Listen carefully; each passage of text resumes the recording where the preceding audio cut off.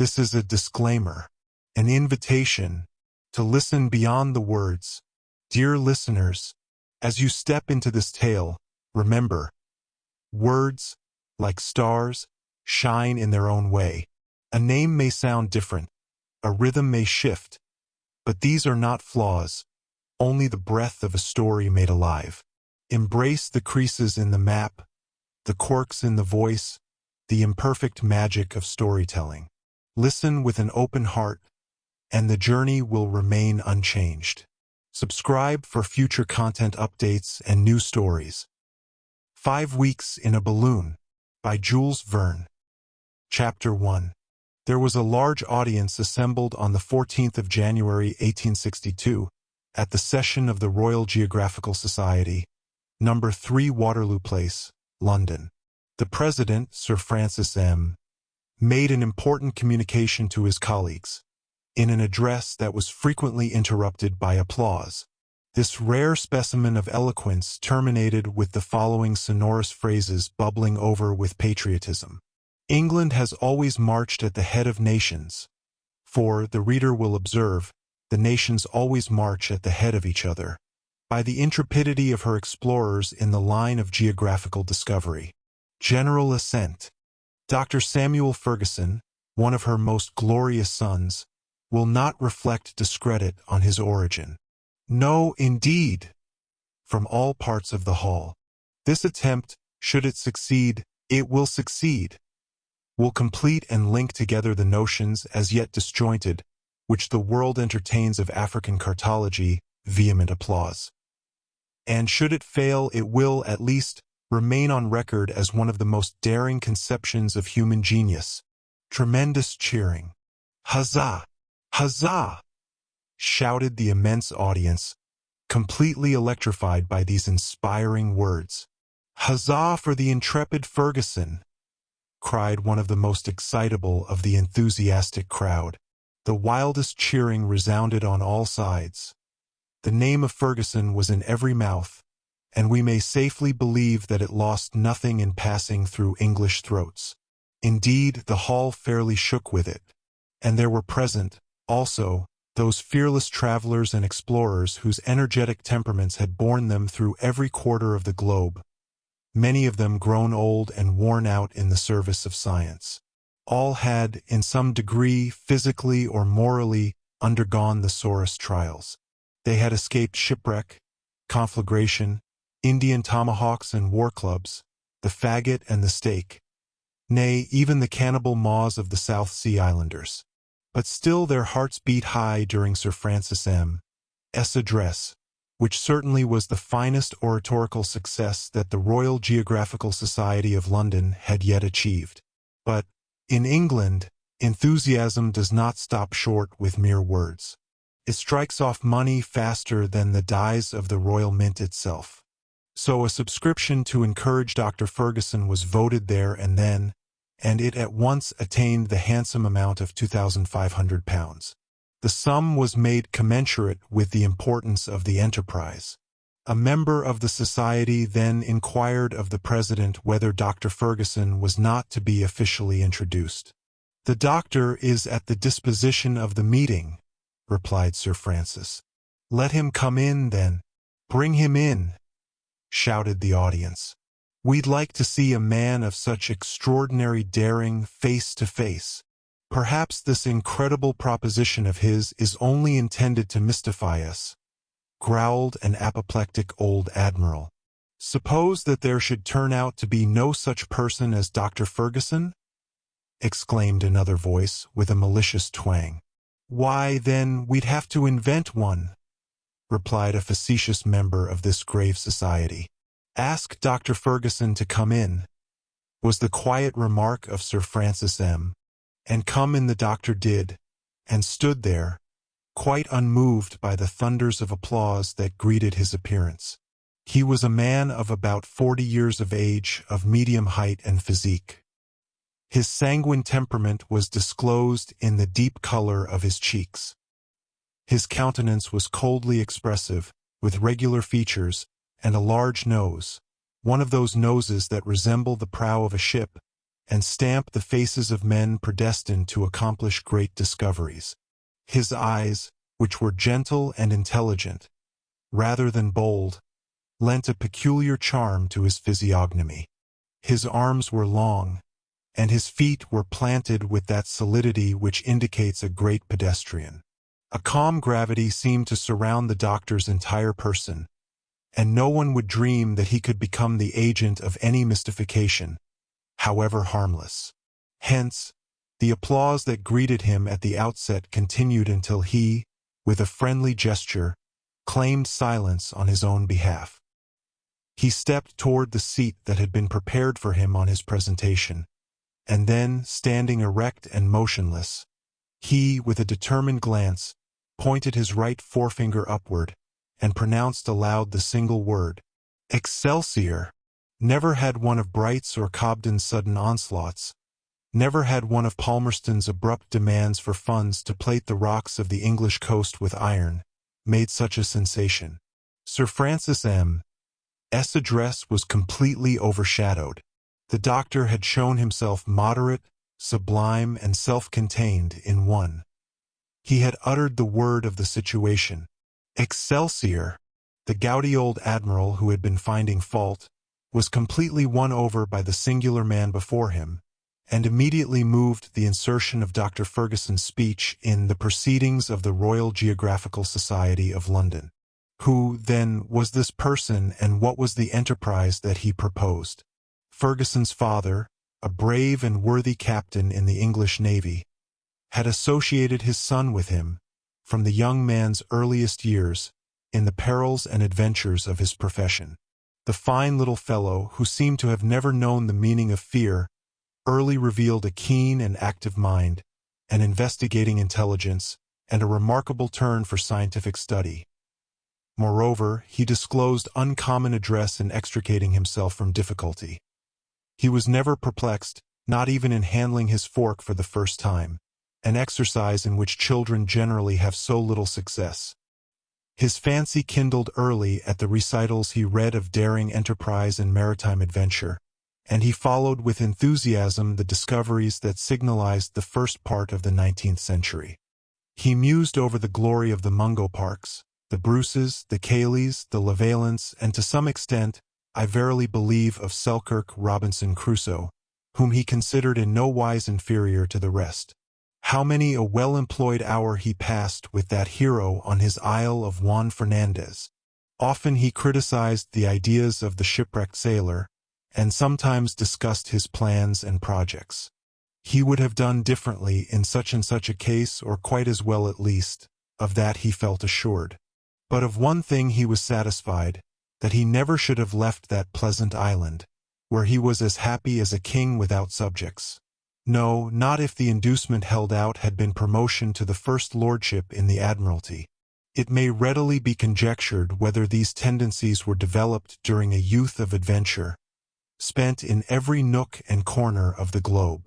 Moreover, his father, who was a man of thorough instruction, omitted no opportunity to consolidate this keen intelligence by serious studies in hydrography, physics, and mechanics, along with a slight tincture of botany, medicine, and astronomy. Upon the death of the estimable Captain Samuel Fergusson, then 22 years of age, had already made his voyage around the world. He had enlisted in the Bengalese Corps of Engineers and distinguished himself in several affairs. But this soldier's life had not exactly suited him. Caring but little for command, he had not been fond of obeying. He, therefore, sent in his resignation, and half botanizing, half playing the hunter, he made his way toward the north of the Indian peninsula, and crossed it from Calcutta to Surat, a mere amateur trip for him. From Surat we see him going over to Australia, and in 1845 participating in Captain Sturt's expedition, which had been sent out to explore the new Caspian Sea, supposed to exist in the center of New Holland.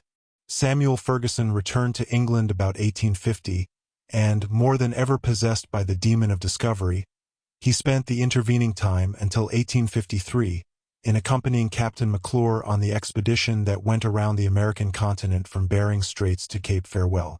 Notwithstanding fatigues of every description, and in all climates, Fergusson's constitution continued marvelously sound.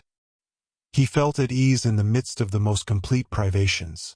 In fine, he was the very type of the thoroughly accomplished explorer whose stomach expands or contracts at will, whose limbs grow longer or shorter according to the resting place that each stage of a journey may bring, who can fall asleep at any hour of the day or awake at any hour of the night. Nothing, then, was less surprising after that than to find our traveler, in the period from 1855 to 1857, visiting the whole region west of the Thibet in company with the brothers Schlagentweit and bringing back some curious ethnographic observations from that expedition. During these different journeys, Fergusson had been the most active and interesting correspondent of the Daily Telegraph, the penny newspaper whose circulation amounts to 140,000 copies, and yet scarcely suffices for its many legions of readers. Thus, the doctor had become well known to the public, although he could not claim membership in either of the Royal Geographical Societies of London, Paris, Berlin, Vienna, or St. Petersburg, or yet with the Travelers' Club, or even the Royal Polytechnic Institute, where his friend the statistician Cockburn ruled in state. The latter savant had, one day, gone so far as to propose to him the following problem. Given the number of miles traveled by the doctor in making the circuit of the globe, how many more had his head described than his feet, by reason of the different lengths of the radii? Or, the number of miles traversed by the doctor's head and feet respectively being given, required the exact height of that gentleman? This was done with the idea of complimenting him, but the doctor had held himself aloof from all the learned bodies, belonging, as he did, to the church militant and not to the church polemical. He found his time better employed in seeking than in discussing, in discovering rather than discoursing. There is a story told of an Englishman who came one day to Geneva, intending to visit the lake. He was placed in one of those odd vehicles in which the passengers sit side by side, as they do in an omnibus.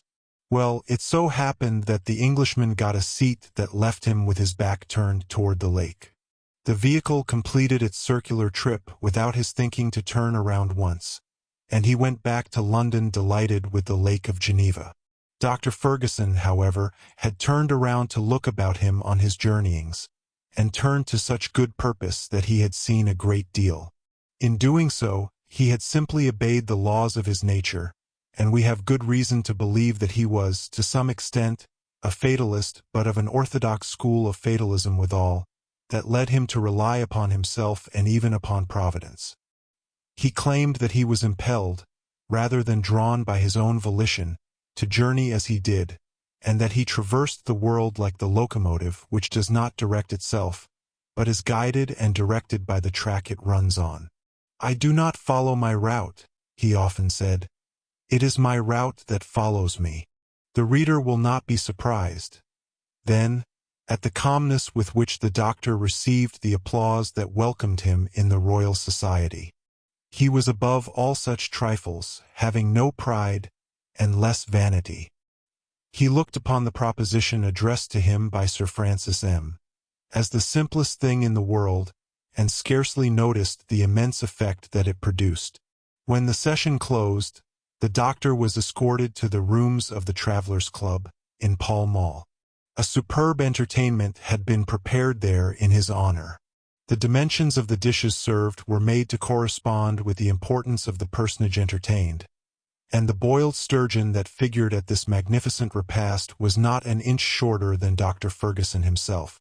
Numerous toasts were offered and quaffed, in the wines of France, to the celebrated travelers who had made their names illustrious by their explorations of African territory. The guests drank to their health or to their memory in alphabetical order, a good old English way of doing the thing.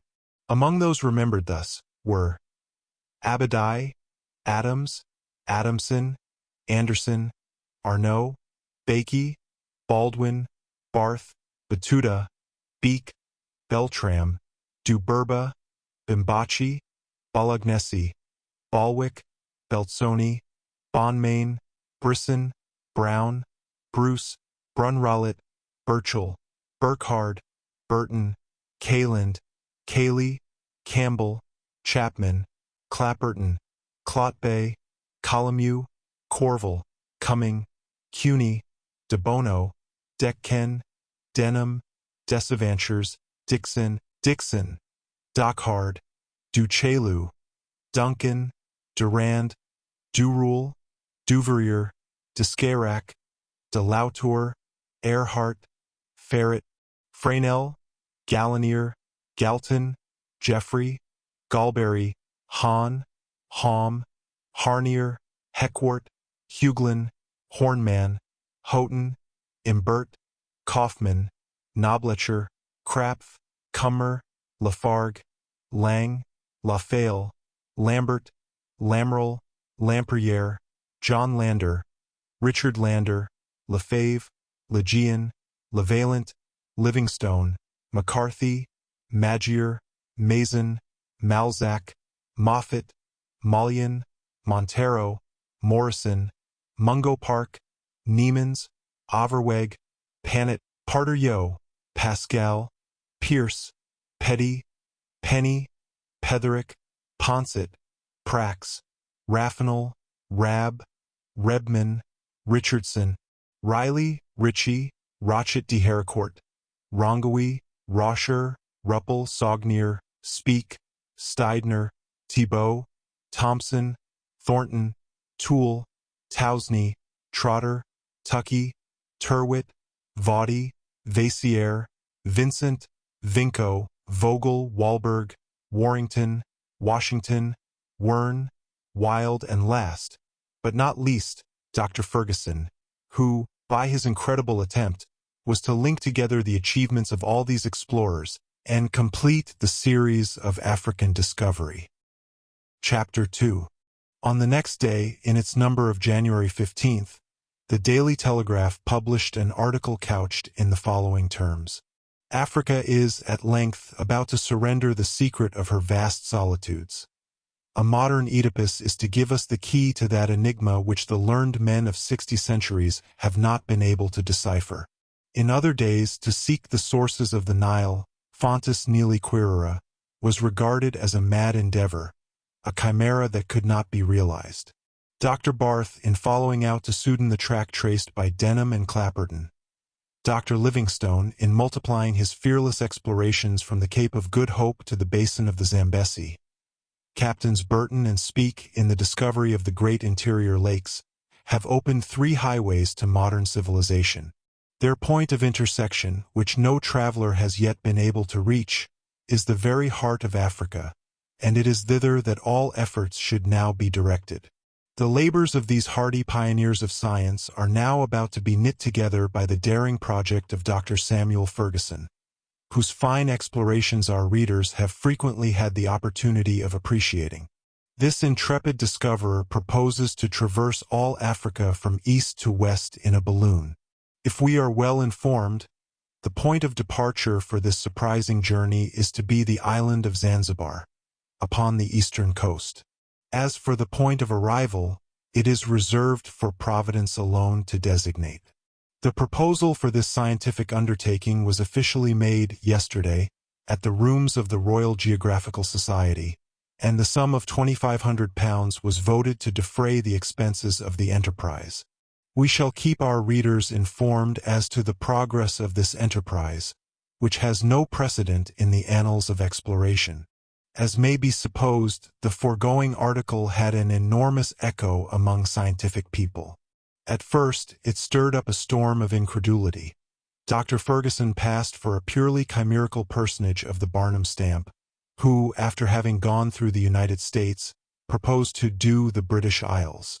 A humorous reply appeared in the February number of the Bulletins de la Société Géographique of Geneva, which very wittily showed up the Royal Society of London and their phenomenal sturgeon. But Herr Petermann, in his Mitteilungen, published at Gotha, reduced the Geneva Journal to the most absolute silence. Herr Petermann knew Dr. Fergusson personally, and guaranteed the intrepidity of his dauntless friend. Besides, all manner of doubt was quickly put out of the question. Preparations for the trip were set on foot at London. The factories of Lyons received a heavy order for the silk required for the body of the balloon, and finally the British government placed the transport ship Resolute, Captain Bennett, at the disposal of the expedition. At once, Upon word of all this, 1,000 encouragements were offered, and felicitations came pouring in from all quarters. The details of the undertaking were published in full in the bulletins of the Geographical Society of Paris.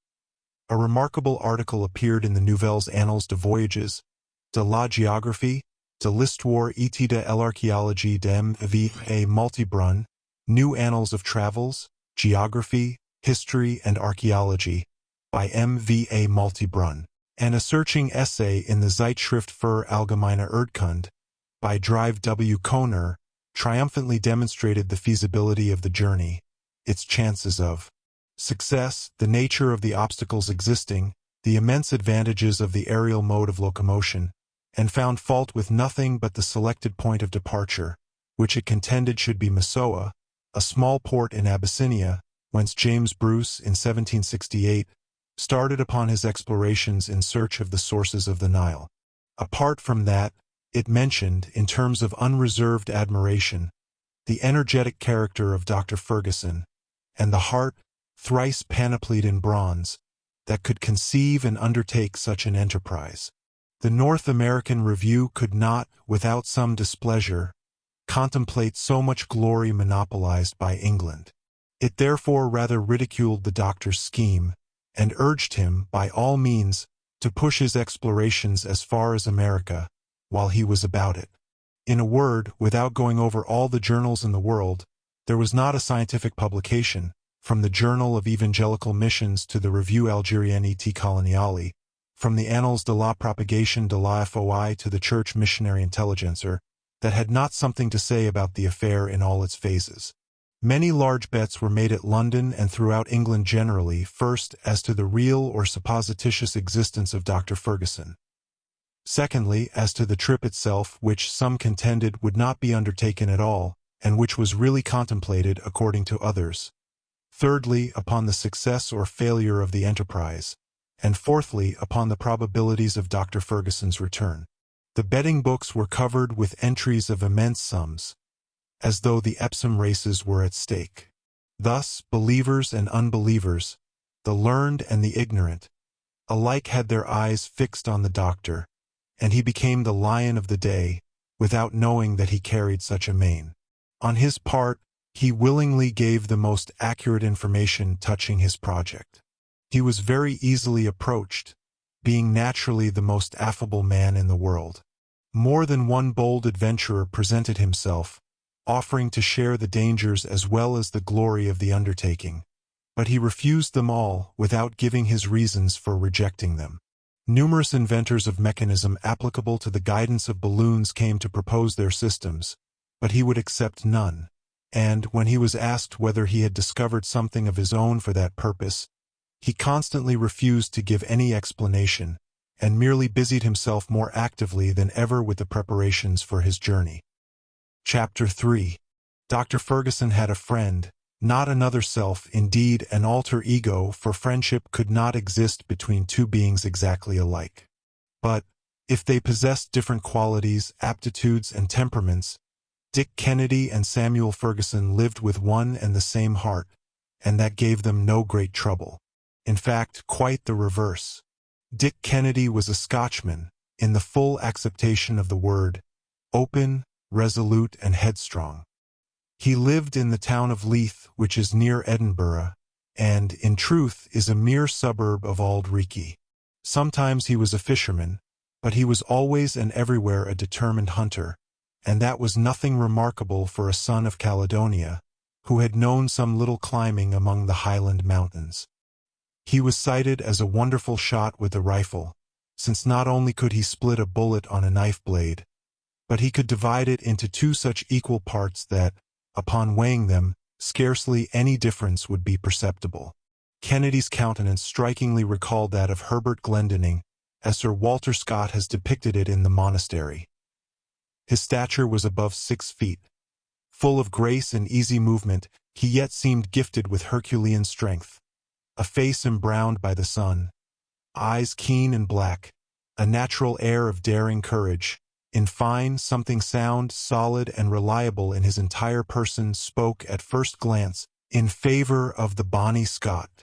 The acquaintanceship of these two friends had been formed in India when they belonged to the same regiment.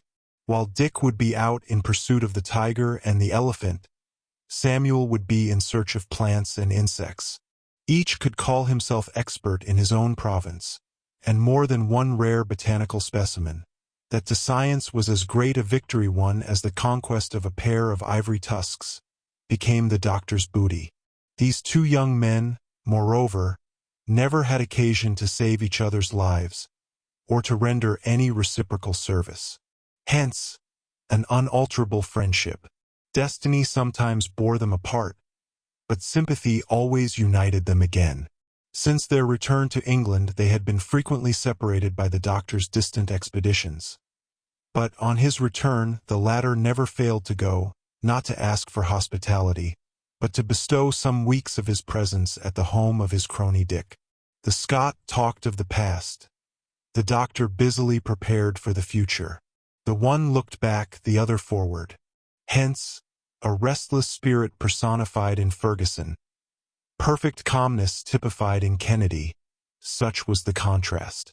After his journey to the Thibet, the doctor had remained nearly 2 years without hinting at new explorations. And Dick, supposing that his friend's instinct for travel and thirst for adventure had at length died out, was perfectly enchanted. They would have ended badly, some day or other, he thought to himself.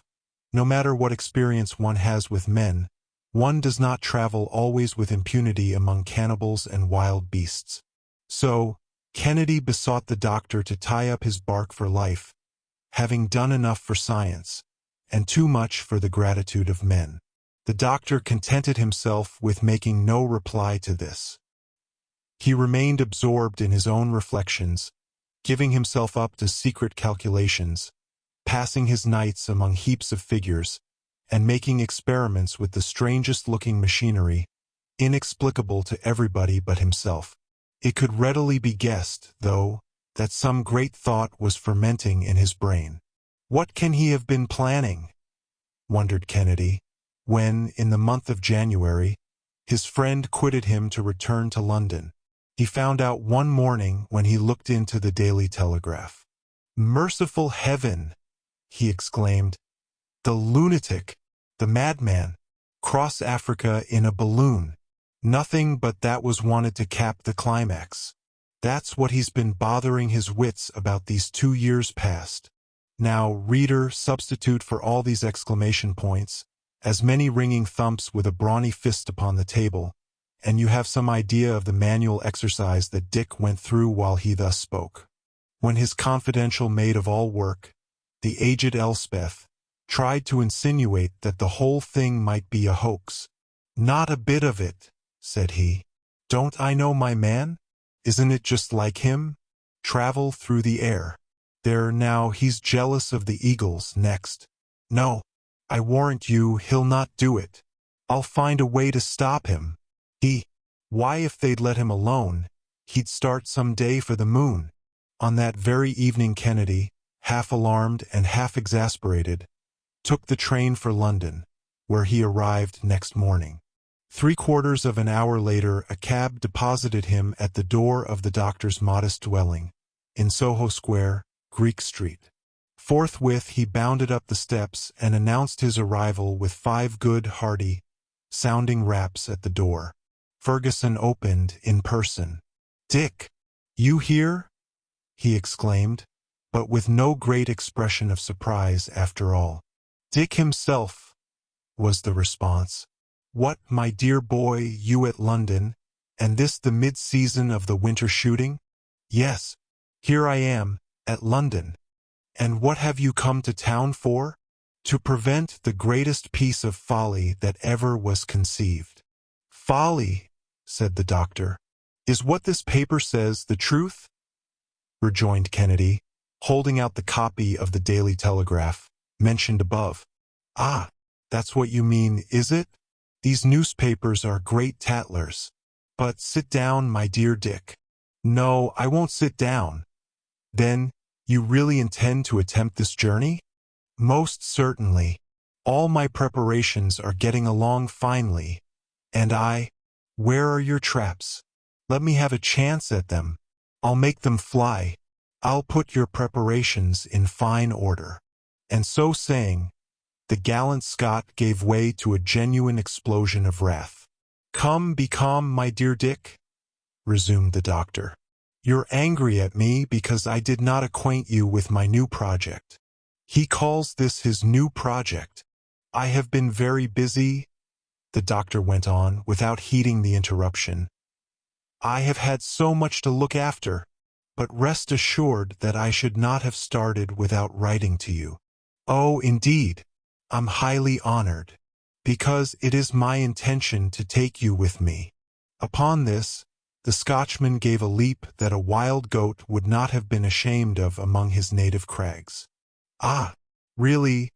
Then you want them to send us both to Bedlam? I have counted positively upon you, my dear Dick, and I have picked you out from all the rest." Kennedy stood speechless with amazement. "After listening to me for 10 minutes, said the doctor, "you will thank me. Are you speaking seriously?" "Very seriously." "And suppose that I refuse to go with you?" "But you won't refuse." "But suppose that I were to refuse?" "Well, I'd go alone." "Let us sit down," said Kennedy, "and talk without excitement. The moment you give up jesting about it, we can discuss the thing." "Let us discuss it, then, at breakfast, if you have no objections, my dear Dick."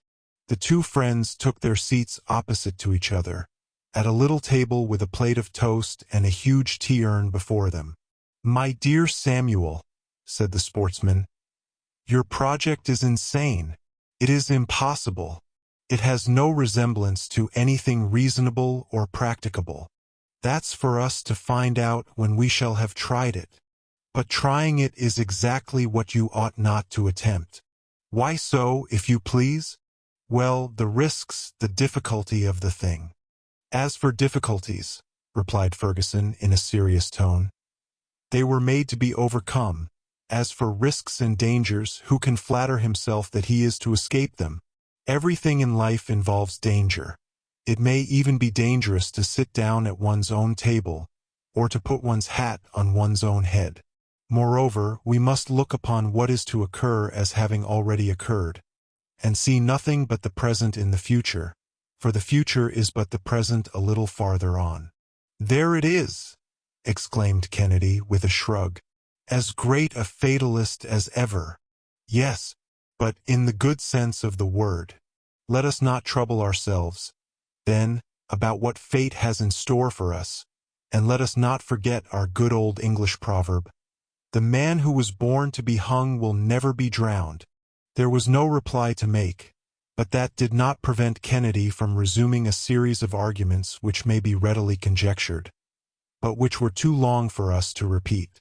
"Well, then," he said after an hour's discussion, "if you are absolutely determined to make this trip across the African continent, if it is necessary for your happiness, why not pursue the ordinary routes?" "Why?" ejaculated the doctor, growing animated. "Because all attempts to do so up to this time have utterly failed. Because from Mungo Park, assassinated on the Niger, to Vogel, who disappeared in the Wadai country. From Oudney, who died at Murmur, and Clapperton, lost at Sakatu, to the Frenchman Mason, who was cut to pieces.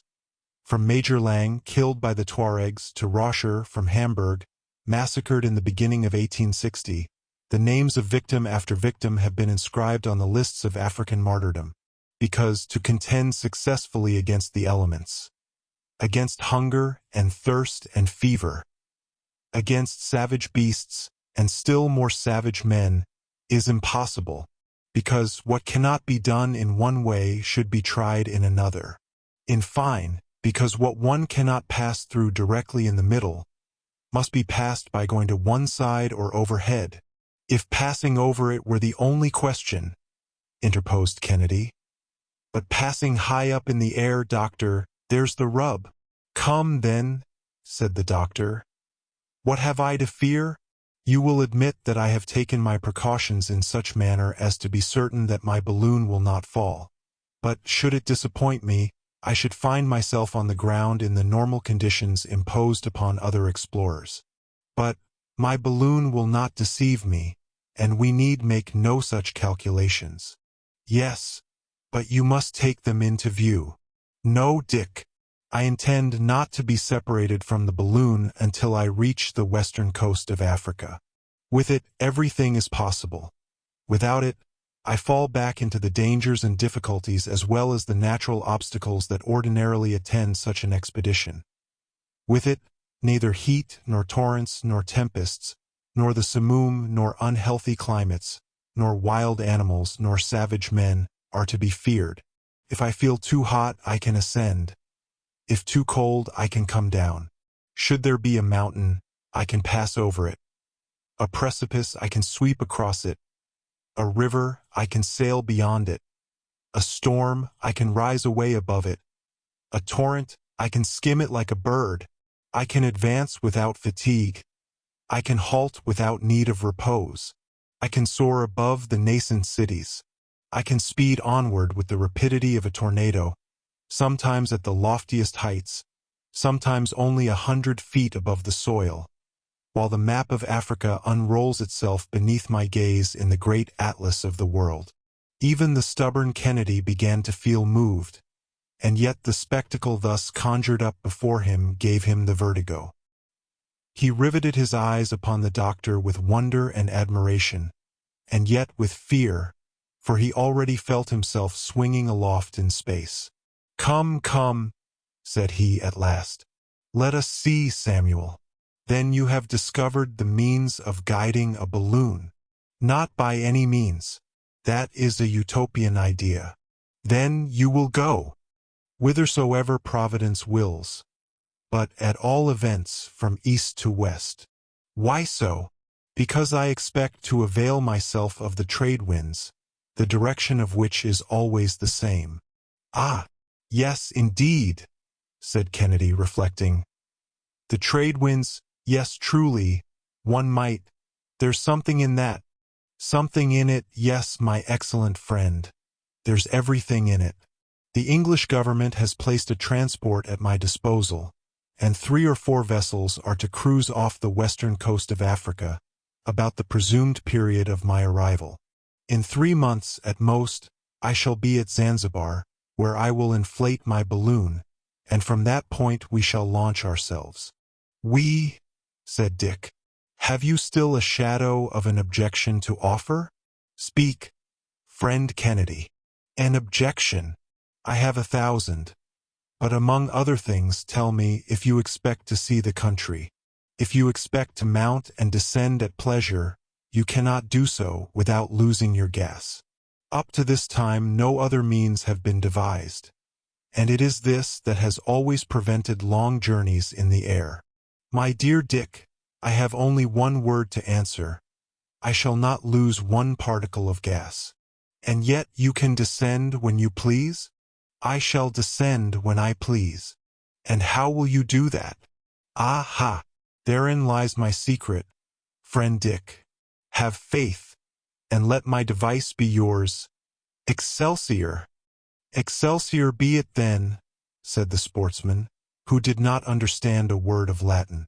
But he made up his mind to oppose his friend's departure by all means in his power, and so pretended to give in, at the same time keeping on the watch.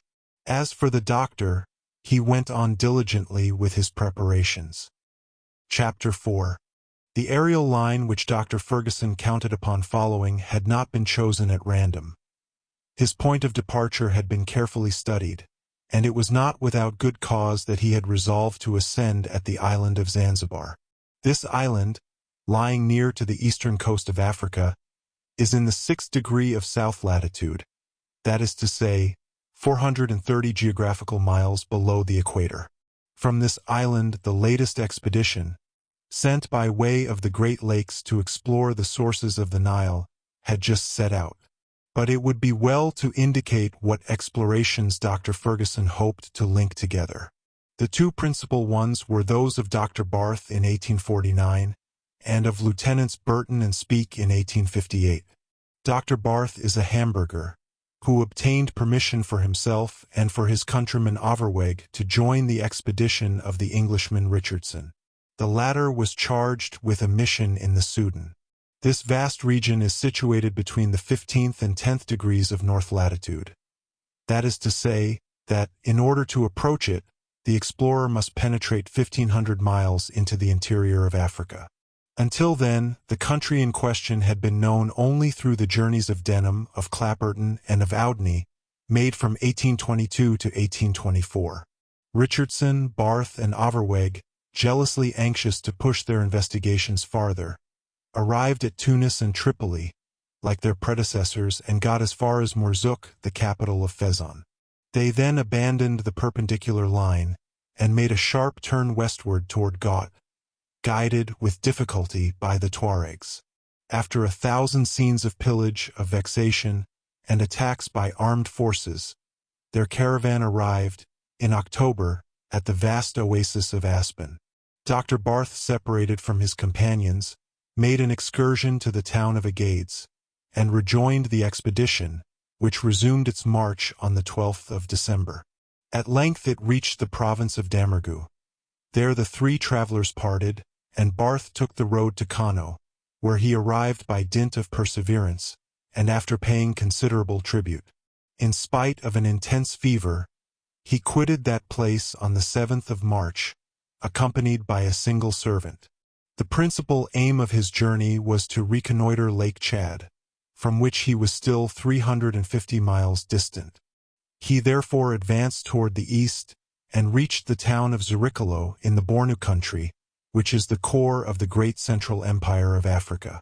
There he heard of the death of Richardson, who had succumbed to fatigue and privation. He next arrived at Kuka, the capital of Bornu, on the borders of the lake. Finally, at the end of 3 weeks, on the 14th of April, 12 months after having quitted Tripoli, he reached the town of Ngornu. We find him again setting forth on the 29th of March, 1851, with Overweg, to visit the kingdom of Adamawa, to the south of the lake, and from there he pushed on as far as the town of Yola, a little below 9 degrees north latitude. This was the extreme southern limit reached by that daring traveler. He returned in the month of August to Kuka. From there he successively traversed the Mandara, Bargimi, and Klanum countries, and reached his extreme limit in the east, the town of Messina, situated at 17 degrees 20 minutes west longitude. On the 25th of November 1852, after the death of Overweg, his last companion, he plunged into the west, visited Sokoto, crossed the Niger, and finally reached Timbuktu, where he had to languish during 8 long months, under vexations inflicted upon him by the sheik, and all kinds of ill-treatment and wretchedness. But the presence of a Christian in the city could not long be tolerated, and the Fulans threatened to besiege it.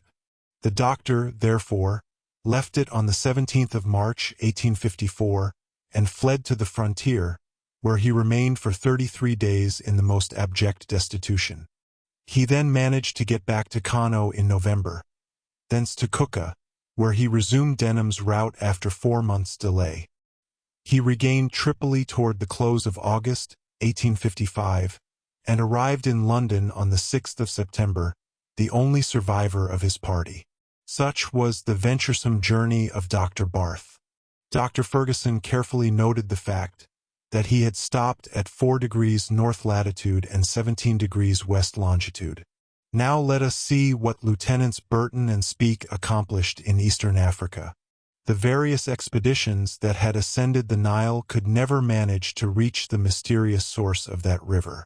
According to the narrative of the German doctor Ferdinand Wern, the expedition attempted in 1840, under the auspices of Mehemet Ali, stopped at Gondokoro, between the 4th and 5th parallels of north latitude. In 1855, Brunrollet, a native of Savoy, appointed consul for Sardinia in eastern Sudan, to take the place of Vadi, who had just died, set out from Khartoum, and, under the name of Yaqub the merchant, trading in gums and ivory, got as far as Bolinia beyond the 4th degree, but had to return in ill health to Khartoum, where he died in 1857. Neither Dr. Penny, the head of the Egyptian Medical Service, who, in a small steamer, penetrated 1 degree beyond Gondokoro, and then came back to die of exhaustion at Khartoum, nor Miani, the Venetian, who, turning the cataracts below Gondokoro, reached the second parallel, nor the Maltese trader Andrea de Bono, who pushed his journey up the Nile still farther, could work their way beyond the apparently impassable limit. In 1859, M. Guillaume Lejean, entrusted with a mission by the French government, reached Khartoum by way of the Red Sea, and embarked upon the Nile with a retinue of 21 hired men and 20 soldiers, but he could not get past Gondokoro, and ran extreme risk of his life among the Negro tribes, who were in full revolt. The expedition directed by M. D'Escayrac de Lautour made an equally unsuccessful attempt to reach the famous sources of the Nile. This fatal limit invariably brought every traveler to a halt. In ancient times, the ambassadors of Nero reached the 9th degree of latitude, but in 18 centuries only from 5 to 6 degrees, or from 300 to 360 geographical miles, were gained. Many travelers endeavored to reach the sources of the Nile by taking their point of departure on the eastern coast of Africa. Between 1768 and 1772, the Scotch traveler Bruce set out from Massoa, a port of Abyssinia, traversed the Tigray, visited the ruins of Aksum, saw the sources of the Nile where they did not exist, and obtained no serious result. In 1844, Dr. Krapf, an Anglican missionary, founded an establishment at Monbaz, on the coast of Zangbar, and, in company with the Reverend Dr. Rebman, discovered 2 mountain ranges 300 miles from the coast. These were the mountains of Kilimanjaro in Kenya, which Messrs. de Hugelin and Thornton have partly scaled so recently. In 1845, Mason, the French explorer, disembarked, alone, at Bagamoyo, directly opposite to Zanzibar, and got as far as Dehala Mora, where the chief caused him to be put to death in the most cruel torment. In 1859, in the month of August, the young traveler Roscher from Hamburg set out with a caravan of Arab merchants, reached Lake Nyassa, and was there assassinated while he slept. Finally, in 1857, Lieutenants Burton and Speke, both officers in the Bengal Army, were sent by the London Geographical Society to explore the great African lakes, and on the 17th of June they quitted Zanzibar and plunged directly into the west.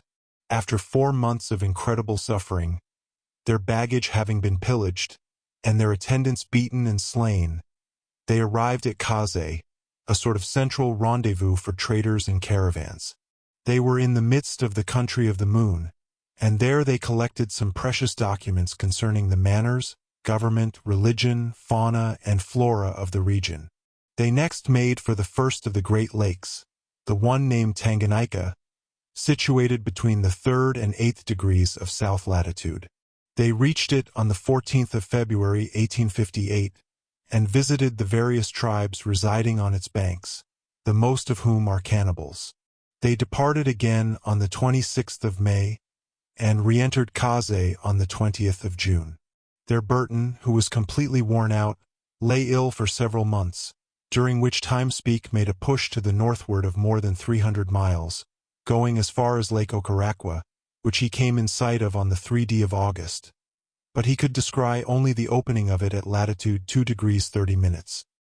He reached Kaze on his return on the 25th of August, and, in company with Burton, again took up the route to Zanzibar, where they arrived in the month of March in the following year. These 2 daring explorers then re-embarked for England, and the Geographical Society of Paris decreed them its annual prize medal. Dr. Fergusson carefully remarked that they had not gone beyond the 2nd degree of south latitude, nor the 29th of east longitude. The problem, therefore, was how to link the explorations of Burton and Speke with those of Dr. Barth, since to do so was to undertake to traverse an extent of more than 12 degrees of territory. Chapter 5. Dr. Fergusson energetically pushed the preparations for his departure, and in person superintended the construction of his balloon, with certain modifications, in regard to which he observed the most absolute silence. For a long time past he had been applying himself to the study of the Arab language and the various Mandingo idioms, and, thanks to his talents as a polyglot, he had made rapid progress. In the meanwhile his friend, the sportsman, never let him out of his sight, afraid, no doubt, that the doctor might take his departure without saying a word to anybody. On this subject, he regaled him with the most persuasive arguments, which, however, did not persuade Samuel Fergusson, and wasted his breath in pathetic entreaties, by which the latter seemed to be but slightly moved. In fine, Dick felt that the doctor was slipping through his fingers. The poor Scot was really to be pitied. He could not look upon the azure vault without a somber terror. When asleep, he felt oscillations that made his head reel, and every night he had visions of being swung aloft at immeasurable heights. We must add that, during these fearful nightmares, he once or twice fell out of bed. His first care then was to show Fergusson a severe contusion that he had received on the cranium. And yet, he would add with warmth, that was at the height of only 3 feet, not an inch more, and such a bump as this. Only think, then, this insinuation, full of sad meaning as it was, did not seem to touch the doctor's heart. "Will not fall," was his invariable reply. "But, still, suppose that we were to fall." "We will not fall." This was decisive, and Kennedy had nothing more to say. What particularly exasperated Dick was, that the doctor seemed completely to lose sight of his personality, of his Kennedy's, and to look upon him as irrevocably destined to become his aerial companion. Not even the shadow of a doubt was ever suggested, and Samuel made an intolerable misuse of the first-person plural. "We are getting along. We shall be ready on the... We shall start on the... etc., etc." And then there was the singular possessive adjective. Our balloon, our car, our expedition, and the same in the plural, too. Our preparations, our discoveries, our ascensions. Dick shuddered at them, although he was determined not to go. But he did not want to annoy his friend. Let us also disclose the fact that, without knowing exactly why himself, he had sent to Edinburgh for a certain selection of heavy clothing, and his best hunting gear and firearms. One day, after having admitted that, with an overwhelming run of good luck, there might be 1 chance of success in 1,000, he pretended to yield entirely to the doctor's wishes. But, in order to still put off the journey, he opened the most varied series of subterfuges. He threw himself back upon questioning the utility of the expedition, its opportuneness, etc. This discovery of the sources of the Nile, was it likely to be of any use? Would one have really labored for the welfare of humanity? When, after all, the African tribes should have been civilized, would they be any happier? Were folks certain that civilization had not its chosen abode there rather than in Europe? Perhaps. And then, couldn't one wait a little longer? The trip across Africa would certainly be accomplished some day, and in a less hazardous manner, in another month or in 6 months before the year was over, some explorer would undoubtedly come in, etc., etc. These hints produced an effect exactly opposite to what was desired or intended, and the doctor trembled with impatience. "Are you willing, then, wretched Dick, are you willing, false friend, that this glory should belong to another? Must I then be untrue to my past history? Recoil before obstacles that are not serious? Requite with cowardly hesitation what both the English government and the Royal Society of London have done for me?" "But," resumed Kennedy, who made great use of that conjunction.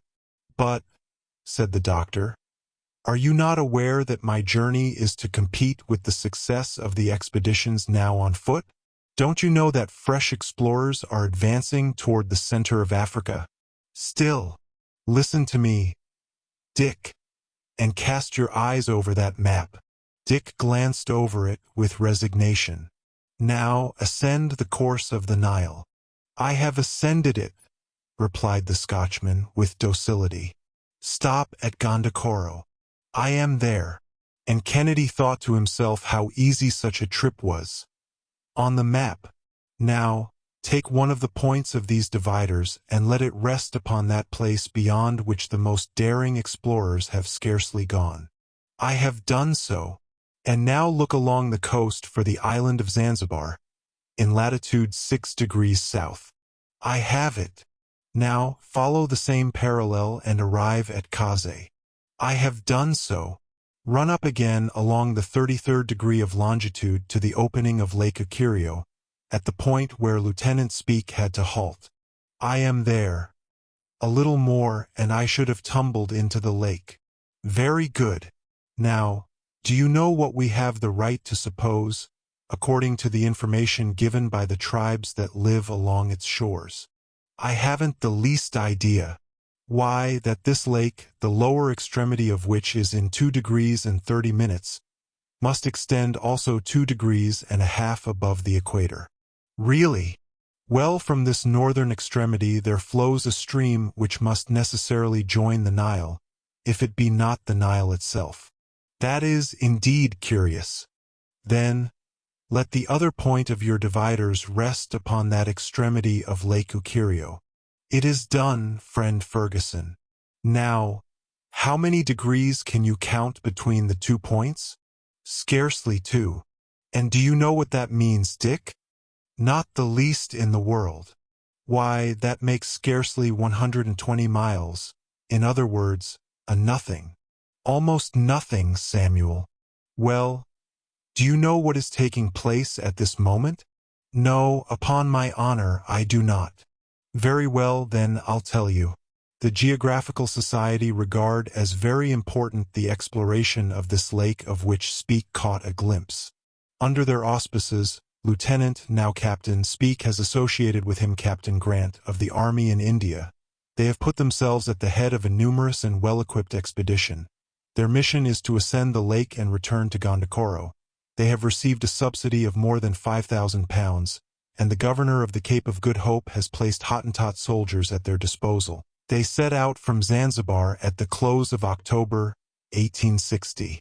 In the meanwhile, John Petherick, the English consul at the city of Khartoum, has received about £700 from the Foreign Office. He is to equip a steamer at Khartoum, stock it with sufficient provisions, and make his way to Gondokoro. There, he will await Captain Speke's caravan, and be able to replenish its supplies to some extent. Well planned, said Kennedy.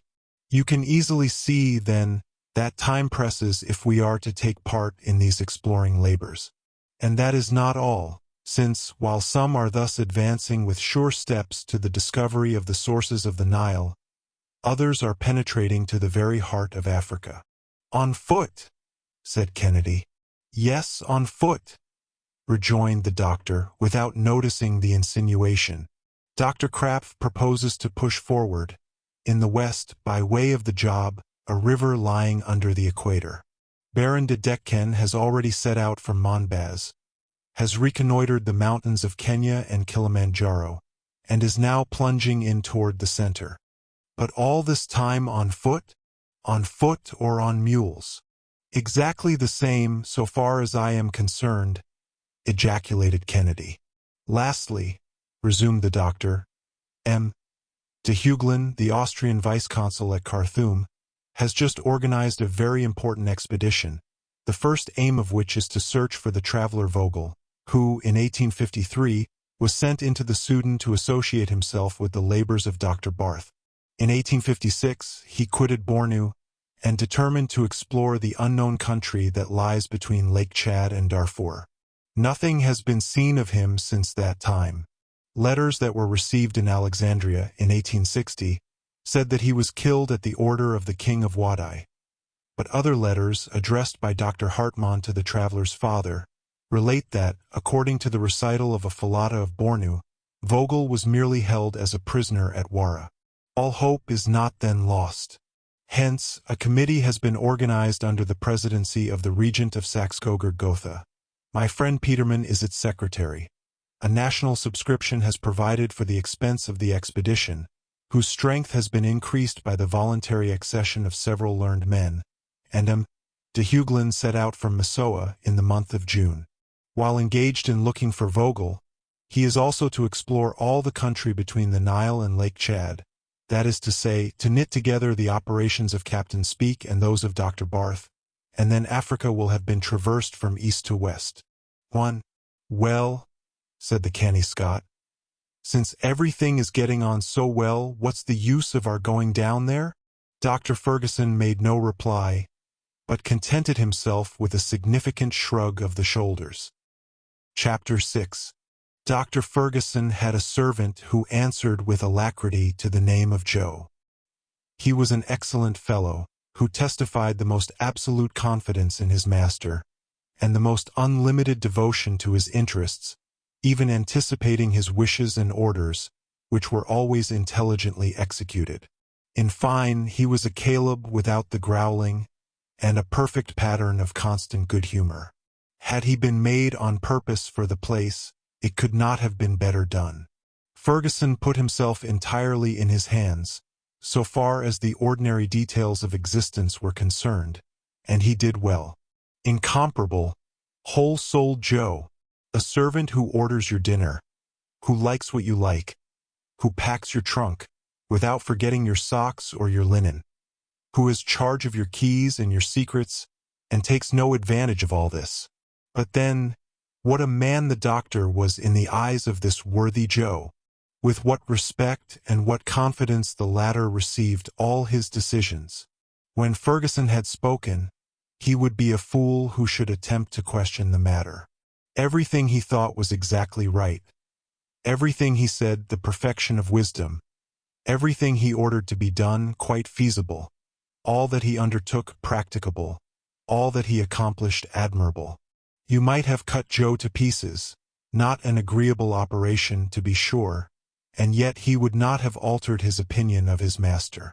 So, when the doctor conceived the project of crossing Africa through the air, for Joe the thing was already done. Obstacles no longer existed.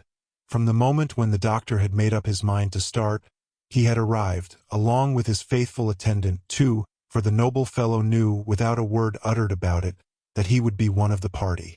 Moreover, he was just the man to render the greatest service by his intelligence and his wonderful agility. Had the occasion arisen to name a professor of gymnastics for the monkeys in the zoological garden, who are smart enough, by the way, Joe would certainly have received the appointment. Leaping, climbing, almost flying, these were all sport to him. If Fergusson was the head and Kennedy the arm, Joe was to be the right hand of the expedition. He had, already, accompanied his master on several journeys, and had a smattering of science appropriate to his condition and style of mind, but he was especially remarkable for a sort of mild philosophy, a charming turn of optimism. In his sight everything was easy, logical, natural, and, consequently, he could see no use in complaining or grumbling. Among other gifts, he possessed a strength and range of vision that were perfectly surprising. He enjoyed, in common with Moestlin, Kepler's professor, the rare faculty of distinguishing the satellites of Jupiter with the naked eye, and of counting 14 of the stars in the group of Pleiades, the remotest of them being only of the 9th magnitude. He presumed none the more for that. On the contrary, he made his bow to you at a distance, and when occasion arose he bravely knew how to use his eyes. With such profound faith as Joe felt in the doctor, it is not to be wondered at that incessant discussions sprang up between him and Kennedy, without any lack of respect to the latter, however. One doubted, the other believed. One had a prudent foresight, the other blind confidence. The doctor, however, vibrated between doubt and confidence.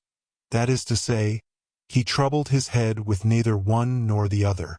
"Well, Mr. Kennedy," Joe would say. "Well, my boy, the moment's at hand. It seems that we are to sail for the moon."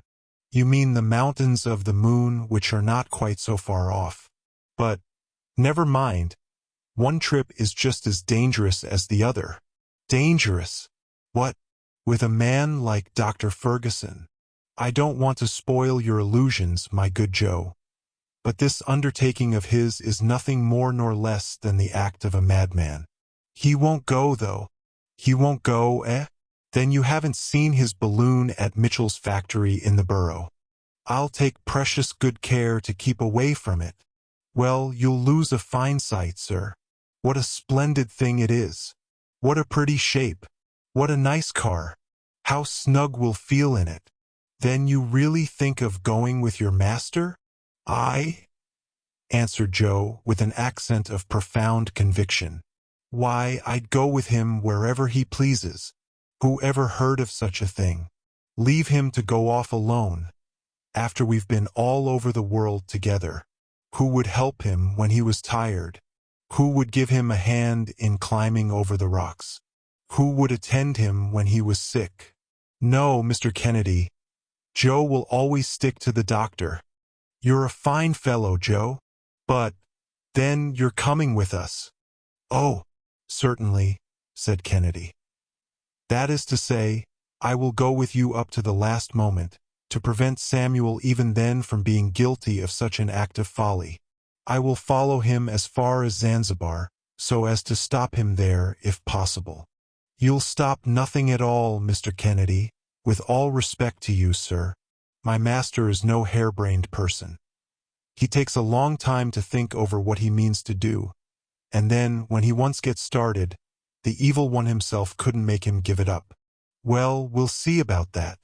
Don't flatter yourself, sir, but then the main thing is to have you with us. For a hunter like you, sir, Africa's a great country. So either way, you won't be sorry for the trip. No, that's a fact. I shan't be sorry for it, if I can get this crazy man to give up his scheme. By the way, said Joe, you know that the weighing comes off today. The weighing? What weighing? Why, my master and you and I are all to be weighed today. What? Like horse jockeys? Yes, like jockeys. Only never fear, you won't be expected to make yourself lean, if you're found to be heavy. You'll go as you are. Well, I can tell you, I am not going to let myself be weighed, said Kennedy firmly. But, sir, it seems that the doctor's machine requires it. Well, his machine will have to do without it. Humph! And suppose that it couldn't go up, then, egad, that's all I want. Come, come, Mr. Kennedy. My master will be sending for us directly. I shan't go.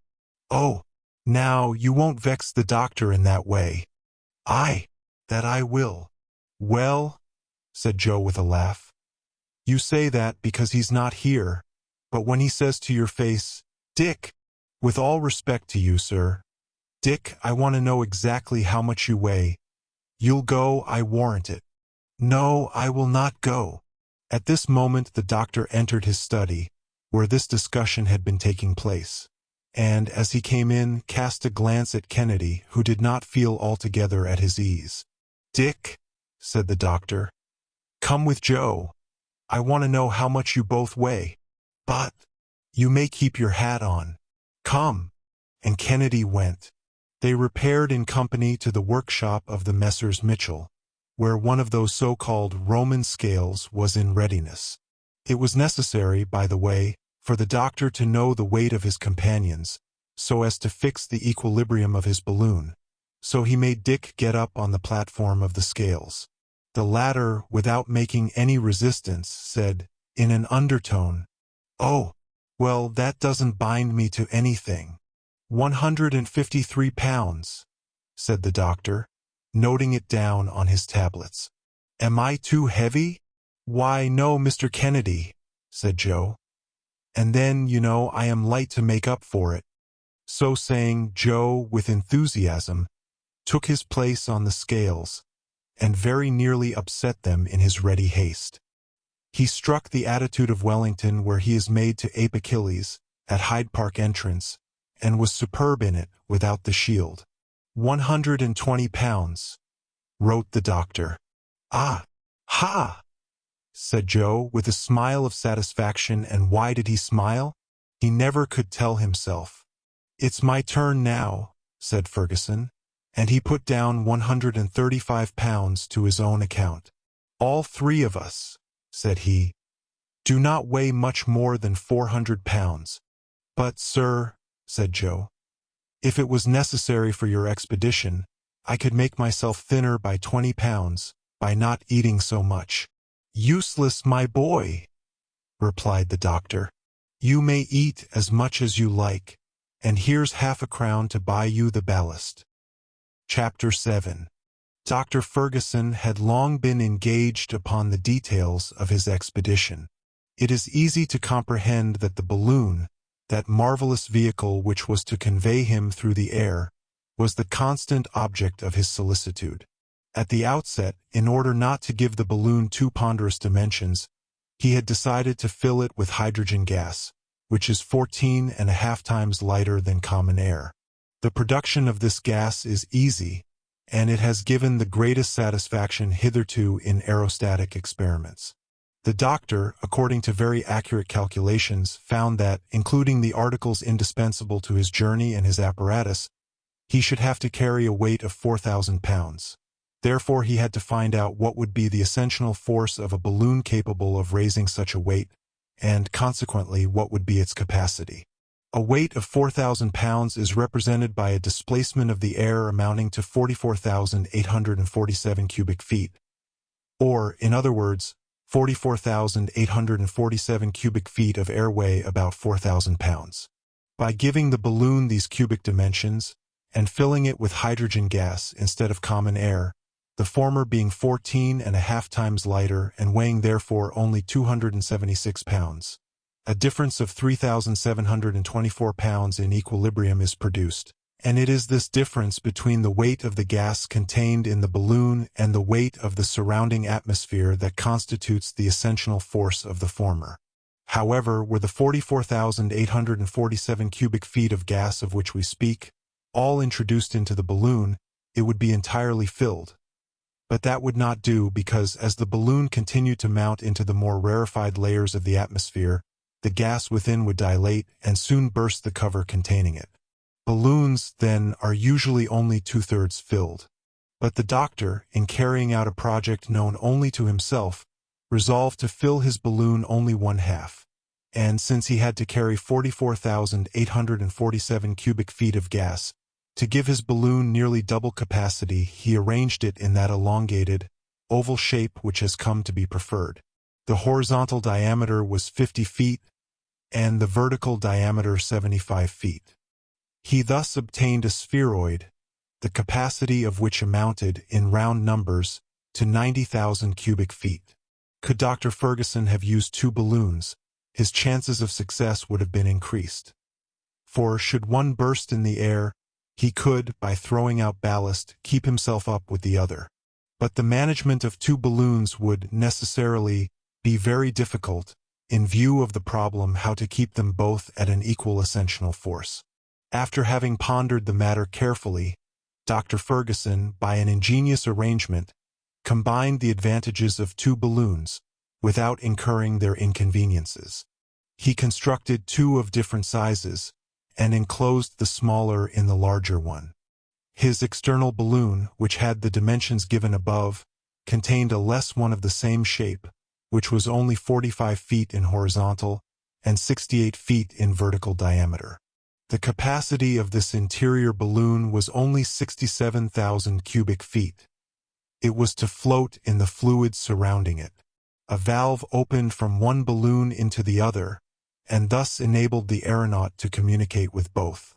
This arrangement offered the advantage that if gas had to be let off so as to descend, that which was in the outer balloon would go first, and, were it completely emptied, the smaller one would still remain intact. The outer envelope might then be cast off as a useless encumbrance, and the second balloon, left free to itself, would not offer the same hold to the currents of air as a half-inflated one must needs present.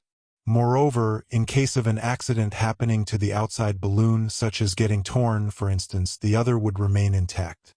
The balloons were made of a strong but light lion's silk, coated with gutta percha. This gummy, resinous substance is absolutely waterproof, and also resists acids and gas perfectly. The silk was doubled at the upper extremity of the oval, where most of the strain would come. Such an envelope as this could retain the inflating fluid for any length of time. It weighed 1/2 pound per 9 square feet. Hence the surface of the outside balloon being about 11,600 square feet, its envelope weighed 650 pounds. The envelope of the second or inner balloon, having 9,200 square feet of surface, weighed only about 510 pounds, or say 1,160 pounds for both. The network that supported the car was made of very strong hempen cord, and the two valves were the object of the most minute and careful attention, as the rudder of a ship would be. The car, which was of a circular form and 15 feet in diameter, was made of wickerwork, strengthened with a slight covering of iron, and protected below by a system of elastic springs, to deaden the shock of collision. Its weight, along with that of the network, did not exceed 250 pounds. In addition to the above, the doctor caused to be constructed 2 sheet iron chests 2 lines in thickness. These were connected by means of pipes furnished with stopcocks. He joined to these a spiral, 2 inches in diameter, which terminated in 2 branch pieces of unequal length, the longer of which, however, was 25 feet in height and the shorter only 15 feet. These sheet iron chests were embedded in the car in such a way as to take up the least possible amount of space. The spiral, which was not to be adjusted until some future moment, was packed up separately, along with a very strong Bunsen electric battery. This apparatus had been so ingeniously combined that it did not weigh more than 700 pounds, even including 25 gallons of water in another receptacle. The instruments provided for the journey consisted of 2 barometers, 2 thermometers, 2 compasses, a sextant, 2 chronometers, an artificial horizon, and an altazimuth, to throw out the height of distant and inaccessible objects. The Greenwich Observatory had placed itself at the doctor's disposal. The latter, however, did not intend to make experiments in physics. He merely wanted to be able to know in what direction he was passing, and to determine the position of the principal rivers, mountains, and towns.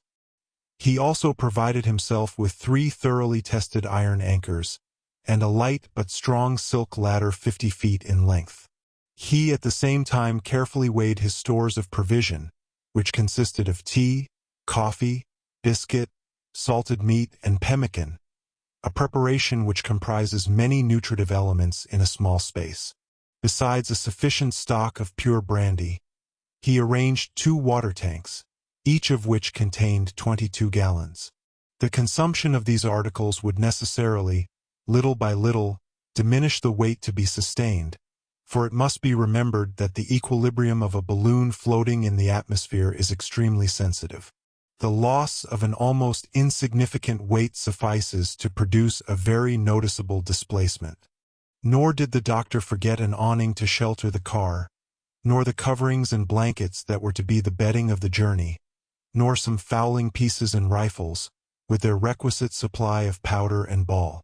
Here is the summing up of his various items, and their weight as he computed it.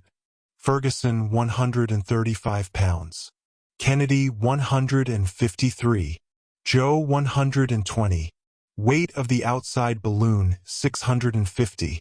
Weight of the second balloon 510. Car and network 280. Anchors, instruments, awnings, and sundry utensils, guns, coverings, etc. 190. Meat, pemmican, biscuits, tea, coffee, brandy 386. Water 400. Apparatus 700. Weight of the hydrogen 276. Ballast 200. 4,000 pounds. Such were the items of the 4,000 pounds that Dr. Fergusson proposed to carry up with him. He took only 200 pounds of ballast for unforeseen emergencies, as he remarked, since otherwise he did not expect to use any, thanks to the peculiarity of his apparatus. Chapter 8. About the 10th of February, the preparations were pretty well completed, and the balloons, firmly secured one within the other, were altogether finished. They had been subjected to a powerful pneumatic pressure in all parts, and the test gave excellent evidence of their solidity and of the care applied in their construction. Joe hardly knew what he was about with delight. He trotted incessantly to and fro between his home in Greek Street and the Mitchell establishment, always full of business, but always in the highest spirits, giving details of the affair to people who did not even ask him. So proud was he, above all things, of being permitted to accompany his master. I have even a shrewd suspicion that what with showing the balloon, explaining the plans and views of the doctor, giving folks a glimpse of the latter through a half-opened window, or pointing him out as he passed along the streets, the clever scamp earned a few half-crowns, but we must not find fault with him for that. He had as much right as anybody else to speculate upon the admiration and curiosity of his contemporaries. On the 16th of February, the Resolute cast anchor near Greenwich. She was a screw propeller of 800 tons, a fast sailer, and the very vessel that had been sent out to the polar regions to revictual the last expedition of Sir James Ross. Her commander, Captain Bennet, had the name of being a very amiable person, and he took a particular interest in the doctor's expedition, having been one of that gentleman's admirers for a long time. Bennet was rather a man of science than a man of war, which did not, however, prevent his vessel from carrying 4 carronades that had never hurt anybody, to be sure, but had performed the most pacific duty in the world. The hold of the Resolute was so arranged as to find a stowing place for the balloon. The latter was shipped with the greatest precaution on the 18th of February, and was then carefully deposited at the bottom of the vessel in such a way as to prevent accident. The car and its accessories, the anchors, the cords, the supplies, the water tanks, which were to be filled on arriving, all were embarked and put away under Fergusson's own eyes. 10 tons of sulfuric acid and 10 tons of iron filings were put on board for the future production of the hydrogen gas. The quantity was more than enough, but it was well to be provided against accident. The apparatus to be employed in manufacturing the gas, including some 30 empty casks, was also stowed away in the hold. These various preparations were terminated on the 18th of February, in the evening.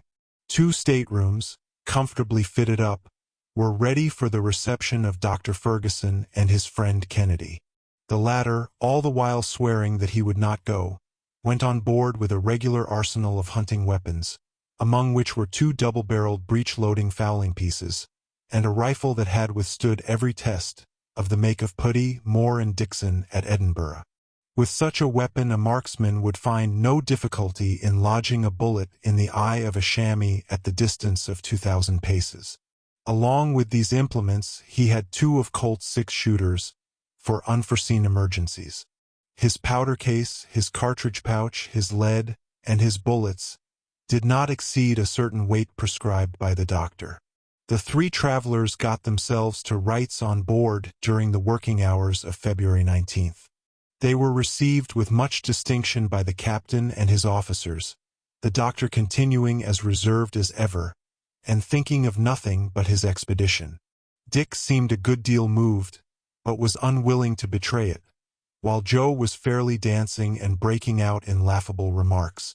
The worthy fellow soon became the jester and merry andrew of the boatswain's mess, where a berth had been kept for him. On the 20th, a grand farewell dinner was given to Dr. Fergusson and Kennedy by the Royal Geographical Society. Commander Bennet and his officers were present at the entertainment, which was signalized by copious libations and numerous toasts. Healths were drunk, in sufficient abundance to guarantee all the guests a lifetime of centuries. Sir Francis M. presided with restrained but dignified feeling. To his own supreme confusion, Dick Kennedy came in for a large share in the jovial felicitations of the night. After having drunk to the intrepid Fergusson, the glory of England, they had to drink to the no less courageous Kennedy, his daring companion. Dick blushed a good deal, and that passed for modesty, whereupon the applause redoubled, and Dick blushed again. A message from the Queen arrived while they were at dessert. Her Majesty offered her compliments to the 2 travelers, and expressed her wishes for their safe and successful journey. This, of course, rendered imperative fresh toasts to Her Most Gracious Majesty. At midnight, after touching farewells and warm shaking of hands, the guests separated. The boats of the Resolute were in waiting at the stairs of Westminster Bridge. The captain leaped in, accompanied by his officers and passengers, and the rapid current of the Thames, aiding the strong arms of the rowers, bore them swiftly to Greenwich. In an hour's time all were asleep on board. The next morning, February 21st, at 3 o'clock, the furnaces began to roar. At 5, the anchors were weighed, and the Resolute, powerfully driven by her screw, began to plow the water toward the mouth of the Thames. It is needless to say that the topic of conversation with everyone on board was Dr. Fergusson's enterprise. Seeing and hearing the doctor soon inspired everybody with such confidence that, in a very short time, there was no one, excepting the incredulous Scotchman, on the steamer who had the least doubt of the perfect feasibility and success of the expedition. During the long, unoccupied hours of the voyage, the doctor held regular sittings, with lectures on geographical science, in the officers' mess room. These young men felt an intense interest in the discoveries made during the last 40 years in Africa, and the doctor related to them the explorations of Barth, Burton, Speke, and Grant, and depicted the wonders of this vast, mysterious country, now thrown open on all sides to the investigations of science. On the north, the young Duveyrier was exploring Sahara and bringing the chiefs of the Tuaregs to Paris. Under the inspiration of the French government, 2 expeditions were preparing, which, descending from the north and coming from the west, would cross each other at Timbuktu. In the south, the indefatigable Livingstone was still advancing toward the equator, and, since March 1862, he had, in company with Mackenzie, ascended the river Rovuma. The 19th century would, assuredly, not pass, contended the doctor, without Africa having been compelled to surrender the secrets she has kept locked up in her bosom for 6,000 years. But the interest of Dr. Fergusson's hearers was excited to the highest pitch when he made known to them, in detail, the preparations for his own journey. They took pleasure in verifying his calculations. They discussed them, and the doctor frankly took part in the discussion.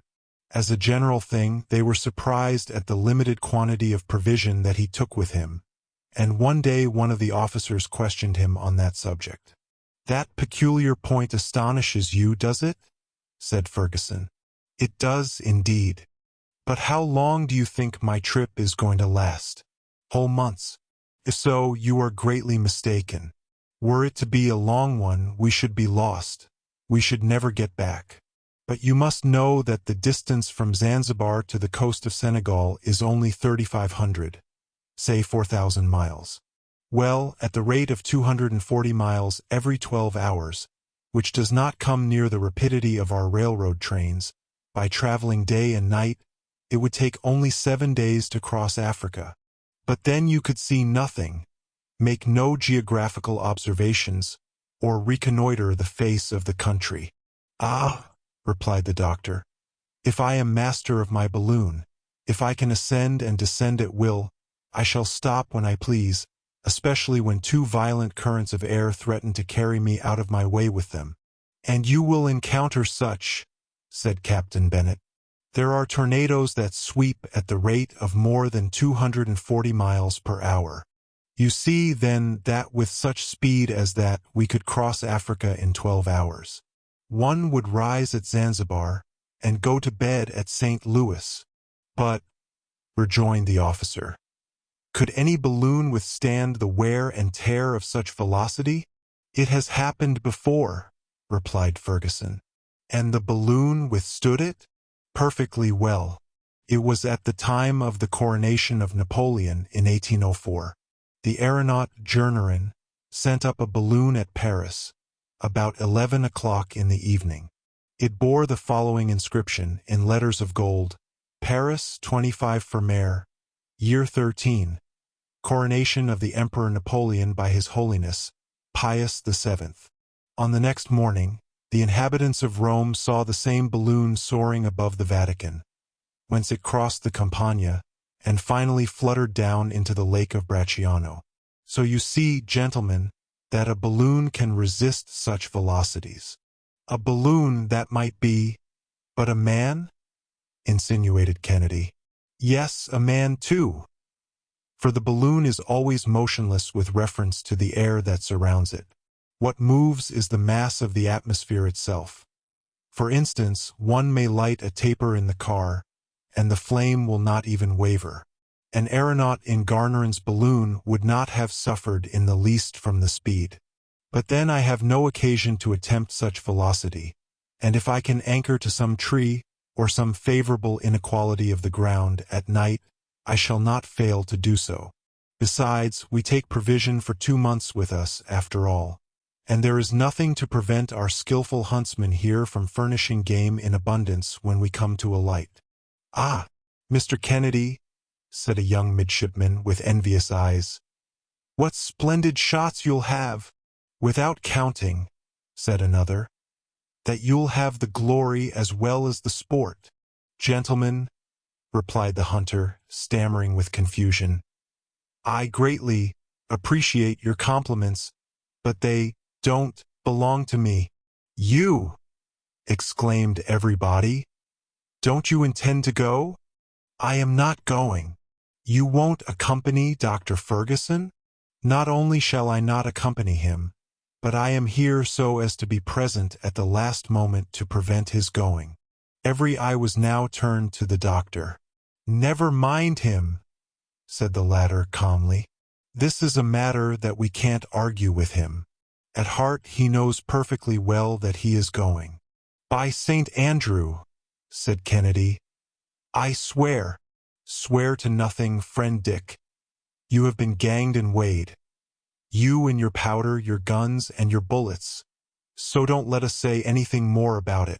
And, in fact, from that day until the arrival at Zanzibar, Dick never opened his mouth. He talked neither about that nor about anything else. He kept absolutely silent. Chapter 9. The Resolute plunged along rapidly toward the Cape of Good Hope, the weather continuing fine, although the sea ran heavier. On the 30th of March, 27 days after the departure from London, the Table Mountain loomed up on the horizon. Cape City, lying at the foot of an amphitheater of hills, could be distinguished through the ship's glasses, and soon the Resolute cast anchor in the port. But the captain touched there only to replenish his coal bunkers, and that was but a day's job. On the morrow, he steered away to the southward, so as to double the southernmost point of Africa, and enter the Mozambique Channel. This was not Joe's first sea voyage, and so, for his part, he soon found himself at home on board. Everybody liked him for his frankness and good humor. A considerable share of his master's renown was reflected upon him. He was listened to as an oracle, and he made no more mistakes than the next one. So, while the doctor was pursuing his descriptive course of lecturing in the officers' mess, Joe reigned supreme on the forecastle, holding forth in his own peculiar manner, and making history to suit himself, a style of procedure pursued, by the way, by the greatest historians of all ages and nations. The topic of discourse was, naturally, the aerial voyage. Joe had experienced some trouble in getting the rebellious spirits to believe in it. But, once accepted by them, nothing connected with it was any longer an impossibility to the imaginations of the seamen stimulated by Joe's harangues. Our dazzling narrator persuaded his hearers that, after this trip, many others still more wonderful would be undertaken. In fact, it was to be but the first of a long series of superhuman expeditions. You see, my friends, when a man has had a taste of that kind of traveling, he can't get along afterward with any other. So, on our next expedition, instead of going off to one side, we'll go right ahead, going up two all the time. Humph! Then you'll go to the moon, said one of the crowd, with a stare of amazement. To the moon! Exclaimed Joe. To the moon! Pooh! That's too common. Everybody might go to the moon that way.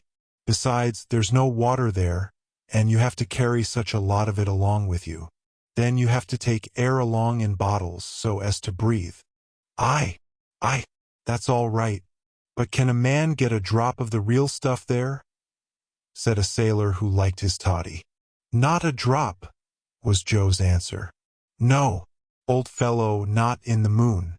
But we're gonna skip round among those little twinklers up there, the stars, and the splendid planets that my old man so often talks about.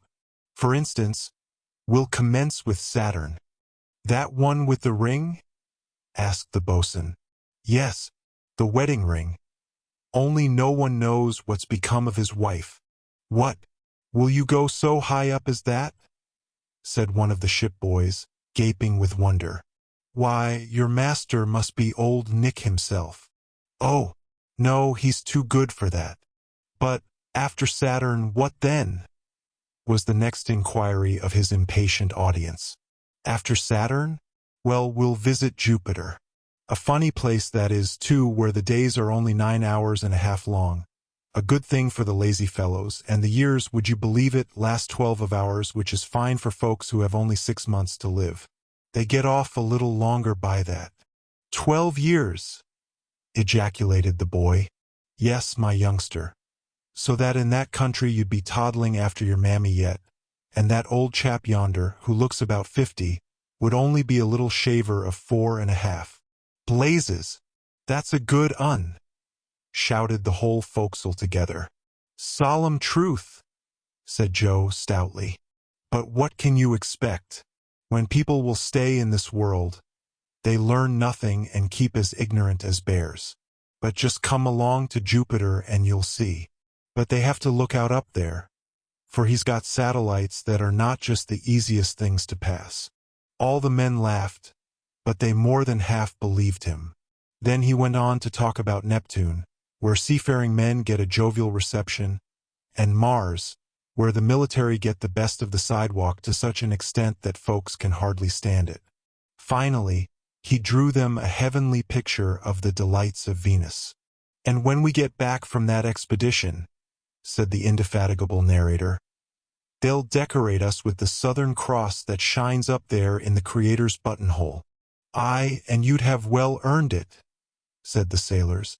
Thus passed the long evenings on the forecastle in merry chat, and during the same time the doctor went on with his instructive discourses. One day the conversation turned upon the means of directing balloons, and the doctor was asked his opinion about it. I don't think, said he, that we shall succeed in finding out a system of directing them. I am familiar with all the plans attempted and proposed, and not one has succeeded, not one is practicable. You may readily understand that I have occupied my mind with this subject, which was necessarily so interesting to me, but I have not been able to solve the problem with the appliances now known to mechanical science. We would have to discover a motive power of extraordinary force, and almost impossible lightness of machinery. And, even then, we could not resist atmospheric currents of any considerable strength. Until now, the effort has been rather to direct the car than the balloon, and that has been one great error. Still, there are many points of resemblance between a balloon and a ship which is directed at will. Not at all, retorted the doctor. There is little or no similarity between the two cases. Air is infinitely less dense than water, in which the ship is only half submerged, while the whole bulk of a balloon is plunged in the atmosphere, and remains motionless with reference to the element that surrounds it.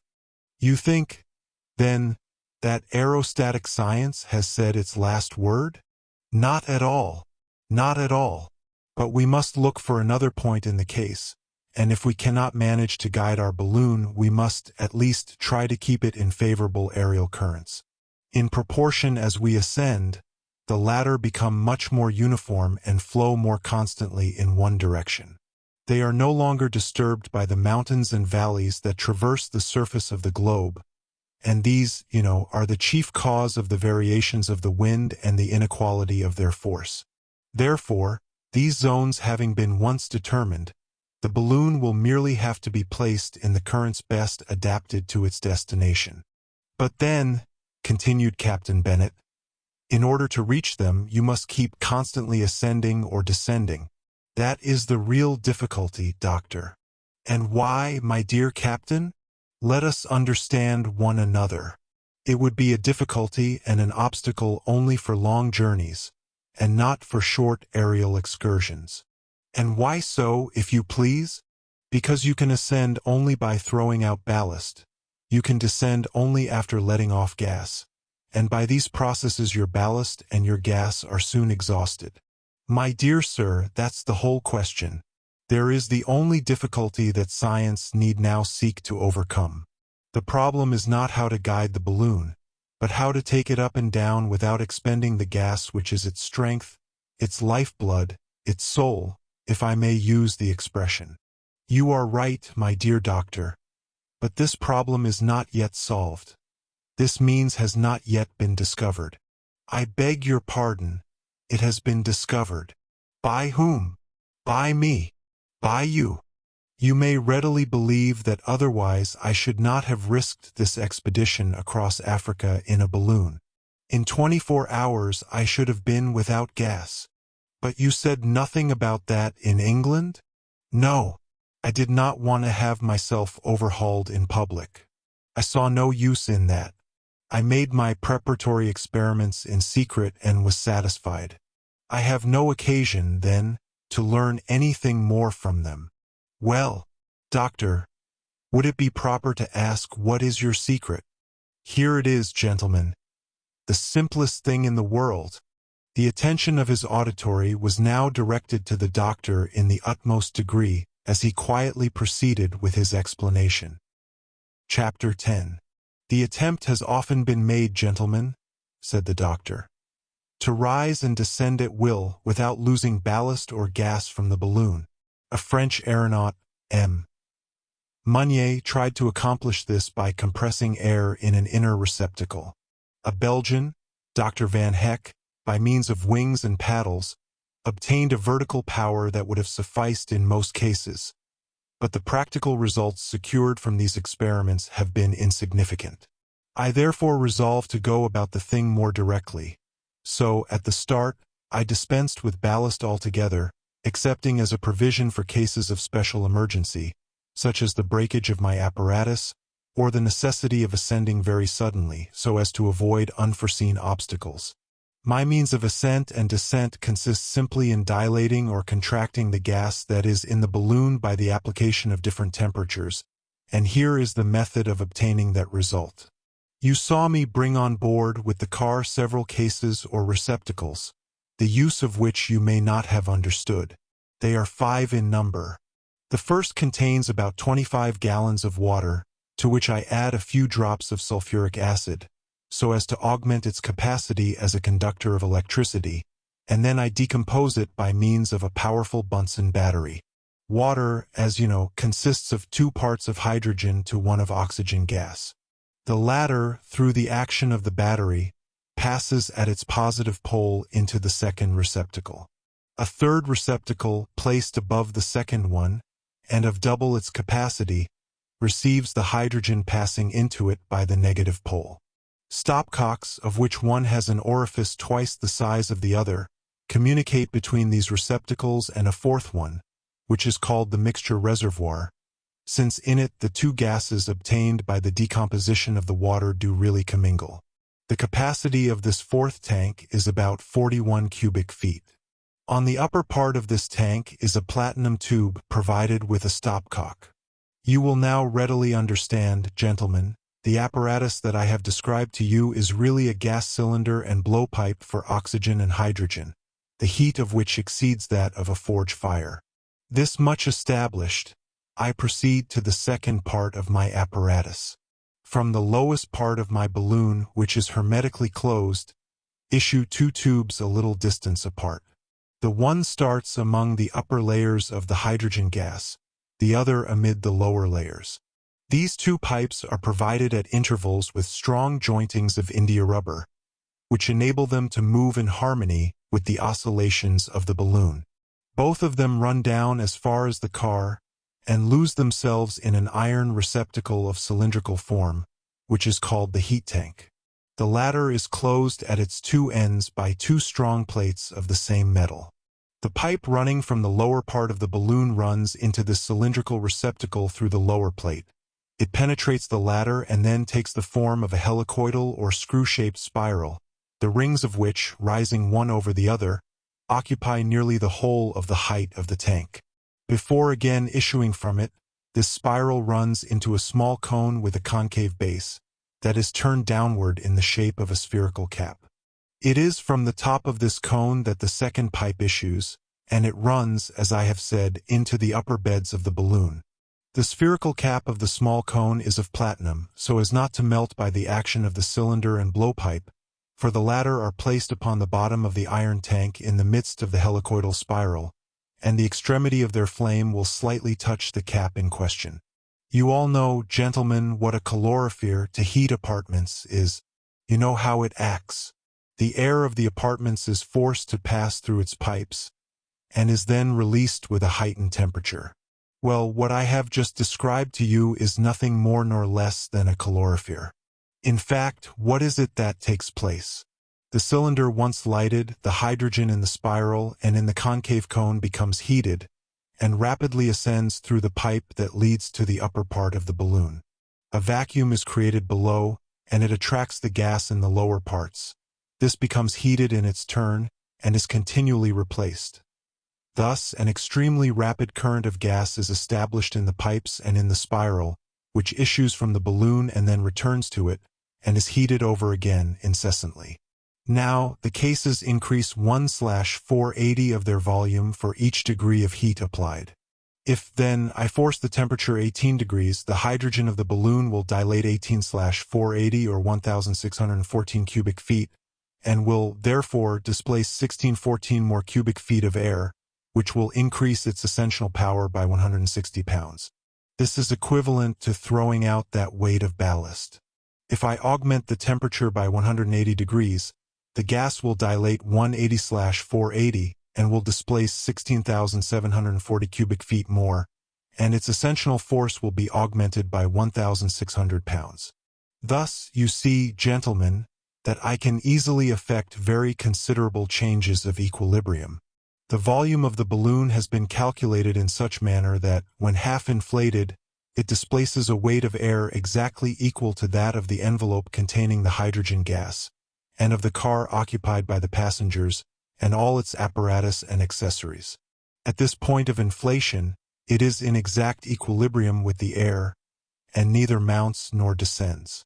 In order, then, to effect an ascent, I give the gas a temperature superior to the temperature of the surrounding air by means of my cylinder. By this excess of heat it obtains a larger distension, and inflates the balloon more. The latter, then, ascends in proportion as I heat the hydrogen. The descent, of course, is effected by lowering the heat of the cylinder, and letting the temperature abate. The ascent would be usually more rapid than the descent, but that is a fortunate circumstance, since it is of no importance to me to descend rapidly, while, on the other hand, it is by a very rapid ascent that I avoid obstacles. The real danger lurks below, and not above. Besides, as I have said, I have a certain quantity of ballast, which will enable me to ascend more rapidly still, when necessary. My valve at the top of the balloon is nothing more nor less than a safety valve. The balloon always retains the same quantity of hydrogen, and the variations of temperature that I produce in the midst of this shut-up gas are, of themselves, sufficient to provide for all these ascending and descending movements. Now, gentlemen, as a practical detail, let me add this. The combustion of the hydrogen and of the oxygen at the point of the cylinder produces solely the vapor or steam of water. I have, therefore, provided the lower part of the cylindrical iron box with escape pipe, with a valve operating by means of a pressure of 2 atmospheres. Consequently, so soon as this amount of pressure is attained, the steam escapes of itself. Here are the exact figures. 25 gallons of water, separated into its constituent elements, yield 200 pounds of oxygen and 25 pounds of hydrogen. This represents, at atmospheric tension, 1,800 cubic feet of the former and 3,780 cubic feet of the latter, or 5,670 cubic feet in all of the mixture. Hence, the stopcock of my cylinder, when fully open, expends 27 cubic feet per hour, with a flame at least 6 times as strong as that of the large lamps used for lighting streets. On an average, then, and in order to keep myself at a very moderate elevation, I should not burn more than 9 cubic feet per hour, so that my 25 gallons of water represent 636 hours of aerial navigation, or a little more than 26 days. Well, as I can descend when I please, to replenish my stock of water on the way, my trip might be indefinitely prolonged. Such, gentlemen, is my secret. It is simple, and, like most simple things, it cannot fail to succeed. The dilation and contraction of the gas in the balloon is my means of locomotion, which calls for neither cumbersome wings, nor any other mechanical motor. A calorifier to produce the changes of temperature, and a cylinder to generate the heat, are neither inconvenient nor heavy. I think, therefore, that I have combined all the elements of success. Dr. Fergusson here terminated his discourse, and was most heartily applauded. There was not an objection to make to it. All had been foreseen and decided. However, said the captain, the thing may prove dangerous. What matters that, replied the doctor, provided that it be practicable? Chapter 11. An invariably favorable wind had accelerated the progress of the Resolute toward the place of her destination. The navigation of the Mozambique Channel was especially calm and pleasant. The agreeable character of the trip by sea was regarded as a good omen of the probable issue of the trip through the air. Everyone looked forward to the hour of arrival, and sought to give the last touch to the doctor's preparations. At length the vessel hove in sight of the town of Zanzibar, upon the island of the same name, and on the 15th of April, at 11 o'clock in the morning, she anchored in the port. The island of Zanzibar belongs to the Imam of Muscat, an ally of France and England, and is, undoubtedly, his finest settlement. The port is frequented by a great many vessels from the neighboring countries. The island is separated from the African coast only by a channel, the greatest width of which is but 30 miles. It has a large trade in gums, ivory, and, above all, in ebony, for Zanzibar is the great slave market. Thither converges all the booty captured in the battles which the chiefs of the interior are continually fighting. This traffic extends along the whole eastern coast, and as far as the Nile latitudes. Mr. G. Lejean even reports that he has seen it carried on openly under the French flag.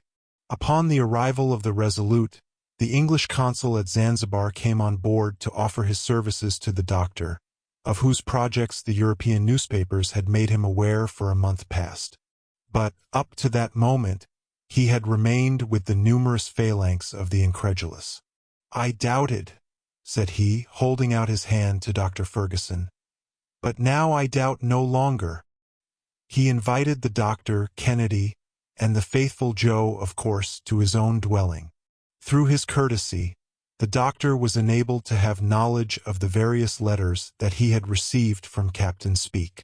The captain and his companions had suffered dreadfully from hunger and bad weather before reaching the Ugogo country. They could advance only with extreme difficulty, and did not expect to be able to communicate again for a long time. Those are perils and privations which we shall manage to avoid, said the doctor. The baggage of the 3 travelers was conveyed to the consul's residence. Arrangements were made for disembarking the balloon upon the beach at Zanzibar. There was a convenient spot, near the signal mast, close by an immense building, that would serve to shelter it from the east winds. This huge tower, resembling a tun standing on one end, beside which the famous Heidelberg tun would have seemed but a very ordinary barrel, served as a fortification, and on its platform were stationed Baluchis armed with lances. These Baluchis are a kind of brawling, good-for-nothing Janissaries. But, when about to land the balloon, the consul was informed that the population of the island would oppose their doing so by force. Nothing is so blind as fanatical passion. The news of the arrival of a Christian, who was to ascend into the air, was received with rage. The Negroes, more exasperated than the Arabs, saw in this project an attack upon their religion. They took it into their heads that some mischief was meant to the sun and the moon. Now, these two luminaries are objects of veneration to the African tribes, and they determined to oppose so sacrilegious an enterprise. The consul, informed of their intentions, conferred with Dr. Fergusson and Captain Bennet on the subject. The latter was unwilling to yield to threats, but his friend dissuaded him from any idea of violent retaliation. "We shall certainly come out winners," he said. "Even the Imam's soldiers will lend us a hand, if we need it. But, my dear captain, an accident may happen in a moment, and it would require but one unlucky blow to do the balloon an irreparable injury, so that the trip would be totally defeated. Therefore we must act with the greatest caution. But what are we to do? If we land on the coast of Africa, we shall encounter the same difficulties. What are we to do?" "Nothing is more simple," replied the consul. "You observe those small islands outside of the port. Land your balloon on one of them, surround it with a guard of sailors, and you will have no risk to run." "Just the thing," said the doctor.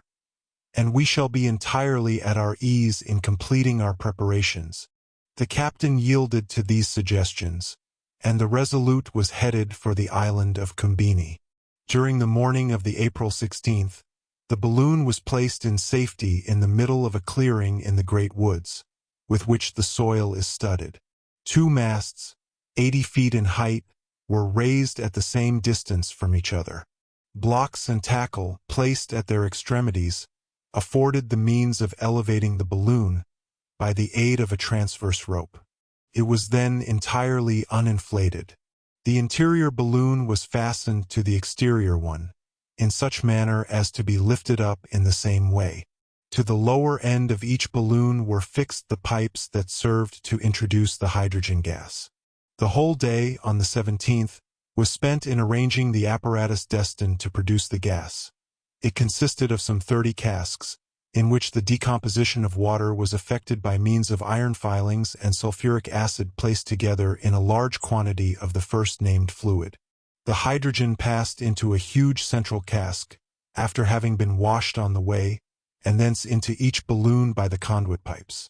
In this manner each of them received a certain accurately ascertained quantity of gas. For this purpose, there had to be employed 1,866 pounds of sulfuric acid, 16,050 pounds of iron, and 9,166 gallons of water. This operation commenced on the following night, about 3 a.m., and lasted nearly 8 hours. The next day, the balloon, covered with its network, undulated gracefully above its car, which was held to the ground by numerous sacks of earth. The inflating apparatus was put together with extreme care, and the pipes issuing from the balloon were securely fitted to the cylindrical case. The anchors, the cordage, the instruments, the traveling wraps, the awning, the provisions, and the arms were put in the place assigned to them in the car. The supply of water was procured at Zanzibar. The 200 pounds of ballast were distributed in 50 bags placed at the bottom of the car, but within arm's reach. These preparations were concluded about 5 o'clock in the evening, while sentinels kept close watch around the island, and the boats of the Resolute patrolled the channel. The blacks continued to show their displeasure by grimaces and contortions. Their obi-men, or wizards, went up and down among the angry throngs, pouring fuel on the flame of their fanaticism. And some of the excited wretches, more furious and daring than the rest, attempted to get to the island by swimming, but they were easily driven off. Thereupon the sorceries and incantations commenced. The rainmakers, who pretend to have control over the clouds, invoked the storms and the stone showers, as the blacks call hail, to their aid. To compel them to do so, they plucked leaves of all the different trees that grow in that country, and boiled them over a slow fire, while, at the same time, a sheep was killed by thrusting a long needle into its heart. But, in spite of all their ceremonies, the sky remained clear and beautiful, and they profited nothing by their slaughtered sheep and their ugly grimaces. The blacks then abandoned themselves to the most furious orgies, and got fearfully drunk on tembo, a kind of ardent spirits drawn from the coconut tree, and an extremely heady sort of beer called tagua. Their chants, which were destitute of all melody, but were sung in excellent time, continued until far into the night. About 6 o'clock in the evening, the captain assembled the travelers and the officers of the ship at a farewell repast in his cabin. Kennedy, whom nobody ventured to question now, sat with his eyes riveted on Dr. Fergusson, murmuring indistinguishable words. In other respects, the dinner was a gloomy one. The approach of the final moment filled everybody with the most serious reflections. What had fate in store for these daring adventurers? Should they ever again find themselves in the midst of their friends, or seated at the domestic hearth? Were their traveling apparatus to fail, what would become of them, among those ferocious savage tribes, in regions that had never been explored, and in the midst of boundless deserts?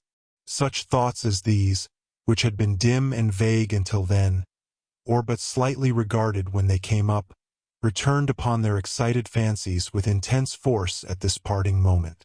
Dr. Fergusson, still cold and impassible, talked of this, that, and the other, but he strove in vain to overcome this infectious gloominess. He utterly failed.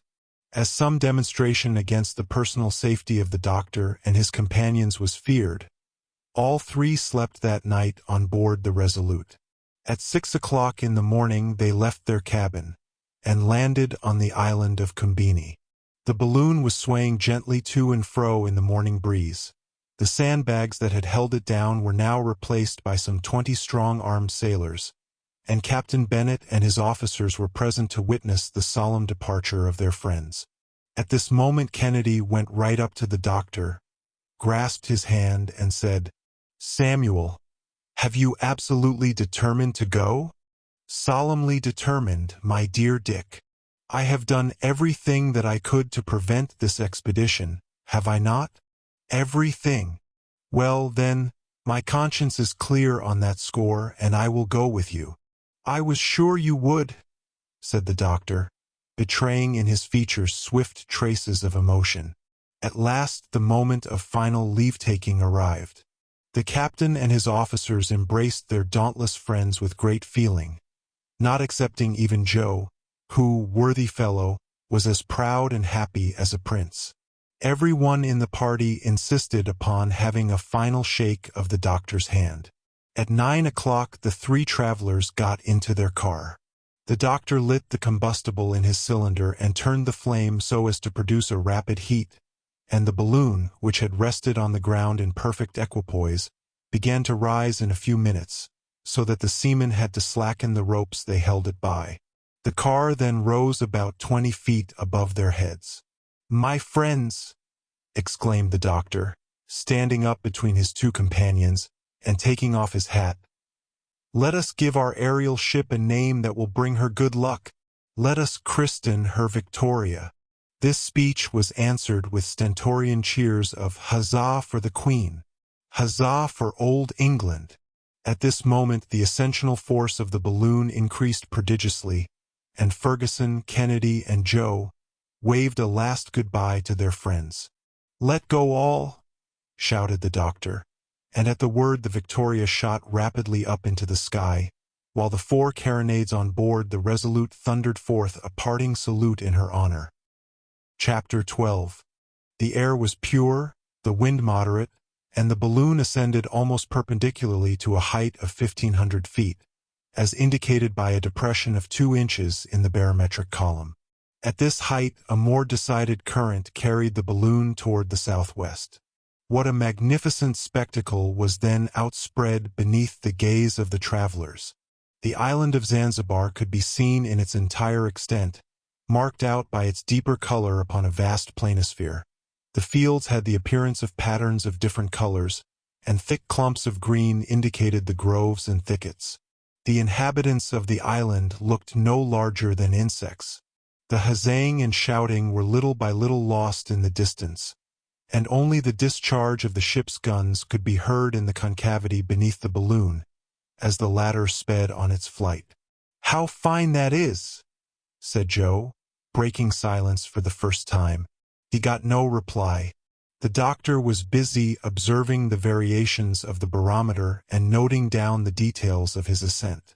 Kennedy looked on, and had not eyes enough to take in all that he saw.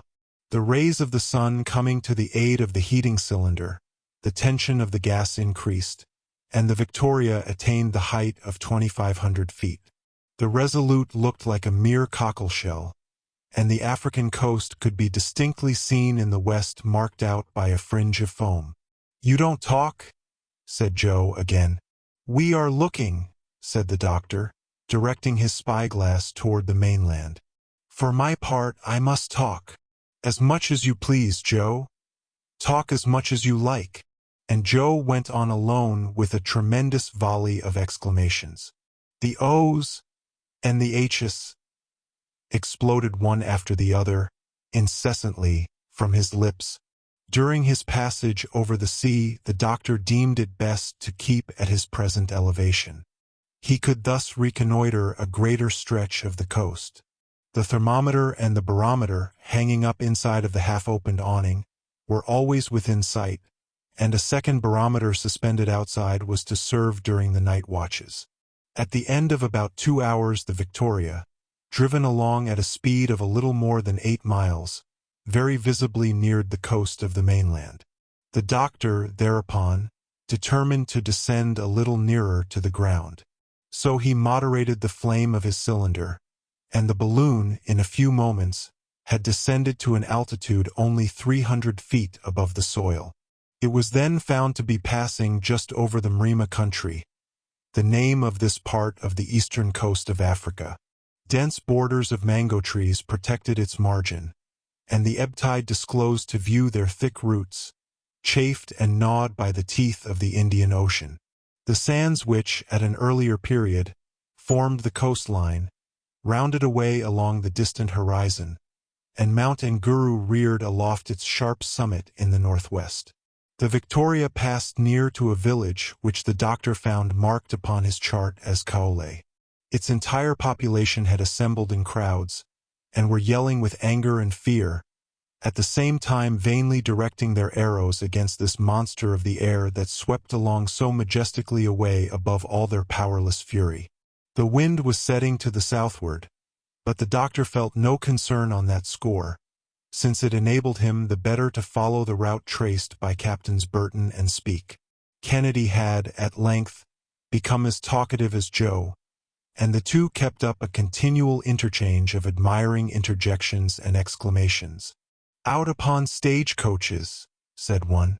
"Steamers indeed," said the other. "Railroads." "Rubbish," put in Kennedy, "that you travel on without seeing the country. Balloons, they're the sort for me." Joe would add, "Why, you don't feel yourself going, and nature takes the trouble to spread herself out before one's eyes. What a splendid sight! What a spectacle! What a delight! A dream in a hammock! Suppose we take our breakfast?" was Joe's unpoetical change of tune, at last, for the keen, open air had mightily sharpened his appetite. "Good idea, my boy. Oh, it won't take us long to do the cooking, biscuit and potted meat. And as much coffee as you like," said the doctor. "I give you leave to borrow a little heat from my cylinder.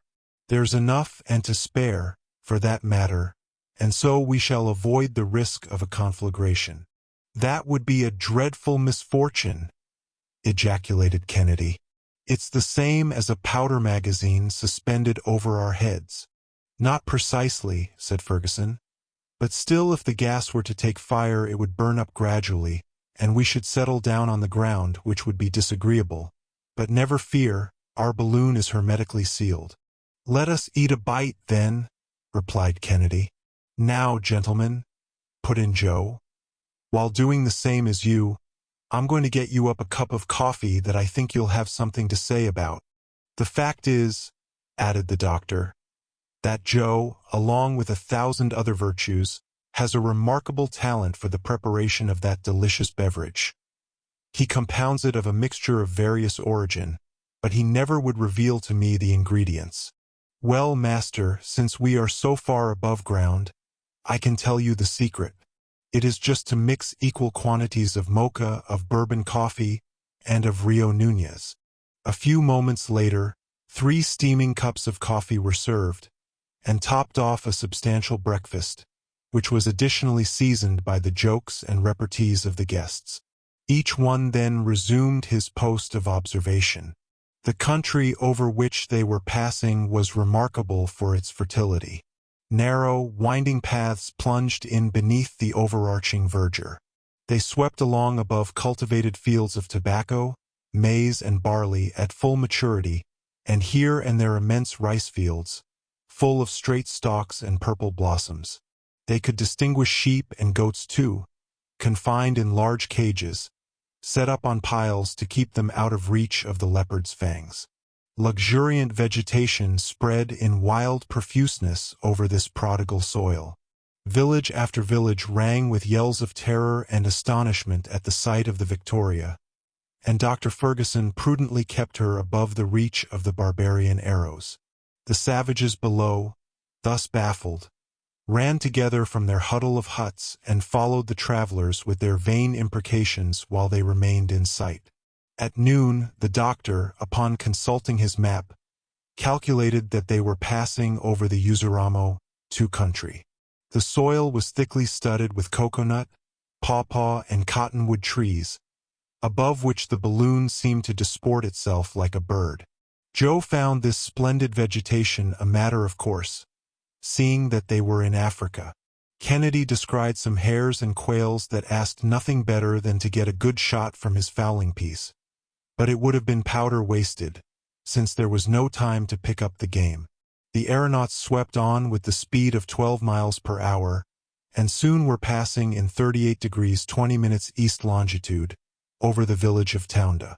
It was there, said the doctor, that Burton and Speke were seized with violent fevers, and for a moment thought their expedition ruined.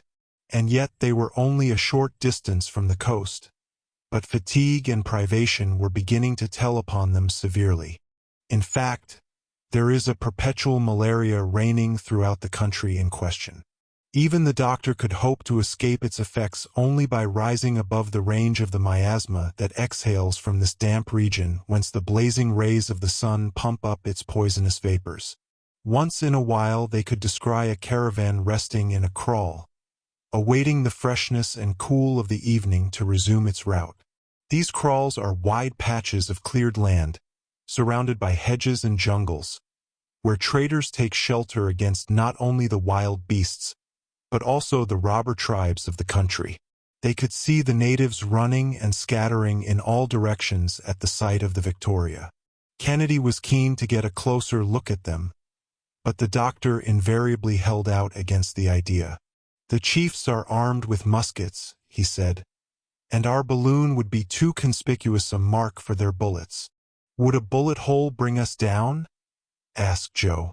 Not immediately, but such a hole would soon become a large torn orifice through which our gas would escape. Then, let us keep at a respectful distance from yon miscreants. What must they think as they see us sailing in the air? I'm sure they must feel like worshipping us. Let them worship away, then, replied the doctor. But at a distance. There is no harm done in getting as far away from them as possible. See, the country is already changing its aspect. The villages are fewer and farther between. The mango trees have disappeared, for their growth ceases at this latitude. The soil is becoming hilly and portends mountains not far off. Yes, said Kennedy. It seems to me that I can see some high land on this side. In the west, those are the nearest ranges of the Urizara, Mount Duthumi, no doubt, behind which I hope to find shelter for the night. I'll stir up the heat in the cylinder a little, for we must keep at an elevation of 500 or 600 feet. That was a grand idea of yours, sir, said Joe. It's mighty easy to manage it. You turn a cock and the thing's done. Ah, here we are more at our ease, said the sportsman, as the balloon ascended. The reflection of the sun on those red sands was getting to be insupportable. "What splendid trees!" cried Joe. "They're quite natural, but they are very fine. Why, a dozen of them would make a forest." "Those are baobabs," replied Dr. Fergusson. "See, there's one with a trunk fully 100 feet in circumference." It was, perhaps, at the foot of that very tree that Mason, the French traveler, expired in 1845, for we are over the village of De la Mora, to which he pushed on alone. He was seized by the chief of this region, fastened to the foot of a baobab, and the ferocious black then severed all his joints while the war song of his tribe was chanted. He then made a gash in the prisoner's neck, stopped to sharpen his knife, and fairly tore away the poor wretch's head before it had been cut from the body. The unfortunate Frenchman was but 26 years of age. "And France has never avenged so hideous a crime?" said Kennedy. "France did demand satisfaction, and the Sed of Zanzibar did all in his power to capture the murderer, but in vain." "I move that we don't stop here," urged Joe. "Let us go up, master. Let us go up higher by all means." "All the more willingly, Joe, that there is Mount Duthumi right ahead of us. If my calculations be right, we shall have passed it before 7 o'clock in the evening." "Shall we not travel at night?" asked the Scotchman. "No, as little as possible. With care and vigilance we might do so safely, but it is not enough to sweep across Africa. We want to see it. Up to this time we have nothing to complain of, master. The best cultivated and most fertile country in the world instead of a desert. Believe the geographers after that. Let us wait, Joe. We shall see by and by." About 6:30 in the evening the Victoria was directly opposite Mount Duthumi. In order to pass, it had to ascend to a height of more than 3,000 feet, and to accomplish that the doctor had only to raise the temperature of his gas 18 degrees. It might have been correctly said that he held his balloon in his hand. Kennedy had only to indicate to him the obstacles to be surmounted, and the Victoria sped through the air, skimming the summits of the range. At 8 o'clock it descended the farther slope, the acclivity of which was much less abrupt. The anchors were thrown out from the car, and one of them, coming in contact with the branches of an enormous nopal, caught on it firmly. Joe at once let himself slide down the rope and secured it. The silk ladder was then lowered to him, and he remounted to the car with agility. The balloon now remained perfectly at rest, sheltered from the eastern winds. The evening meal was got ready, and the aeronauts, excited by their day's journey, made a heavy onslaught upon the provisions. "What distance have we traversed today?" asked Kennedy, disposing of some alarming mouthfuls. The doctor took his bearings, by means of lunar observations, and consulted the excellent map that he had with him for his guidance. It belonged to the Atlas of der Neuester Entdeckungen in Africa, the latest discoveries in Africa, published at Gotha by his learned friend Dr. Petermann, and by that savant sent to him. This atlas was to serve the doctor on his whole journey, for it contained the itinerary of Burton and Speke to the Great Lakes, the Sudan, according to Dr. Barth, the Lower Senegal, according to Guillaume Lejean, and the Delta of the Niger by Dr. Blakey. Fergusson had also provided himself with a work which combined in one compilation all the notions already acquired concerning the Nile. It was entitled The Sources of the Nile, being a general survey of the basin of that river and of its headstream, with the history of the Nilotic discovery, by Charles Beeke, D.D. He also had the excellent charts published in the Bulletins of the Geographical Society of London, and not a single point of the countries already discovered could, therefore, escape his notice. Upon tracing on his maps, he found that his latitudinal route had been 2 degrees, or 120 miles, to the westward. Kennedy remarked that the route tended toward the south, but this direction was satisfactory to the doctor, who desired to reconnoiter the tracks of his predecessors as much as possible.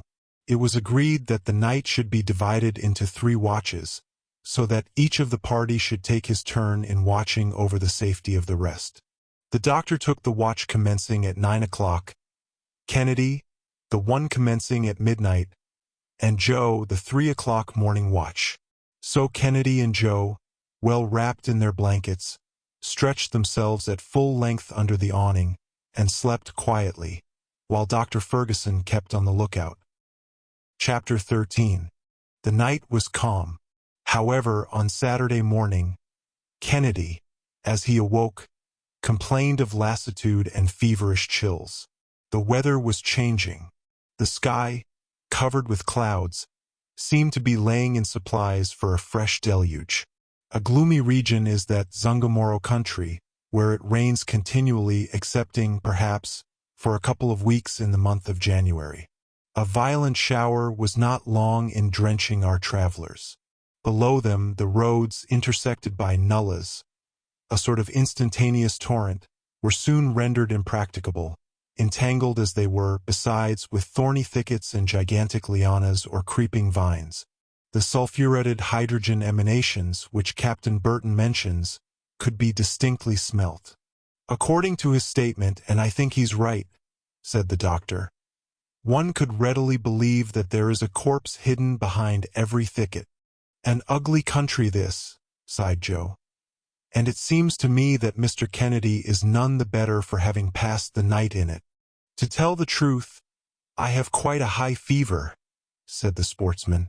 There's nothing remarkable about that, my dear Dick, for we are in one of the most unhealthy regions in Africa. But we shall not remain here long, so let's be off. Thanks to a skillful maneuver achieved by Joe, the anchor was disengaged, and Joe reascended to the car by means of the ladder. The doctor vigorously dilated the gas, and the Victoria resumed her flight, driven along by a spanking breeze. Only a few scattered huts could be seen through the pestilential mists, but the appearance of the country soon changed, for it often happens in Africa that some of the unhealthiest districts lie close beside others that are perfectly salubrious. Kennedy was visibly suffering, and the fever was mastering his vigorous constitution.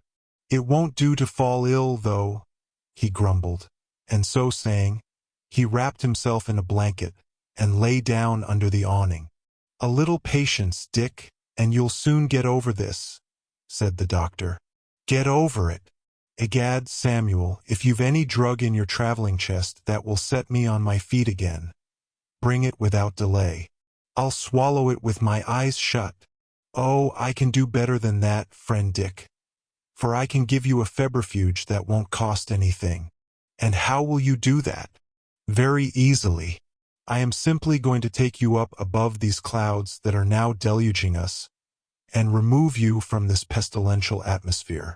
I ask for only 10 minutes in order to dilate the hydrogen. The 10 minutes had scarcely elapsed ere the travelers were beyond the rainy belt of country. Wait a little now, Dick, and you'll begin to feel the effect of pure air and sunshine. There's a cure for you, said Joe. Why, it's wonderful. No, it's merely natural. Oh, natural. Yes, no doubt of that. I bring Dick into good air, as the doctors do every day in Europe, or as I would send a patient at Martinique to the Pitons, a lofty mountain on that island, to get clear of the yellow fever. Ah, by Jove, this balloon is a paradise, exclaimed Kennedy, feeling much better already. It leads to it anyhow, replied Joe quite gravely. It was a curious spectacle. That mass of clouds piled up, at the moment, away below them. The vapors rolled over each other, and mingled together in confused masses of superb brilliance, as they reflected the rays of the sun. The Victoria had attained an altitude of 4,000 feet, and the thermometer indicated a certain diminution of temperature. The land below could no longer be seen. 50 miles away to the westward, Mount Rebejo raised its sparkling crest, marking the limit of the Ugogo country in east longitude 36 degrees 20 minutes. The wind was blowing at the rate of 20 miles an hour, but the aeronauts felt nothing of this increased speed. They observed no jar, and had scarcely any sense of motion at all. 3 hours later, The doctor's prediction was fully verified. Kennedy no longer felt a single shiver of the fever, but partook of some breakfast with an excellent appetite. "That beats sulfate of quinine," said the energetic Scot, with hearty emphasis and much satisfaction. "Positively," said Joe. "This is where I'll have to retire to when I get old." About 10 o'clock in the morning the atmosphere cleared up, the clouds parted, and the country beneath could again be seen, the Victoria meanwhile rapidly descending. Dr. Fergusson was in search of a current that would carry him more to the northeast, and he found it about 600 feet from the ground. The country was becoming more broken and even mountainous. The Zungamoro district was fading out of sight in the east with the last coconut trees of that latitude. Ere long, the crests of a mountain range assumed a more decided prominence. A few peaks rose here and there, and it became necessary to keep a sharp lookout for the pointed cones that seemed to spring up every moment. "We're right among the breakers," said Kennedy. "Keep cool, Dick. We shan't touch them," was the doctor's quiet answer. "It's a jolly way to travel anyhow," said Joe, with his usual flow of spirits. In fact, the doctor managed his balloon with wondrous dexterity. "Now, if we had been compelled to go afoot over that drenched soil," said he, "we should still be dragging along in a pestilential mire. Since our departure from Zanzibar, half our beasts of burden would have died with fatigue. We should be looking like ghosts ourselves, and despair would be seizing on our hearts. We should be in continual squabbles with our guides and porters, and completely exposed to their unbridled brutality. During the daytime, a damp, penetrating, unendurable humidity. At night, a cold frequently intolerable, and the stings of a kind of fly whose bite pierces the thickest cloth and drives the victim crazy. All this, too, without saying anything about wild beasts and ferocious native tribes. "I move that we don't try it," said Joe in his droll way. "I exaggerate nothing," continued Fergusson, "for upon reading the narratives of such travelers as have had the hardihood to venture into these regions, your eyes would fill with tears. About 11 o'clock they were passing over the basin of Imenge, and the tribes scattered over the adjacent hills were impotently menacing the Victoria with their weapons. Finally, she sped along as far as the last undulations of the country which precede Rubeho. These form the last and loftiest chain of the mountains of Usagara. The aeronauts took careful and complete note of the orographic conformation of the country. The three ramifications mentioned, of which the Duthumi forms the first link, are separated by immense longitudinal plains. These elevated summits consist of rounded cones, between which the soil is bestrewn with erratic blocks of stone and gravelly boulders. The most abrupt declivity of these mountains confronts the Zanzibar coast, but the western slopes are merely inclined plains. The depressions in the soil are covered with a black, rich loam, on which there is a vigorous vegetation.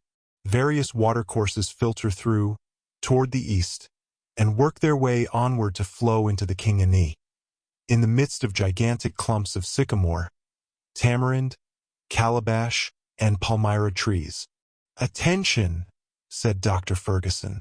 "We are approaching Rubeho, the name of which signifies, in the language of the country, the passage of the winds, and we would do well to double its jagged pinnacles at a certain height.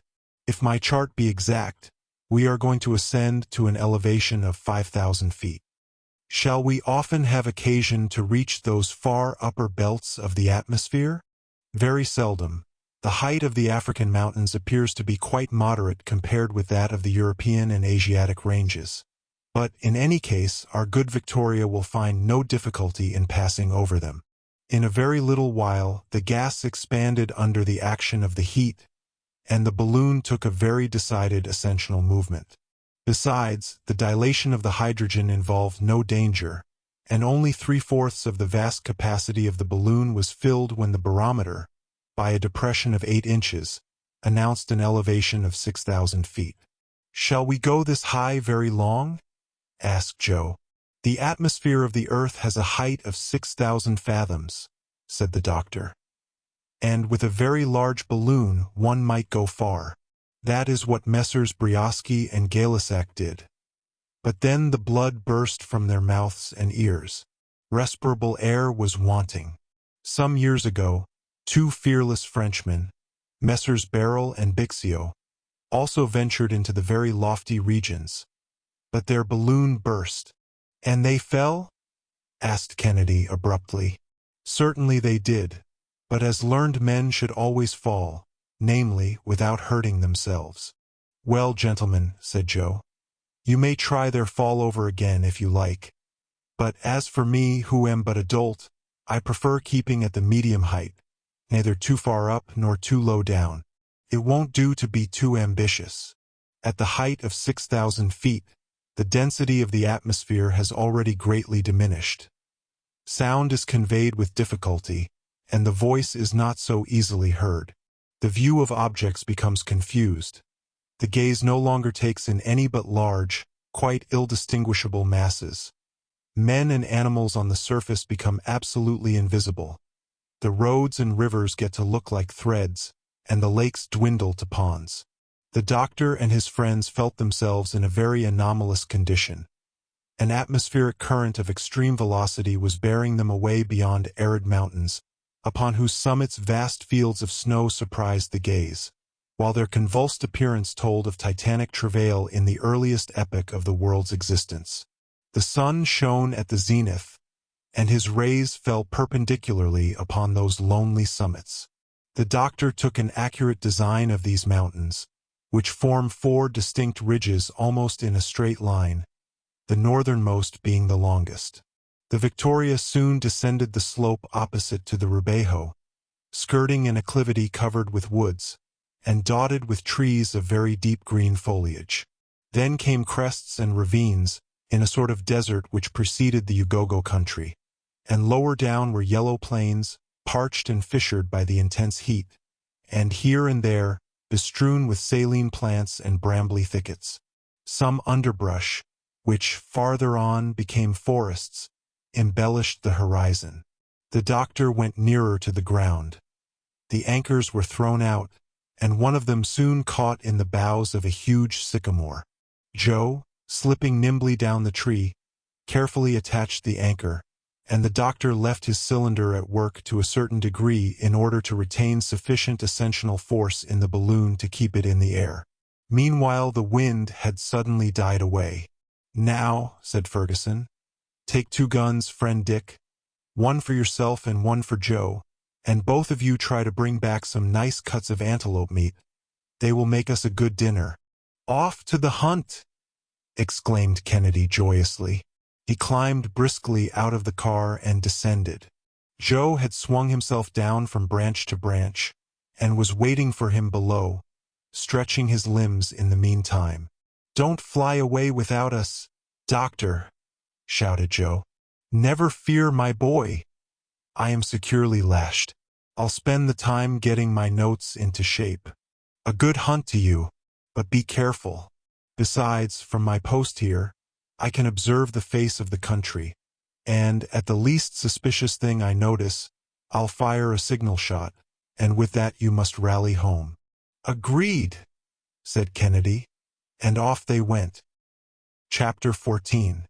The country, dry and parched as it was, consisting of a clayey soil that cracked open with the heat, seemed indeed a desert. Here and there were a few traces of caravans, the bones of men and animals that had been half gnawed away, moldering together in the same dust. After half an hour's walking, Dick and Joe plunged into a forest of gum trees, their eyes alert on all sides, and their fingers on the trigger. There was no foreseeing what they might encounter. Without being a rifleman, Joe could handle firearms with no trifling dexterity. "A walk does one good, Mr. Kennedy, but this isn't the easiest ground in the world," he said, kicking aside some fragments of quartz with which the soil was bestrewn. Kennedy motioned to his companion to be silent and to halt. The present case compelled them to dispense with hunting dogs, and, no matter what Joe's agility might be, he could not be expected to have the scent of a setter or a greyhound. A herd of a dozen antelopes were quenching their thirst in the bed of a torrent where some pools of water had lodged.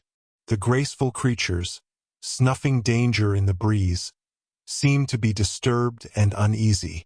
Their beautiful heads could be seen between every draught, raised in the air with quick and sudden motion as they sniffed the wind in the direction of our two hunters with their flexible nostrils.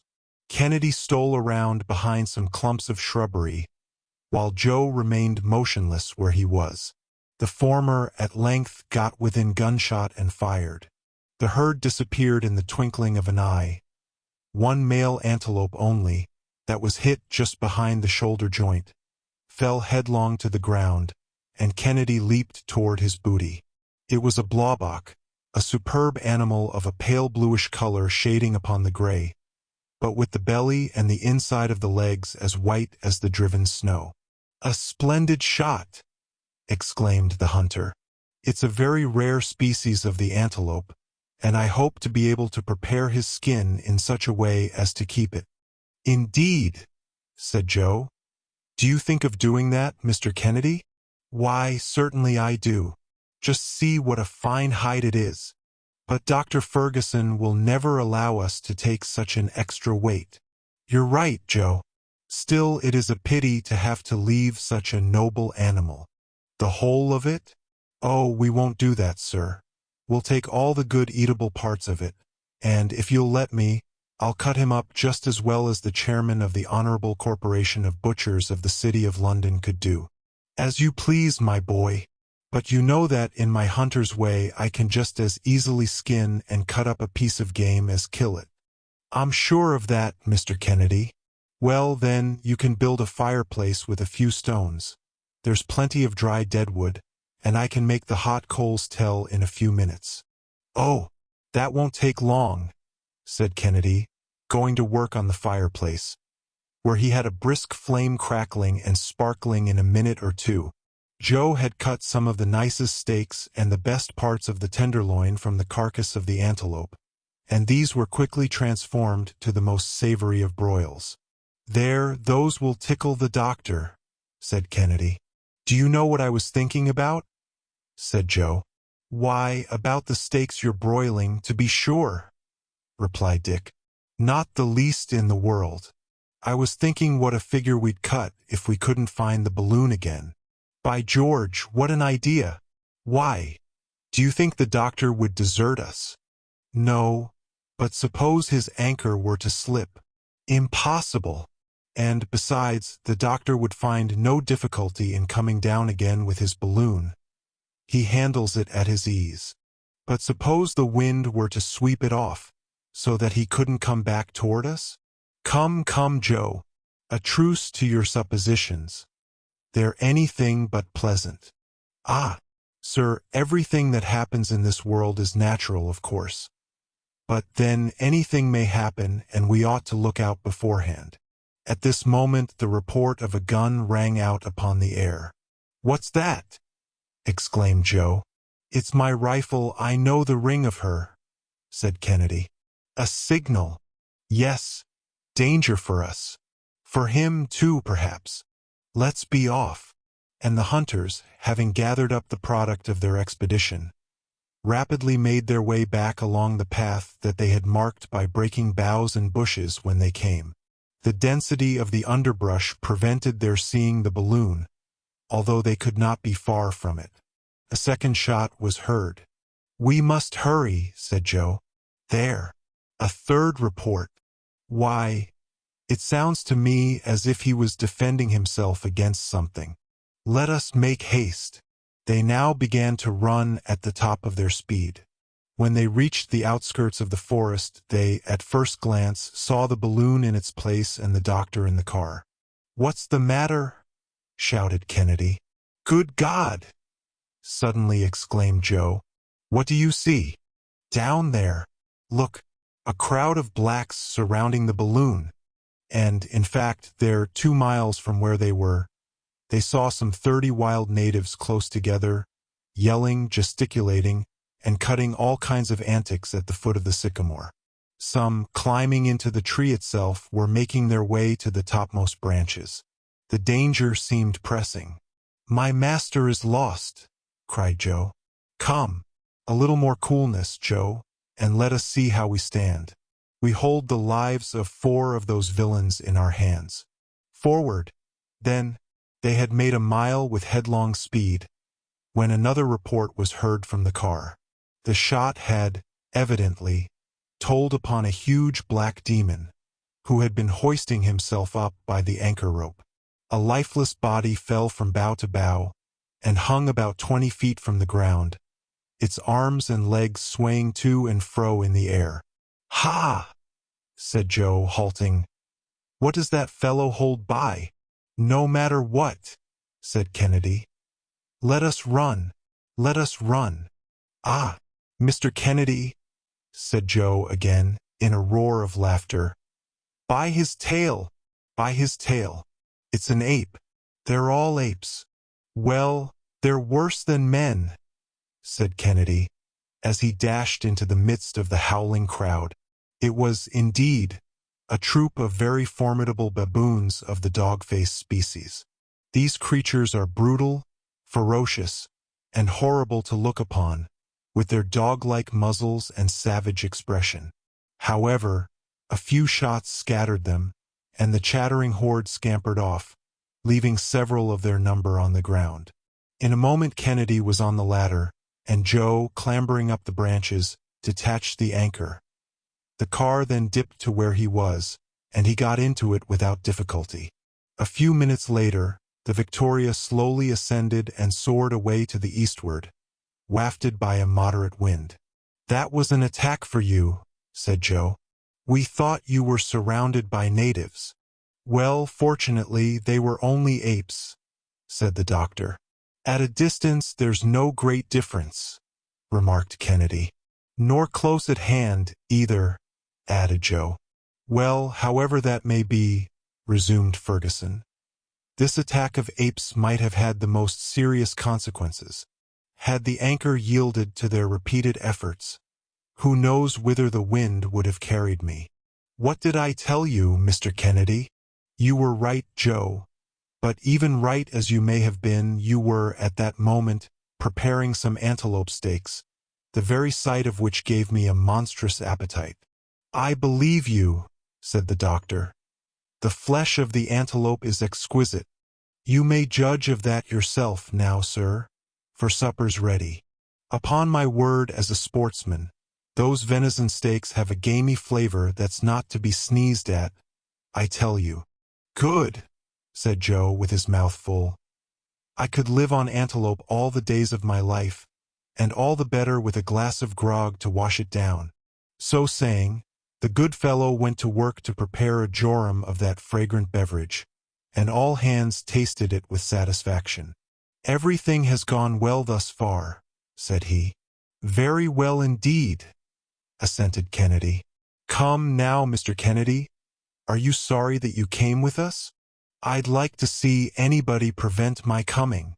It was now 4 o'clock in the afternoon. The Victoria had struck a more rapid current. The face of the country was gradually rising, and, ere long, the barometer indicated a height of 1,500 feet above the level of the sea. The doctor was, therefore, obliged to keep his balloon up by a quite considerable dilation of gas, and the cylinder was hard at work all the time. Towards 7 o'clock, the balloon was sailing over the basin of Cañam.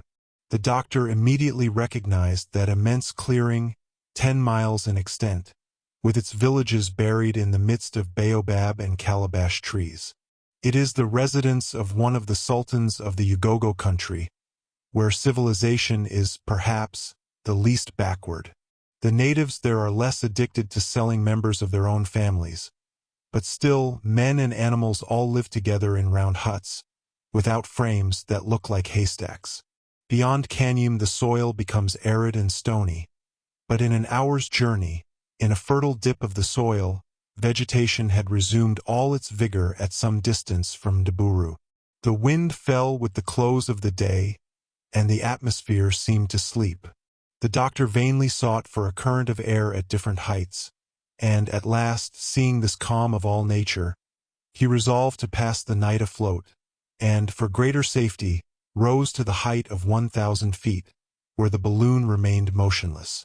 The night was magnificent, the heavens glittering with stars, and profoundly silent in the upper air.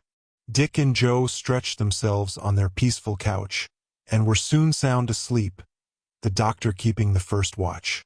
At 12 o'clock the latter was relieved by Kennedy. "Should the slightest accident happen, waken me," said Fergusson. "And above all things, don't lose sight of the barometer. To us it is the compass." The night was cold.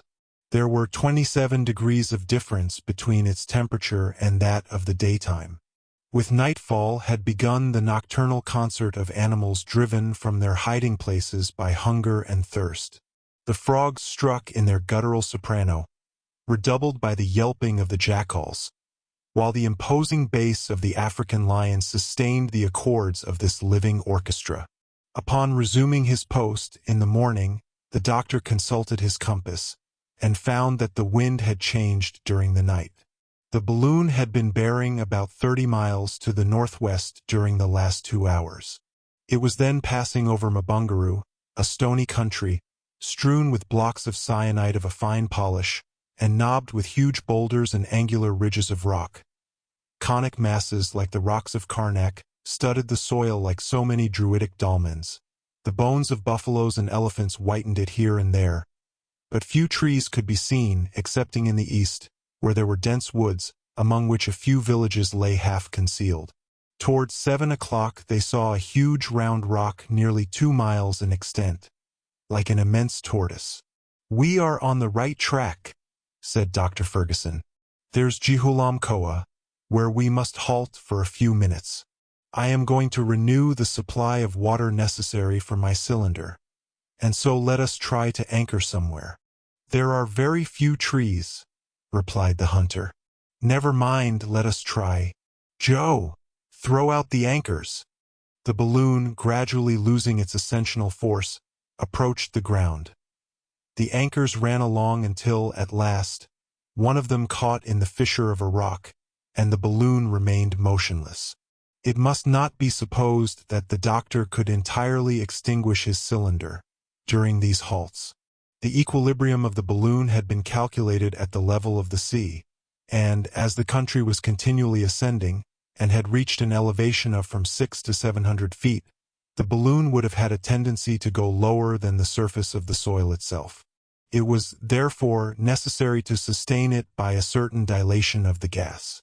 But, in case the doctor, in the absence of all wind, had let the car rest upon the ground, the balloon, thus relieved of a considerable weight, would have kept up of itself without the aid of the cylinder. The maps indicated extensive ponds on the western slope of the Jihulamkoa. Joe went thither alone with a cask that would hold about 10 gallons. He found the place pointed out to him, without difficulty, near to a deserted village, got his stock of water, and returned in less than 3/4 of an hour. He had seen nothing particular excepting some immense elephant pits. In fact, he came very near falling into one of them, at the bottom of which lay a half-eaten carcass. He brought back with him a sort of clover which the apes eat with avidity. The doctor recognized the fruit of the mbenbu, tree which grows in profusion, on the western part of Jihulamkoa. Fergusson waited for Joe with a certain feeling of impatience, for even a short halt in this inhospitable region always inspires a degree of fear. The water was got aboard without trouble, as the car was nearly resting on the ground.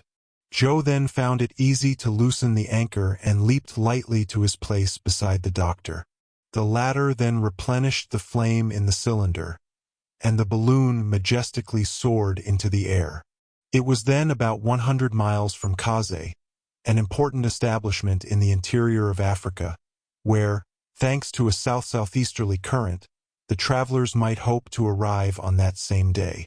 They were moving at the rate of 14 miles per hour, and the guidance of the balloon was becoming difficult, as they dared not rise very high without extreme dilation of the gas, the country itself being at an average height of 3,000 feet. Hence, the doctor preferred not to force the dilation, and so adroitly followed the sinuosities of a pretty sharply inclined plane, and swept very close to the villages of Thembo and Turawells. The latter forms part of the Unyamwezi, a magnificent country, where the trees attain enormous dimensions, among them the cactus, which grows to gigantic size.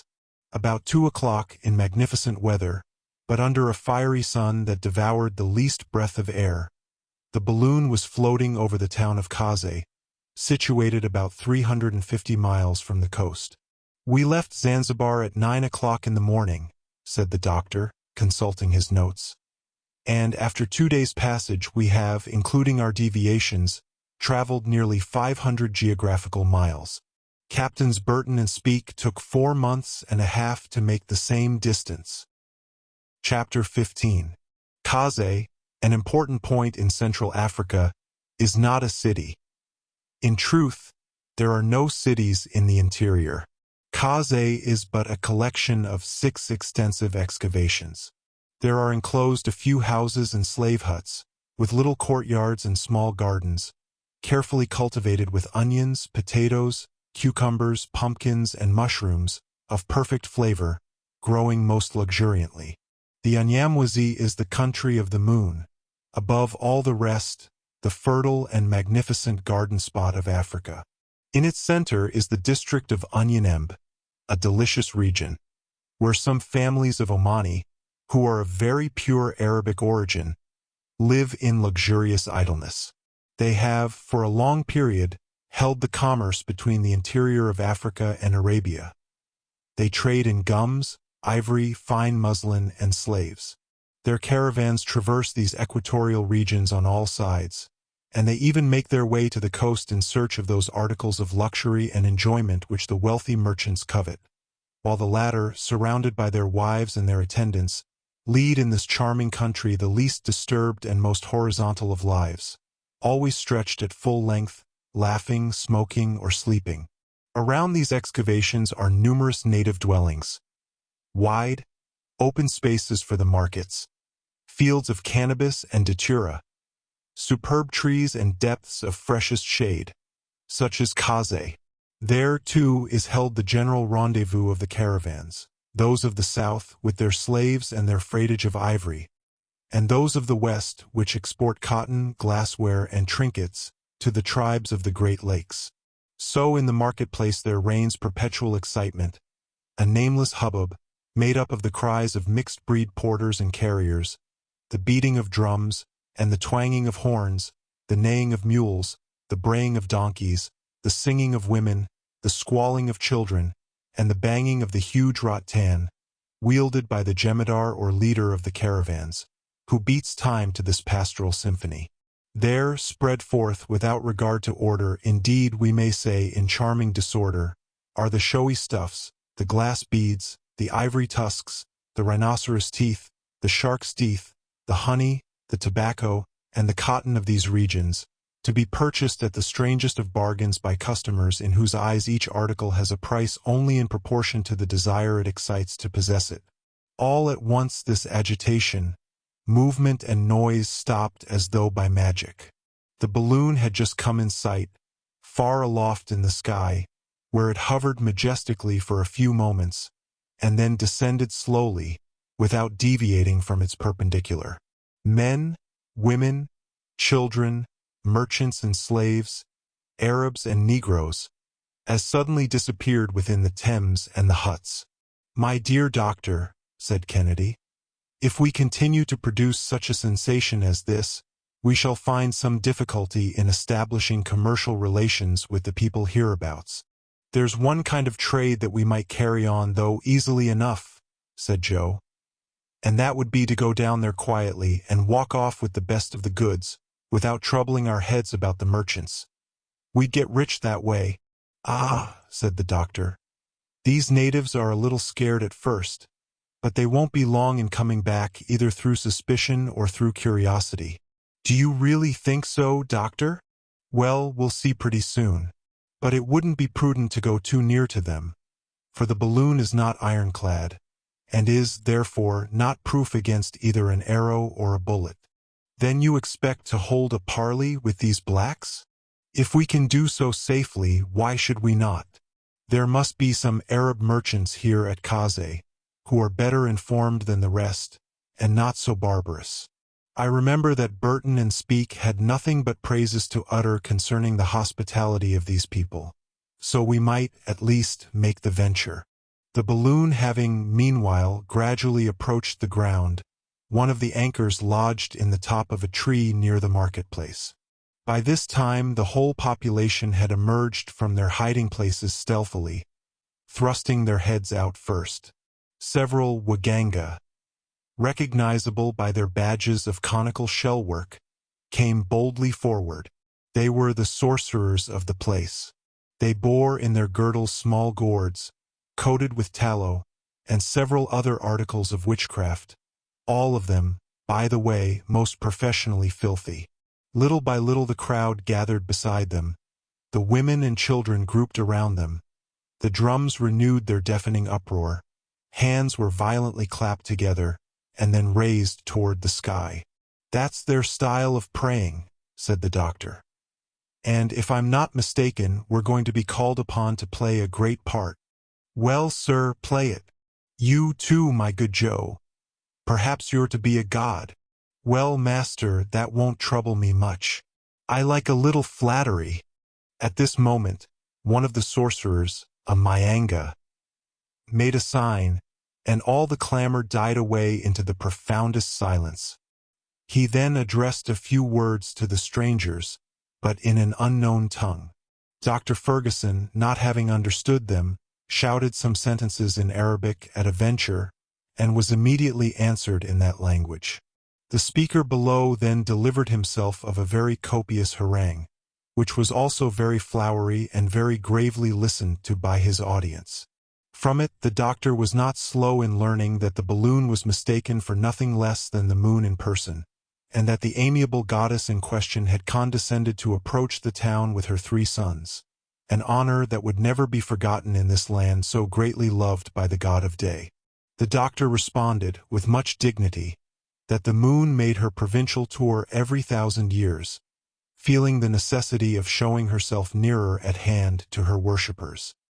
He, therefore, begged them not to be disturbed by her presence, but to take advantage of it to make known all their wants and longings. The sorcerer, in his turn, replied that the Sultan, the Mwani, who had been sick for many years, implored the aid of heaven, and he invited the son of the moon to visit him. The doctor acquainted his companions with the invitation. "And you are going to call upon this Negro king?" asked Kennedy. "Undoubtedly so. These people appear well disposed. The air is calm. There is not a breath of wind, and we have nothing to fear for the balloon. But what will you do? Be quiet on that score, my dear Dick. With a little medicine, I shall work my way through the affair." Then, addressing the crowd, he said, "The moon, taking compassion on the sovereign who is so dear to the children of Unyamwezi, has charged us to restore him to health. Let him prepare to receive us." The clamor, the songs and demonstrations of all kinds increased twofold, and the whole immense ants' nest of black heads was again in motion. "Now, my friends," said Dr. Fergusson, "we must look out for everything beforehand. We may be forced to leave this at any moment, unexpectedly, and be off with extra speed. Dick had better remain, therefore, in the car, and keep the cylinder warm so as to secure a sufficient ascensional force for the balloon. The anchor is solidly fastened, and there is nothing to fear in that respect. I shall descend, and Joe will go with me, only that he must remain at the foot of the ladder." "What? Are you going alone into that blackamoor's den?" "How? Doctor, am I not to go with you?" "No, I shall go alone. These good folks imagine that the goddess of the moon has come to see them, and their superstition protects me. So have no fear, and each one remain at the post that I have assigned to him." "Well, since you wish it, sighed Kennedy. Look closely to the dilation of the gas. Agreed. By this time the shouts of the natives had swelled to double volume as they vehemently implored the aid of the heavenly powers. There, said Joe. They're rather rough in their orders to their good moon and her divine sons.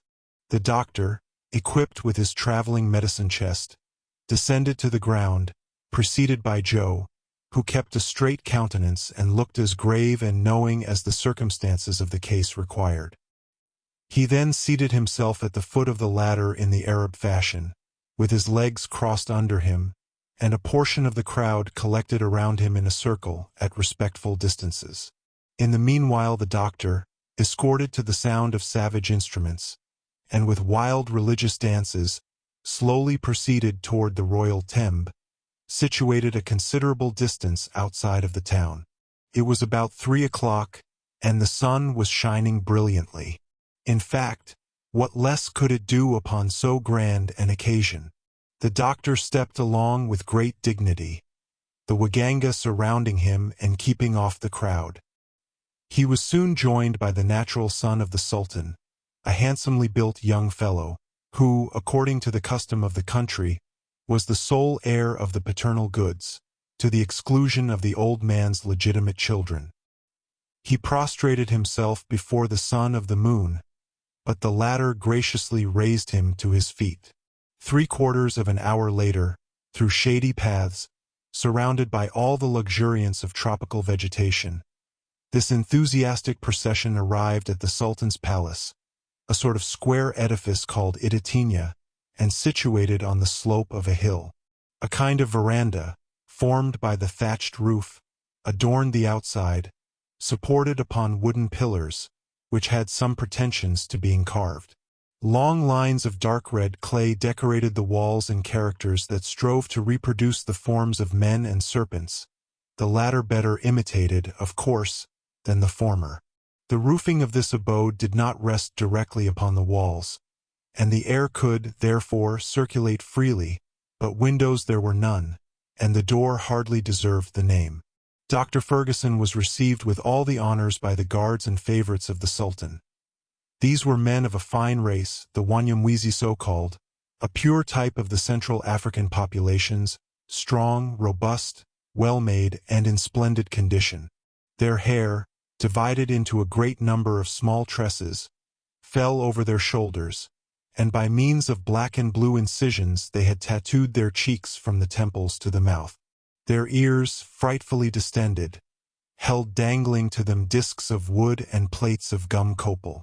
They were clad in brilliantly painted cloths, and the soldiers were armed with the saw-toothed war-club, the bow and arrows barbed and poisoned with the juice of the euphorbium, the cutlass, the sema, a long saber, also with saw-like teeth, and some small battle-axes. The doctor advanced into the palace, and there, notwithstanding the Sultan's illness, the din, which was terrific before, redoubled the instant that he arrived. He noticed, at the lintels of the door, some rabbits' tails and zebras' manes, suspended as talismans. He was received by the whole troop of His Majesty's wives, to the harmonious accords of the upatu, a sort of cymbal made of the bottom of a copper kettle, and to the uproar of the kalindo, a drum 5 feet high, hollowed out from the trunk of a tree, and hammered by the ponderous horny fists of 2 jet-black virtuosi. Most of the women were rather good-looking, and they laughed and chattered merrily as they smoked their tobacco and tang in huge black pipes. They seemed to be well made, too, under the long robes that they wore gracefully flung about their persons, and carried a sort of kilt woven from the fibers of calabash fastened around their girdles. 6 of them were not the least merry of the party, although put aside from the rest, and reserved for a cruel fate. On the death of the Sultan, they were to be buried alive with him, so as to occupy and divert his mind during the period of eternal solitude. Dr. Fergusson, taking in the whole scene at a rapid glance, approached the wooden couch on which the Sultan lay reclining. There he saw a man of about 40, completely brutalized by orgies of every description, and in a condition that left little or nothing to be done. The sickness that had afflicted him for so many years was simply perpetual drunkenness. The royal sot had nearly lost all consciousness, and all the ammonia in the world would not have set him on his feet again. His favorites and the women kept on bended knees during this solemn visit. By means of a few drops of powerful cordial, the doctor for a moment reanimated the embruted carcass that lay before him. The Sultan stirred, and, for a dead body that had given no sign whatever of life for several hours previously, this symptom was received with a tremendous repetition of shouts and cries in the doctor's honor. The latter, who had seen enough of it by this time, by a rapid motion put aside his two demonstrative admirers and went out of the palace, directing his steps immediately toward the balloon, for it was now 6 o'clock in the evening. Joe, during his absence, had been quietly waiting at the foot of the ladder, where the crowd paid him their most humble respects. Like a genuine son of the moon, he let them keep on. For a divinity, he had the air of a very clever sort of fellow, by no means proud, nay, even pleasingly familiar with the young negresses, who seemed never to tire of looking at him. Besides, he went so far as to chat agreeably with them. "Worship me, ladies, worship me," he said to them. "I'm a clever sort of devil, if I am the son of a goddess." They brought him propitiatory gifts, such as are usually deposited in the fetish huts or mzimu. These gifts consisted of stalks of barley and of pum. Joe considered himself in duty bound to taste the latter species of strong beer, but his palate, although accustomed to gin and whiskey, could not withstand the strength of the new beverage, and he had to make a horrible grimace, which his dusky friends took to be a benevolent smile. Thereupon, the young damsels, conjoining their voices in a drawling chant, began to dance around him with the utmost gravity. "Ah, you're dancing, are you?" said he. "Well, I won't be behind you in politeness, and so I'll give you one of my country reels." So at it he went, in one of the wildest jigs that ever was seen, twisting, turning, and jerking himself in all directions.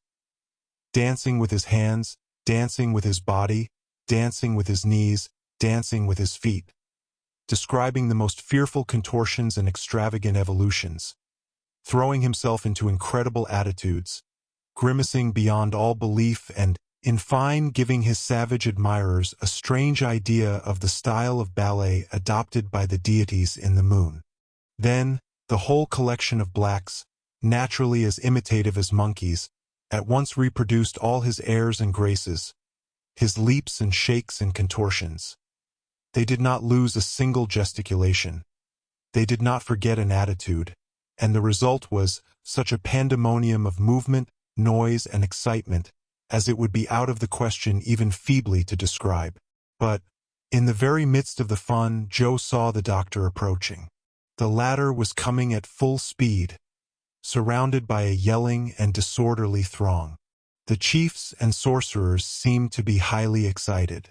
They were close upon the doctor's heels, crowding and threatening him. Singular reaction. What had happened? Had the Sultan unluckily perished in the hands of his celestial physician? Kennedy, from his post of observation, saw the danger without knowing what had caused it, and the balloon, powerfully urged by the dilation of the gas, strained and tugged at the ropes that held it as though impatient to soar away. The doctor had got as far as the foot of the ladder. A superstitious fear still held the crowd aloof and hindered them from committing any violence on his person. He rapidly scaled the ladder, and Joe followed him with his usual agility. "Not a moment to lose," said the doctor. "Don't attempt to let go the anchor. We'll cut the cord. Follow me." "But what's the matter?" asked Joe, clambering into the car. "What's happened?" questioned Kennedy, rifle in hand. "Look," replied the doctor, pointing to the horizon. "Well?" ejaculated the Scot. "Well, the moon."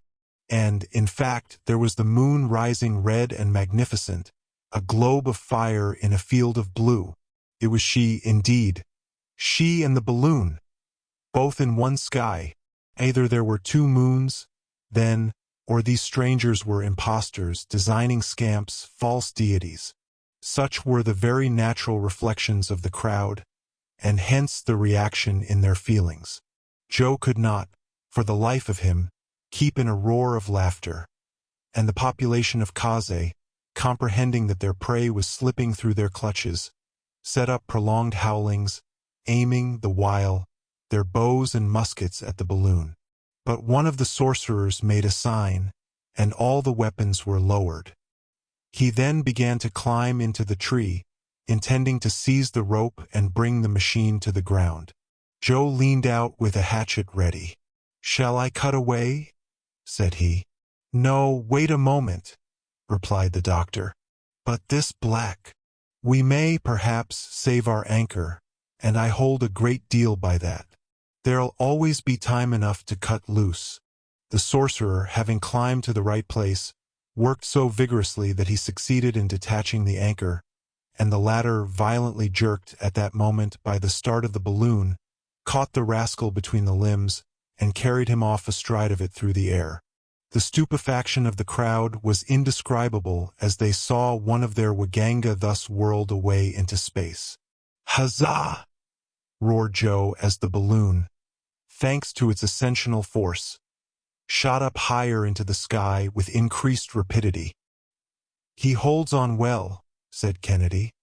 "A little trip will do him good." "Shall we let this darky drop all at once?" inquired Joe. "Oh no," replied the doctor. "We'll let him down easily, and I warrant me that, after such an adventure, the power of the wizard will be enormously enhanced in the sight of his comrades." "Why, I wouldn't put it past them to make a god of him," said Joe with a laugh. The Victoria, by this time, had risen to the height of 1,000 feet, and the black hung to the rope with desperate energy. He had become completely silent, and his eyes were fixed, for his terror was blended with amazement. A light west wind was sweeping the balloon right over the town, and far beyond it. Half an hour later, the doctor, seeing the country deserted, moderated the flame of his cylinder, and descended toward the ground. At 20 feet above the turf, the affrighted sorcerer made up his mind in a twinkling. He let himself drop, fell on his feet, and scampered off at a furious pace toward Kaze, while the balloon, suddenly relieved of his weight, again shot up on her course. Chapter 16. "See," said Joe, "what comes of playing the sons of the moon without her leave. She came near serving us an ugly trick. But say, master, did you damage your credit as a physician?" "Yes, indeed," chimed in the sportsman. "What kind of a dignitary was this Sultan of Kaze?" "An old half-dead sot," replied the doctor, "whose loss will not be very severely felt. But the moral of all this is that honors are fleeting, and we must not take too great a fancy to them." "So much the worse," rejoined Joe. "I liked the thing, to be worshipped. Play the god as you like. Why, what would anyone ask more than that? By the way, the moon did come up too, and all red, as if she was in a rage." While the three friends went on chatting of this and other things, and Joe examined the luminary of night from an entirely novel point of view, the heavens became covered with heavy clouds to the northward, and the lowering masses assumed a most sinister and threatening look. Quite a smart breeze, found about 300 feet from the earth, drove the balloon toward the north-northeast, and above it the blue vault was clear, but the atmosphere felt close and dull. The aeronauts found themselves, at about 8 in the evening, in 32 degrees 40 minutes east longitude, and 4 degrees 17 minutes latitude. The atmospheric currents, under the influence of a tempest not far off, were driving them at the rate of from 30 to 35 miles an hour. The undulating and fertile plains of Mfuto were passing swiftly beneath them. The spectacle was one worthy of admiration, and admire it they did. "We are now right in the country of the moon," said Dr. Fergusson, "for it has retained the name that antiquity gave it undoubtedly, because the moon has been worshipped there in all ages. It is really a superb country.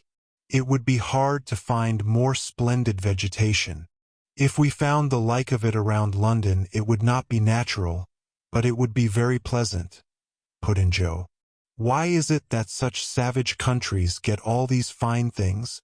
And who knows," said the doctor, "that this country may not one day become the center of civilization. The races of the future may repair hither, when Europe shall have become exhausted in the effort to feed her inhabitants." "Do you think so, really?" asked Kennedy. "Undoubtedly, my dear Dick. Just note the progress of events. Consider the migrations of races, and you will arrive at the same conclusion assuredly. Asia was the first nurse of the world, was she not? For about 4,000 years she travailed. She grew pregnant, she produced, and then, when stones began to cover the soil where the golden harvest sung by Homer had flourished, her children abandoned her exhausted and barren bosom. You next see them precipitating themselves upon young and vigorous Europe, which has nourished them for the last 2,000 years. But already her fertility is beginning to die out. Her productive powers are diminishing every day. Those new diseases that annually attack the products of the soil, those defective crops, those insufficient resources, are all signs of a vitality that is rapidly wearing out and of an approaching exhaustion. Thus, we already see the millions rushing to the luxuriant bosom of America, as a source of help, not inexhaustible indeed, but not yet exhausted. In its turn, that new continent will grow old. Its virgin forests will fall before the axe of industry, and its soil will become weak through having too fully produced what had been demanded of it. Where 2 harvests bloomed every year, hardly one will be gathered from a soil completely drained of its strength. Then, Africa will be there to offer to new races the treasures that for centuries have been accumulating in her breast. Those climates now so fatal to strangers will be purified by cultivation and by drainage of the soil, and those scattered water supplies will be gathered into one common bed to form an artery of navigation. Then this country over which we are now passing, more fertile, richer, and fuller of vitality than the rest, will become some grand realm where more astonishing discoveries than steam and electricity will be brought to light. "Ah, sir," said Joe, "I'd like to see all that. You got up too early in the morning, my boy." "Besides," said Kennedy, "that may prove to be a very dull period when industry will swallow up everything for its own profit. By dint of inventing machinery, men will end in being eaten up by it.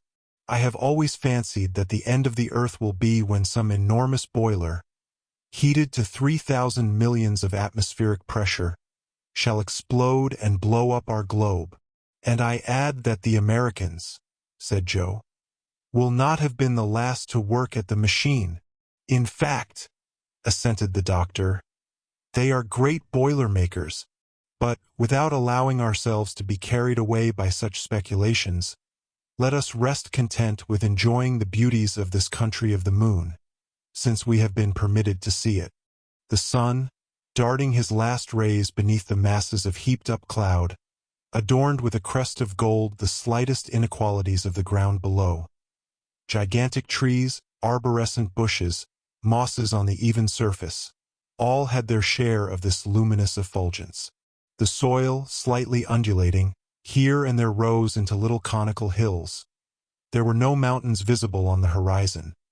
Immense brambly palisades, impenetrable hedges of thorny jungle, separated the clearings dotted with numerous villages, and immense euphorbiae surrounded them with natural fortifications, interlacing their trunks with the coral-shaped branches of the shrubbery and undergrowth.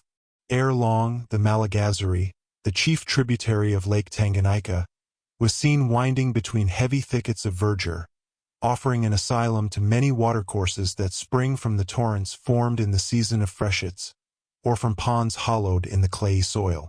To observers looking from a height, it was a chain of waterfalls thrown across the whole western face of the country. Animals with huge humps were feeding in the luxuriant prairies, and were half hidden, sometimes in the tall grass. Spreading forests in bloom redolent of spicy perfumes presented themselves to the gaze like immense bouquets. But in these bouquets, lions, leopards, hyenas, and tigers were then crouching for shelter from the last hot rays of the setting sun. From time to time, an elephant made the tall tops of the undergrowth sway to and fro, and you could hear the crackling of huge branches as his ponderous ivory tusks broke them in his way. "What a sporting country!" exclaimed Dick, unable longer to restrain his enthusiasm. "Why, a single ball fired at random into those forests would bring down game worthy of it. Suppose we try it once." "No, my dear Dick, the night is close at hand. A threatening night with a tempest in the background. And the storms are awful in this country, where the heated soil is like one vast electric battery." "You are right, sir," said Joe.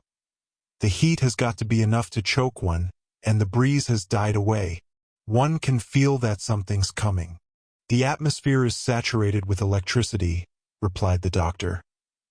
"Every living creature is sensible that this state of the air portends a struggle of the elements, and I confess that I never before was so full of the fluid myself."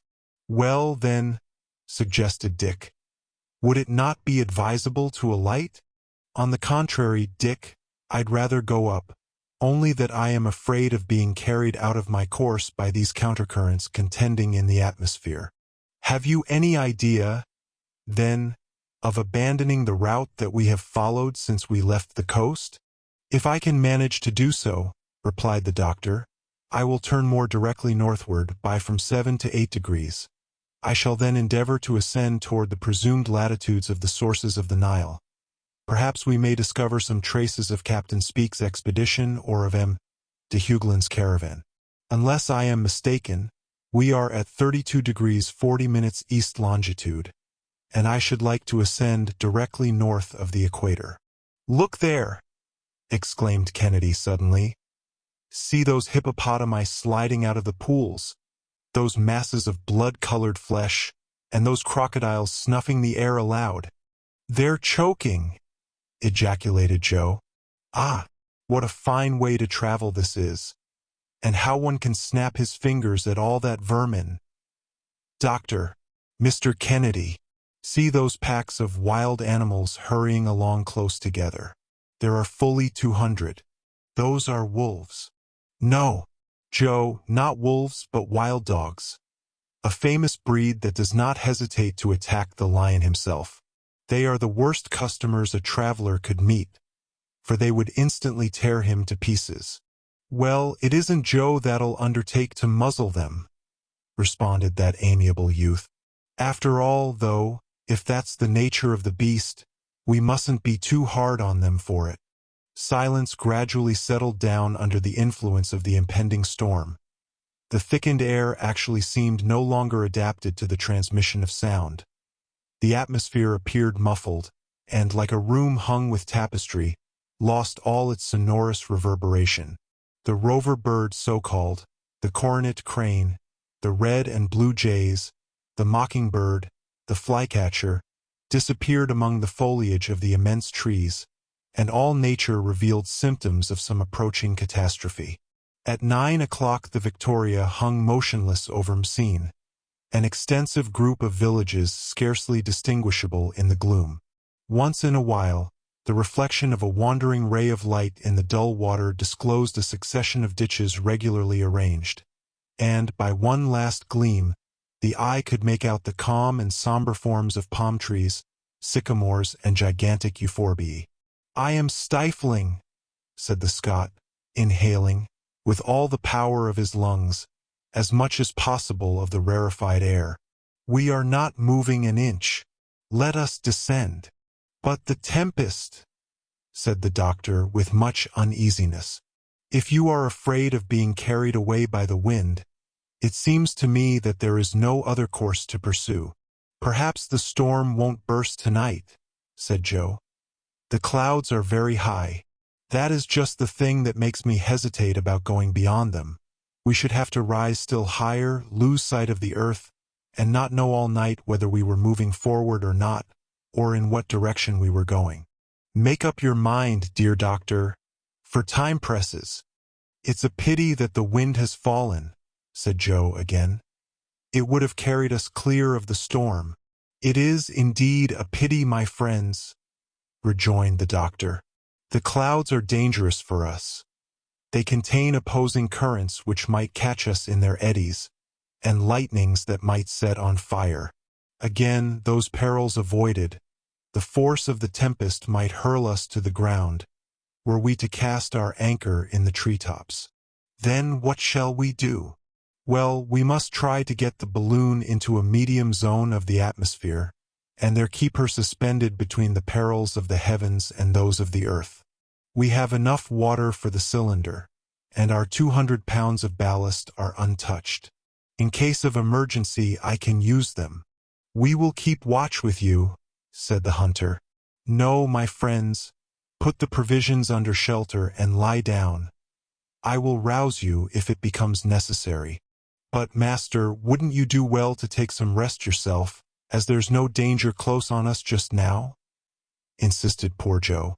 No, thank you, my good fellow. I prefer to keep awake. We are not moving, and should circumstances not change, we'll find ourselves tomorrow in exactly the same place. Good night, then, sir. Good night, if you can only find it so. Kennedy and Joe stretched themselves out under their blankets, and the doctor remained alone in the immensity of space. However, the huge dome of clouds visibly descended, and the darkness became profound. The black vault closed in upon the earth as if to crush it in its embrace. All at once a violent, rapid, incisive flash of lightning pierced the gloom, and the rent it made had not closed ere a frightful clap of thunder shook the celestial depths. Up! Up! Turn out! Shouted Fergusson. The two sleepers, aroused by the terrible concussion, were at the doctor's orders in a moment. Shall we descend? Said Kennedy. No, the balloon could not stand it. Let us go up before those clouds dissolve in water, and the wind is let loose. And so saying, the doctor actively stirred up the flame of the cylinder, and turned it on the spirals of the serpentine siphon. The tempests of the tropics develop with a rapidity equaled only by their violence. A second flash of lightning rent the darkness, and was followed by a score of others in quick succession.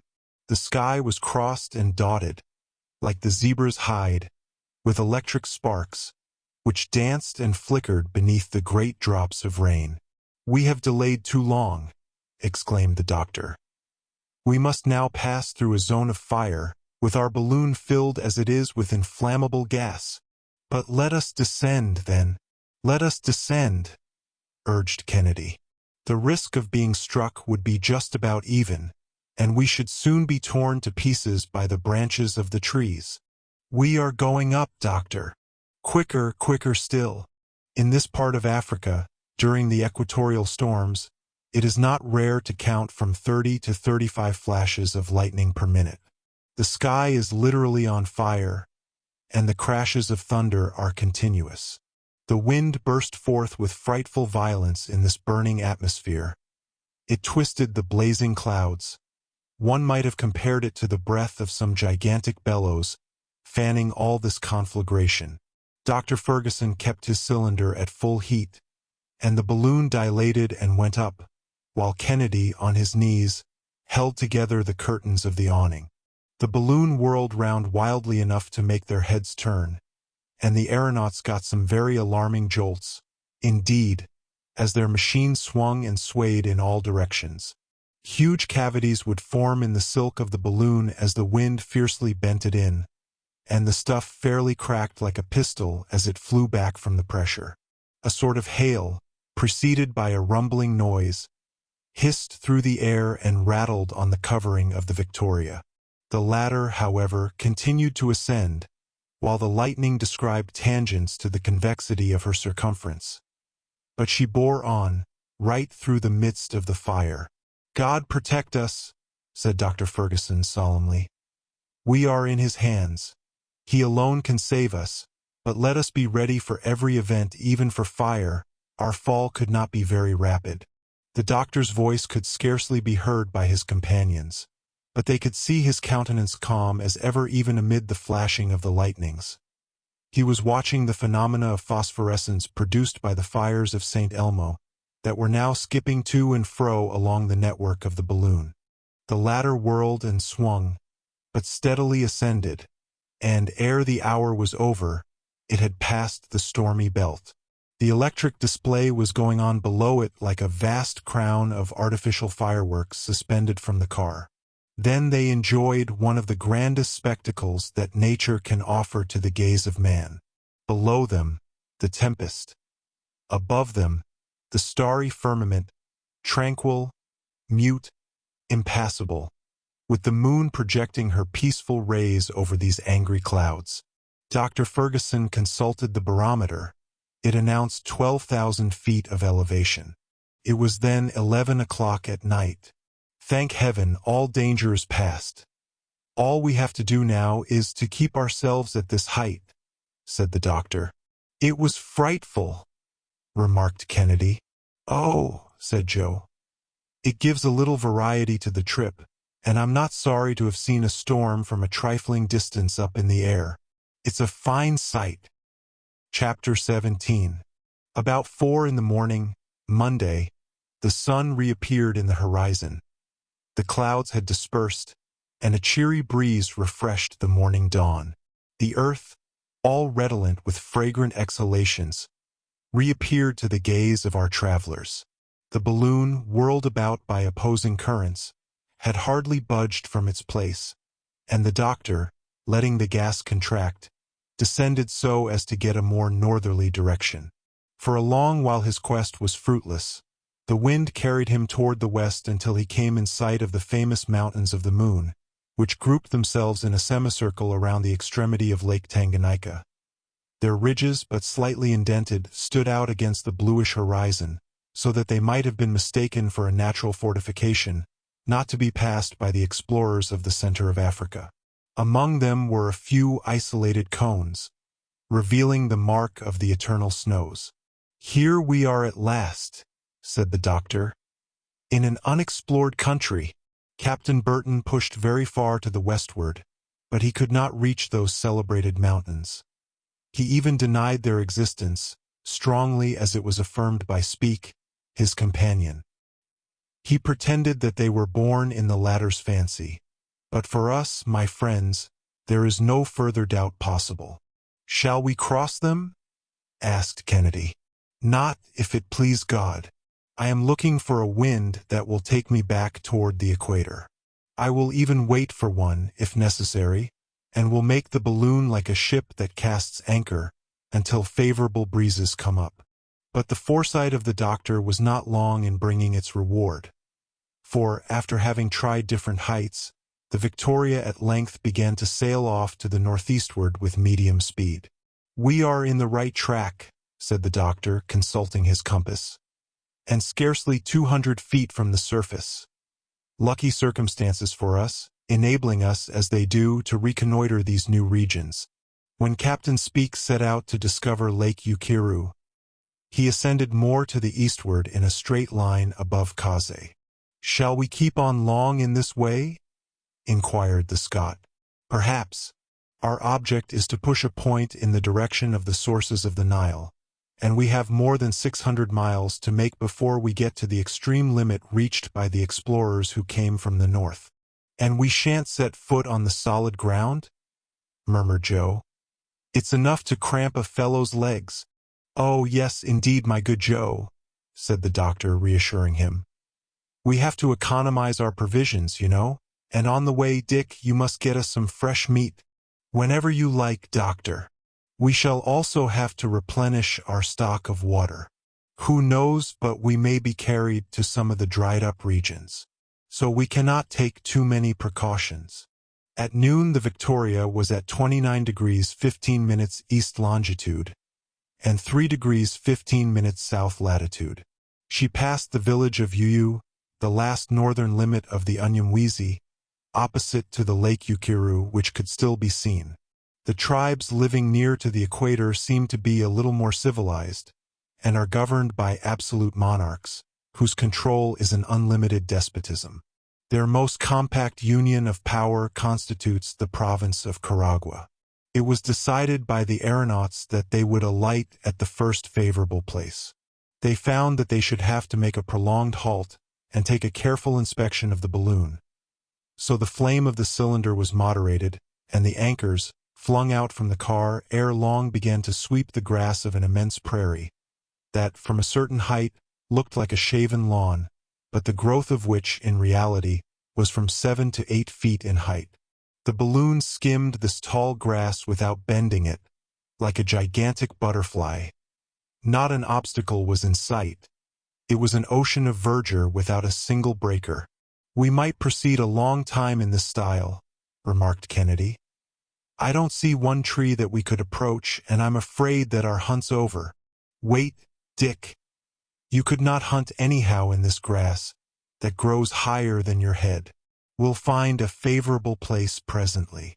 In truth, it was a charming excursion that they were making now. A veritable navigation on this green, almost transparent sea, gently undulating in the breath of the wind.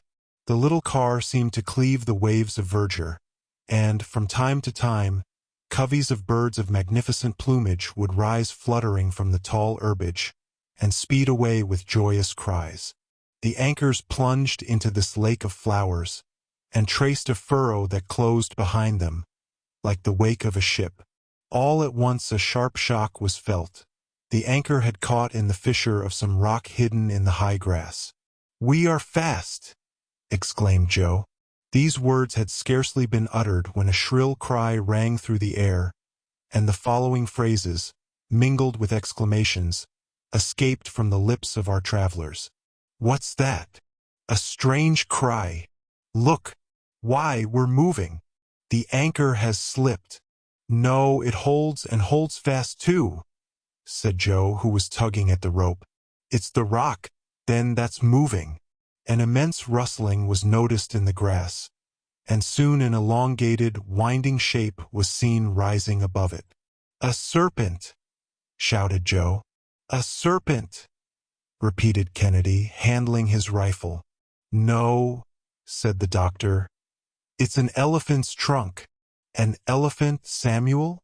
And, as Kennedy said this, he drew his rifle to his shoulder. "Wait, Dick, wait! That's a fact. The animal's towing us.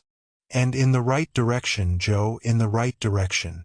The elephant was now making some headway, and soon reached a clearing where his whole body could be seen.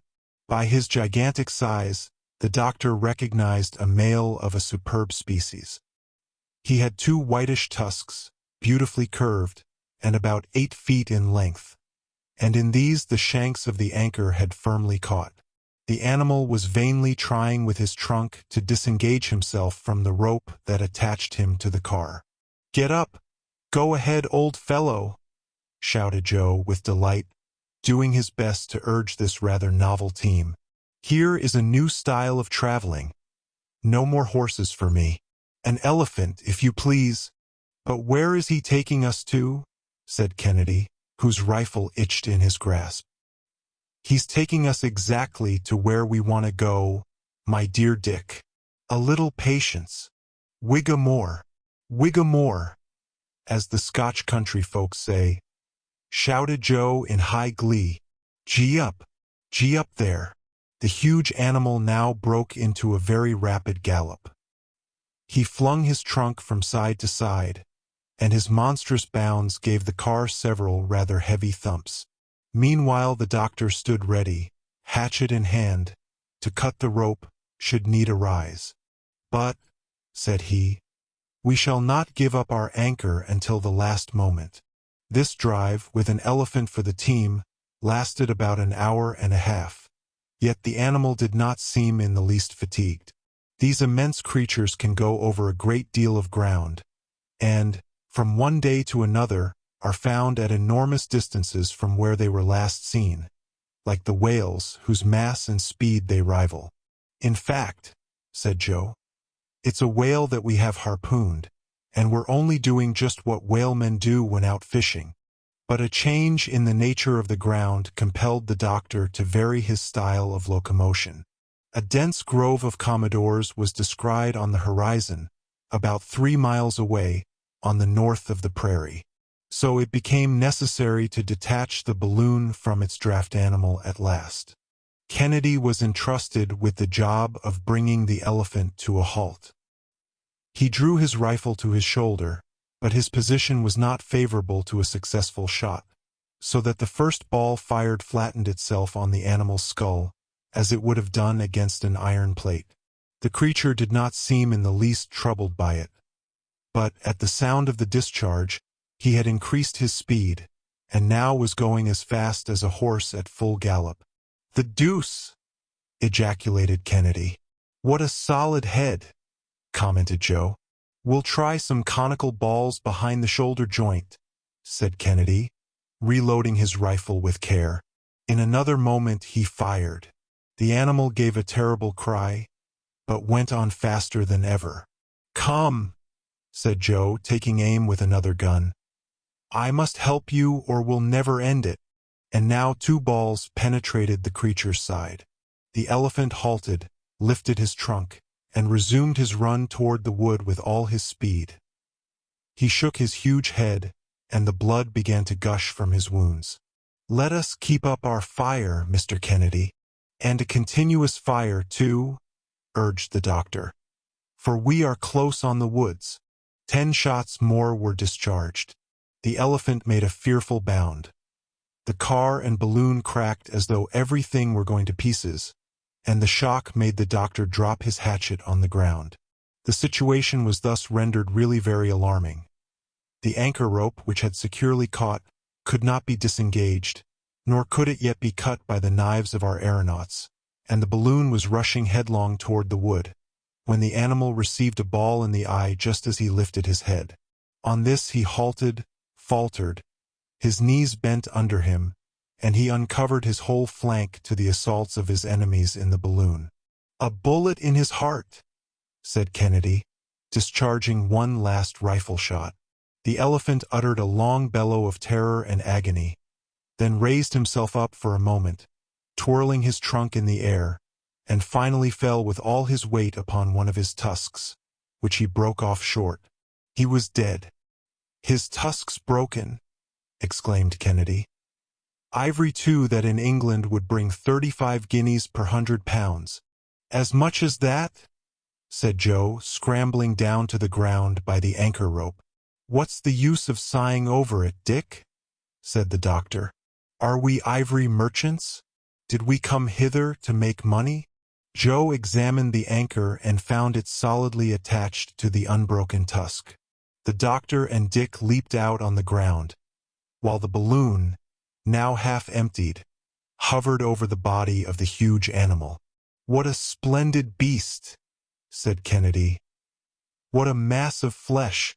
I never saw an elephant of that size in India." "There's nothing surprising about that, my dear Dick.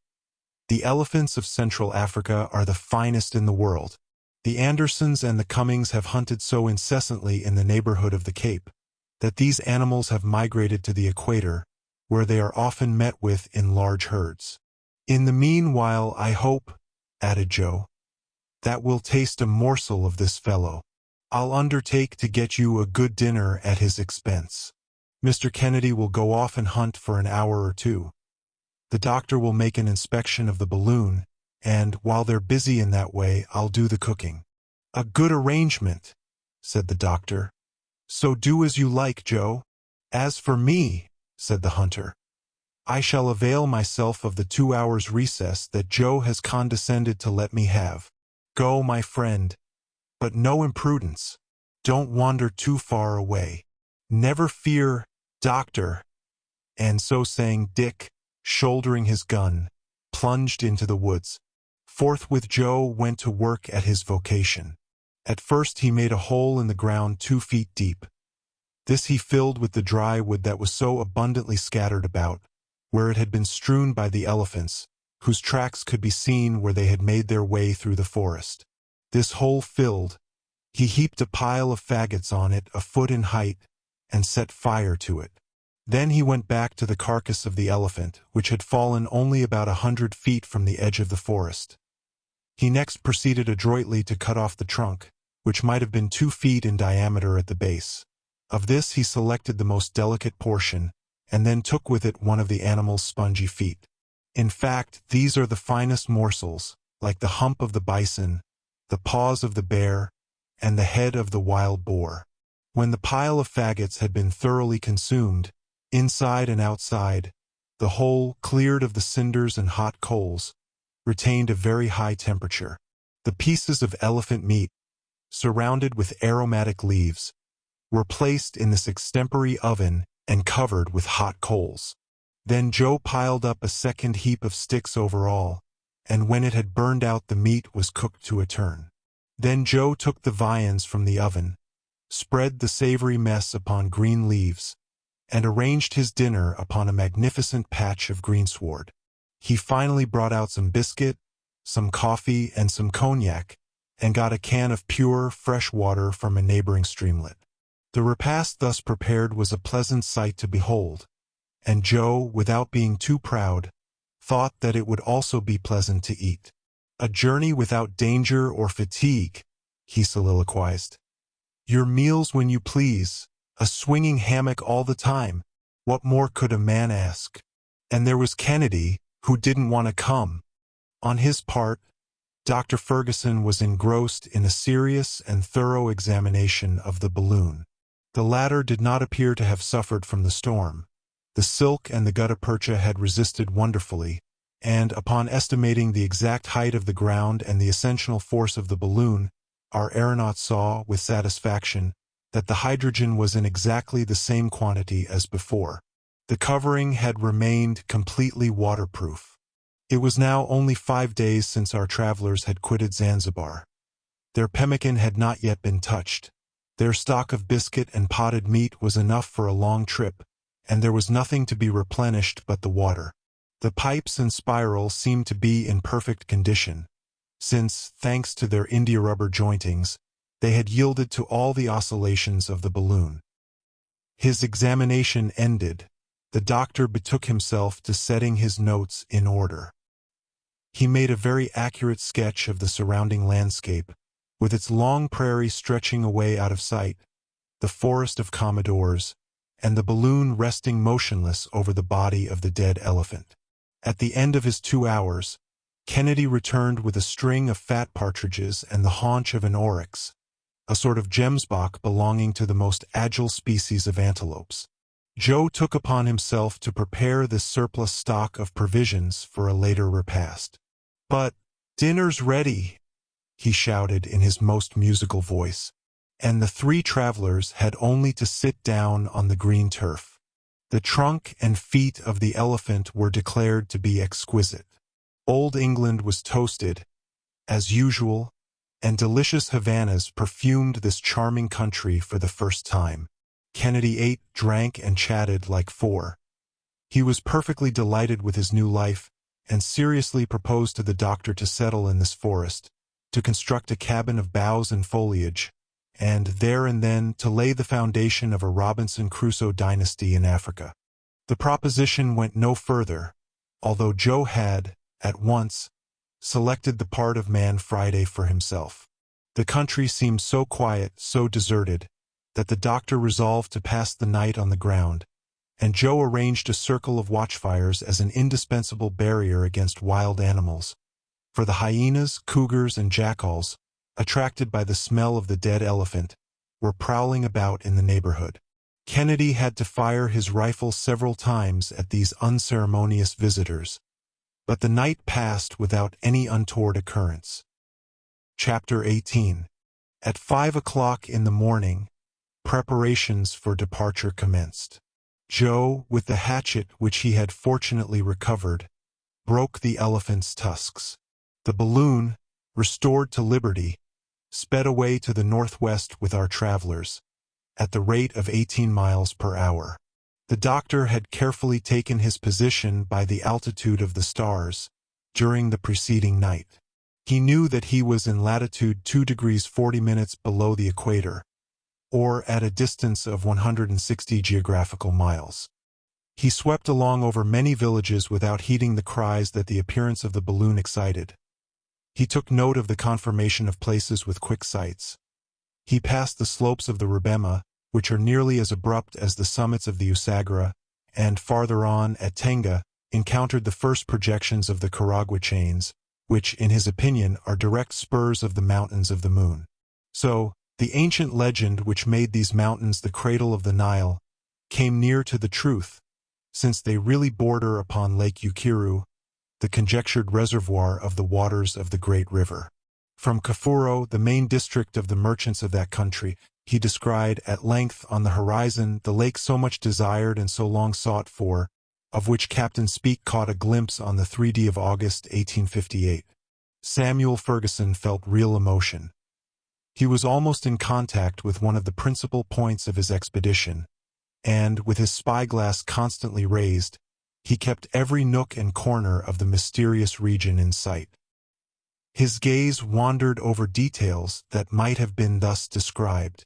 Beneath him extended a country generally destitute of cultivation. Only here and there some ravines seemed under tillage. The surface, dotted with peaks of medium height, grew flat as it approached the lake.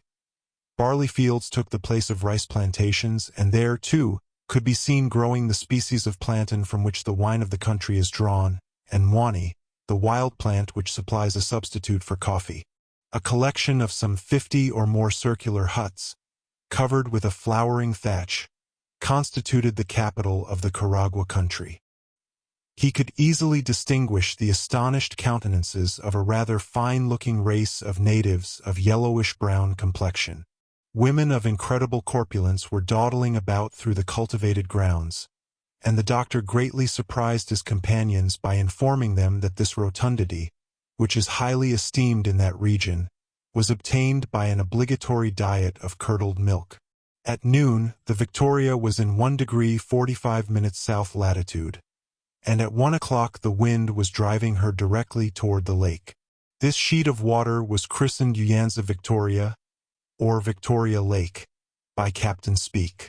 At the place now mentioned it might measure about 90 miles in breadth, and at its southern extremity the captain found a group of islets, which he named the archipelago of Bengal. He pushed his survey as far as Muanza on the eastern coast, where he was received by the Sultan. He made a triangulation of this part of the lake, but he could not procure a boat, either to cross it or to visit the great island of Ukiru, which is very populous, is governed by 3 sultans, and appears to be only a promontory at low tide. The balloon approached the lake more to the northward, to the doctor's great regret, for it had been his wish to determine its lower outlines. Its shores seemed to be thickly set with brambles and thorny plants, growing together in wild confusion, and were literally hidden, sometimes from the gaze, by myriads of mosquitoes of a light brown hue. The country was evidently habitable and inhabited. Troops of hippopotami could be seen disporting themselves in the forests of reeds, or plunging beneath the whitish waters of the lake. The latter, seen from above, presented, toward the west, so broad an horizon that it might have been called a sea. The distance between the 2 shores is so great that communication cannot be established, and storms are frequent and violent, for the winds sweep with fury over this elevated and unsheltered basin. The doctor experienced some difficulty in guiding his course. He was afraid of being carried toward the east, but, fortunately, a current bore him directly toward the north, and at 6 o'clock in the evening the balloon alighted on a small desert island in 30 minutes south latitude, and 32 degrees 52 minutes east longitude, about 20 miles from the shore. The travelers succeeded in making fast to a tree, and, the wind having fallen calm toward evening, they remained quietly at anchor. They dared not dream of taking the ground, since here, as on the shores of the Uyanza, legions of mosquitoes covered the soil in dense clouds. Joe even came back from securing the anchor in the tree, speckled with bites, but he kept his temper, because he found it quite the natural thing for mosquitoes to treat him as they had done. Nevertheless, the doctor, who was less of an optimist, let out as much rope as he could, so as to escape these pitiless insects, that began to rise toward him with a threatening hum. The doctor ascertained the height of the lake above the level of the sea, as it had been determined by Captain Speke, say 3,750 feet. "Here we are, then, on an island," said Joe, scratching as though he'd tear his nails out. "We could make the tour of it in a jiffy," added Kennedy. "And, excepting these confounded mosquitoes, there's not a living being to be seen on it." "The islands with which the lake is dotted," replied the doctor, "are nothing, after all, but the tops of submerged hills. But we are lucky to have found a retreat among them, for the shores of the lake are inhabited by ferocious tribes. Take your sleep, then, since Providence has granted us a tranquil night. Won't you do the same, doctor?" "No, I could not close my eyes. My thoughts would banish sleep. Tomorrow, my friends, should the wind prove favorable, we shall go due north, and we shall, perhaps, discover the sources of the Nile, that grand secret which has so long remained impenetrable. Near as we are to the sources of the renowned river, I could not sleep." Kennedy and Joe, whom scientific speculations failed to disturb to that extent, were not long in falling into sound slumber, while the doctor held his post. On Wednesday, April 23d, the balloon started at 4 o'clock in the morning, with a grayish sky overhead. Night was slow in quitting the surface of the lake, which was enveloped in a dense fog, but presently a violent breeze scattered all the mists, and after the balloon had been swung to and fro for a moment in opposite directions, it at length veered in a straight line toward the north. Dr. Fergusson fairly clapped his hands for joy. "We are on the right track," he exclaimed. "Today or never we shall see the Nile. Look, my friends, we are crossing the equator. We are entering our own hemisphere." "Ah," said Joe. "Do you think, doctor, that the equator passes here?" "Just here, my boy." "Well, then, with all respect to you, sir, it seems to me that this is the very time to moisten it." "Good," said the doctor, laughing. "Let us have a glass of punch. You have a way of comprehending cosmography that is anything but dull." And thus was the passage of the Victoria over the equator duly celebrated. The balloon made rapid headway. In the west could be seen a low and but slightly diversified coast, and, farther away in the background, the elevated plains of the Uganda and the Usoga. At length, the rapidity of the wind became excessive, approaching 30 miles per hour. The waters of the Nyanza, violently agitated, were foaming like the billows of a sea. By the appearance of certain long swells that followed the sinking of the waves, the doctor was enabled to conclude that the lake must have great depth of water. Only 1 or 2 rude boats were seen during this rapid passage. This lake is evidently, from its elevated position, the natural reservoir of the rivers in the eastern part of Africa, and the sky gives back to it in rain what it takes in vapor from the streams that flow out of it. I am certain that the Nile must here take its rise. "Well, we shall see," said Kennedy. About 9 o'clock they drew nearer to the western coast. It seemed deserted and covered with woods. The wind freshened a little toward the east, and the other shore of the lake could be seen. It bent around in such a curve as to end in a wide angle toward 2 degrees 40 minutes north latitude. Lofty mountains uplifted their arid peaks at this extremity of Nyanza, but between them, a deep and winding gorge gave exit to a turbulent and foaming river. While busy managing the balloon, Dr. Fergusson never ceased reconnoitering the country with eager eyes. "Look!" he exclaimed. "Look, my friends!" The statements of the Arabs were correct.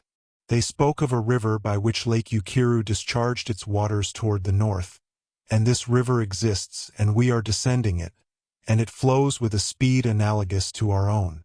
And this drop of water now gliding away beneath our feet is, beyond all question, rushing on, to mingle with the Mediterranean. "It is the Nile! It is the Nile!"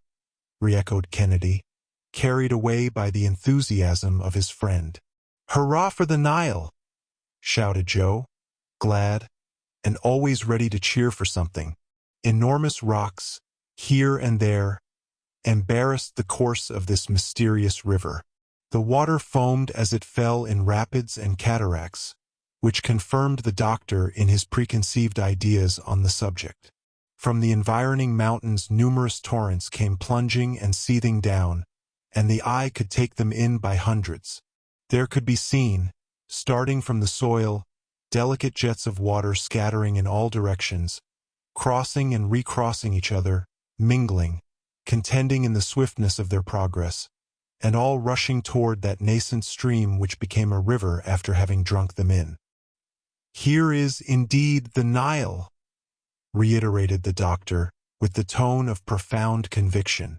"The origin of its name, like the origin of its waters, has fired the imagination of the learned. They have sought to trace it from the Greek, the Coptic, the Sanskrit.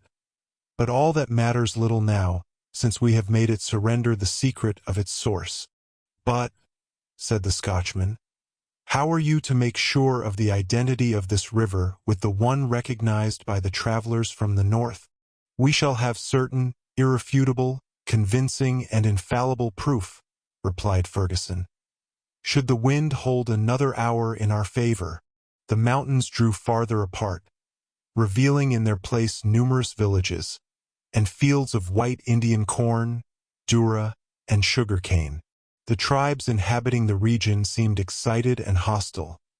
They manifested more anger than adoration, and evidently saw in the aeronauts only obtrusive strangers, and not condescending deities.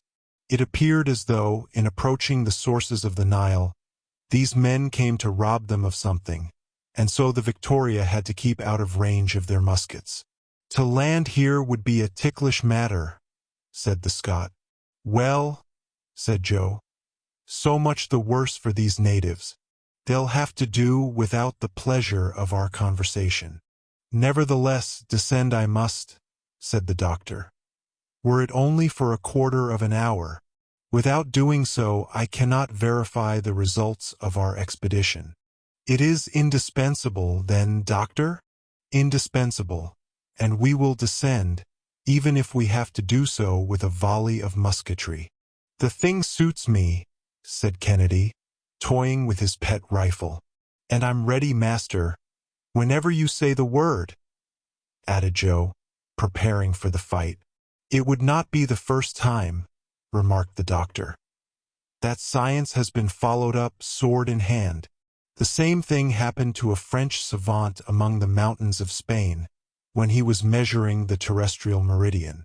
Be easy on that score, doctor, and trust to your 2 bodyguards." "Are we there, master?" "Not yet. In fact, I shall go up a little first, in order to get an exact idea of the configuration of the country." The hydrogen expanded, and in less than 10 minutes the balloon was soaring at a height of 2,500 feet above the ground. From that elevation could be distinguished an inextricable network of smaller streams which the river received into its bosom. Others came from the west, from between numerous hills, in the midst of fertile plains. "We are not 90 miles from Gondokoro," said the doctor, measuring off the distance on his map, "and less than 5 miles from the point reached by the explorers from the north. Let us descend with great care." And, upon this, the balloon was lowered about 2,000 feet. "Now, my friends, let us be ready, come what may." "Ready it is," said Dick and Joe with one voice. "Good." In a few moments the balloon was advancing along the bed of the river, and scarcely 100 feet above the ground. The Nile measured but 50 fathoms in width at this point, and the natives were in great excitement, rushing to and fro, tumultuously, in the villages that lined the banks of the stream. At the 2nd degree it forms a perpendicular cascade of 10 feet in height, and consequently impassable by boats. "Here, then, is the cascade mentioned by de Bono," exclaimed the doctor. The basin of the river spread out, dotted with numerous islands, which Dr. Fergusson devoured with his eyes. He seemed to be seeking for a point of reference which he had not yet found. By this time some blacks, having ventured in a boat just under the balloon, Kennedy saluted them with a shot from his rifle that made them regain the bank at their utmost speed. "A good journey to you," bawled Joe. "And if I were in your place, I wouldn't try coming back again. I should be mightily afraid of a monster that can hurl thunderbolts when he pleases." But all at once, the doctor snatched up his spyglass and directed it toward an island reposing in the middle of the river. "For trees!" he exclaimed. "Look, down there." Sure enough, there were 4 trees standing alone at one end of it. "It is Bengal Island. It is the very same," repeated the doctor exultingly. "And what of that?" asked Dick. "It is there that we shall alight, if God permits." "But it seems to be inhabited, Doctor." "Joe is right, and, unless I'm mistaken, there is a group of about a score of natives on it now. We'll make them scatter. There'll be no great trouble in that," responded Fergusson. "So be it," chimed in the hunter. The sun was at the zenith as the balloon approached the island. The blacks, who were members of the McAdoo tribe, were howling lustily, and one of them waved his bark hat in the air. Kennedy took aim at him, fired, and his hat flew about him in pieces. Thereupon there was a general scamper. The natives plunged headlong into the river and swam to the opposite bank. Immediately, there came a shower of balls from both banks, along with a perfect cloud of arrows, but without doing the balloon any damage, where it rested with its anchor snugly secured in the fissure of a rock. Joe lost no time in sliding to the ground. "The ladder!" cried the doctor. "Follow me, Kennedy." "What do you wish, sir?" "Let us alight. I want a witness." "Here I am." "Mind your post, Joe, and keep a good lookout." "Never fear, Doctor. I'll answer for all that." "Come, Dick," said the doctor as he touched the ground. So saying, he drew his companion along toward a group of rocks that rose upon one point of the island. There, after searching for some time, he began to rummage among the brambles, and in so doing, scratched his hands until they bled. Suddenly he grasped Kennedy's arm, exclaiming, "Look! Look! Letters!" Yes, there indeed could be descried with perfect precision of outline some letters carved on the rock. It was quite easy to make them out. A.D. A.D., repeated Dr. Fergusson. Andrea de Bono, the very signature of the traveler who farthest ascended the current of the Nile. "No doubt of that, friend Samuel," assented Kennedy. "Are you now convinced?" "It is the Nile. We cannot entertain a doubt on that score now," was the reply. The doctor, for the last time, examined those precious initials, the exact form and size of which he carefully noted. "And now," said he, "now for the balloon, quickly." Then, "For I see some of the natives getting ready to recross the river. That matters little to us now. Let the wind but send us northward for a few hours, and we shall reach Gondokoro, and press the hands of some of our countrymen." 10 minutes more, and the balloon was majestically ascending, while Dr. Fergusson, in token of success, waved the English flag triumphantly from his car. Chapter 19. "Which way do we head?" asked Kennedy, as he saw his friend consulting the compass. "North-northeast." "The deuce! But that's not the north." "No, Dick, and I'm afraid that we shall have some trouble in getting to Gondokoro. I am sorry for it, but at last we have succeeded in connecting the explorations from the east with those from the north, and we must not complain." The balloon was now receding gradually from the Nile. "One last look," said the doctor. "At this impassable latitude, beyond which the most intrepid travelers could not make their way, there are those intractable tribes of whom Petherick, Arnaud, Muni, and the young traveler Legion, to whom we are indebted for the best work on the Upper Nile, have spoken." "Thus, then," added Kennedy inquiringly, Our discoveries agree with the speculations of science. Absolutely so. The sources of the White Nile of the Bahr el Abayad are immersed in a lake as large as a sea. It is there that it takes its rise. Poesy undoubtedly loses something thereby. People were fond of ascribing a celestial origin to this king of rivers. The ancients gave it the name of an ocean, and were not far from believing that it flowed directly from the sun. But we must come down from these flights from time to time, and accept what science teaches us. There will not always be scientific men, perhaps, but there always will be poets. We can still see cataracts, said Joe. Those are the cataracts of Makedo in the 3rd degree of latitude. Nothing could be more accurate. Oh, if we could only have followed the course of the Nile for a few hours. And down yonder, below us, I see the top of a mountain, said the hunter. That is Mount Longwek, the trembling mountain of the Arabs. This whole country was visited by De Bono, who went through it under the name of Latif Effendi.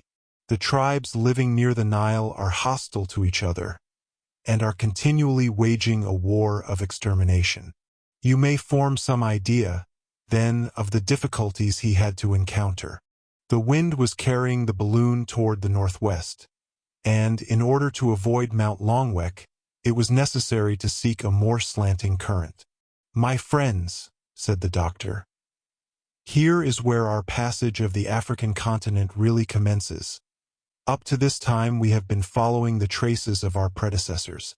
Henceforth we are to launch ourselves upon the unknown. We shall not lack the courage, shall we? Never, said Dick and Joe together, almost in a shout. Onward, then, and may we have the help of heaven. At 10 o'clock at night, after passing over ravines, forests, and scattered villages, the aeronauts reached the side of the trembling mountain, along whose gentle slopes they went quietly gliding. In that memorable day, the 23rd of April, they had, in 15 hours, impelled by a rapid breeze, traversed a distance of more than 315 miles. But this latter part of the journey had left them in dull spirits, and complete silence reigned in the car. Was Dr. Fergusson absorbed in the thought of his discoveries?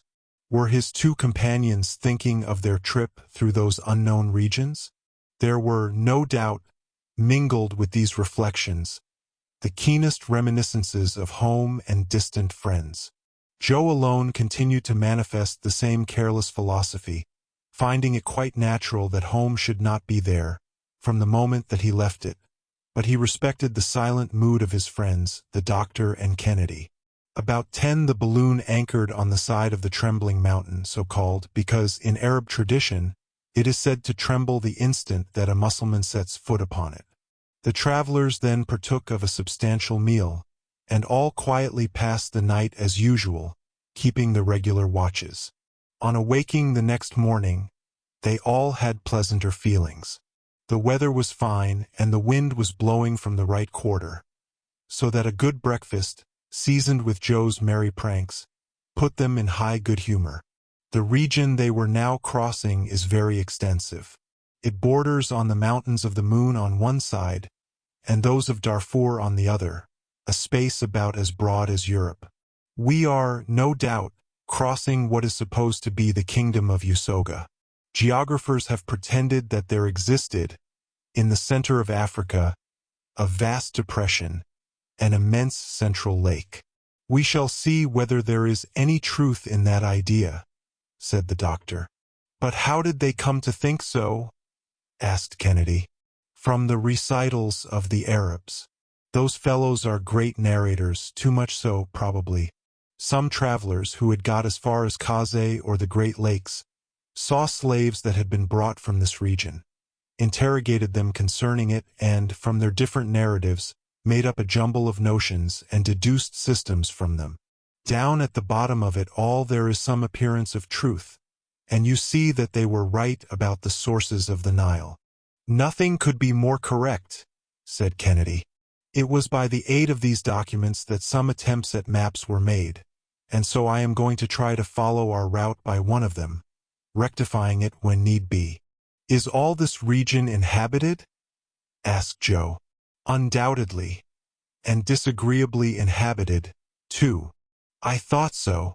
These scattered tribes come, one and all, under the title of Nyam-Nyams, and this compound word is only a sort of nickname. It imitates the sound of chewing. That's it.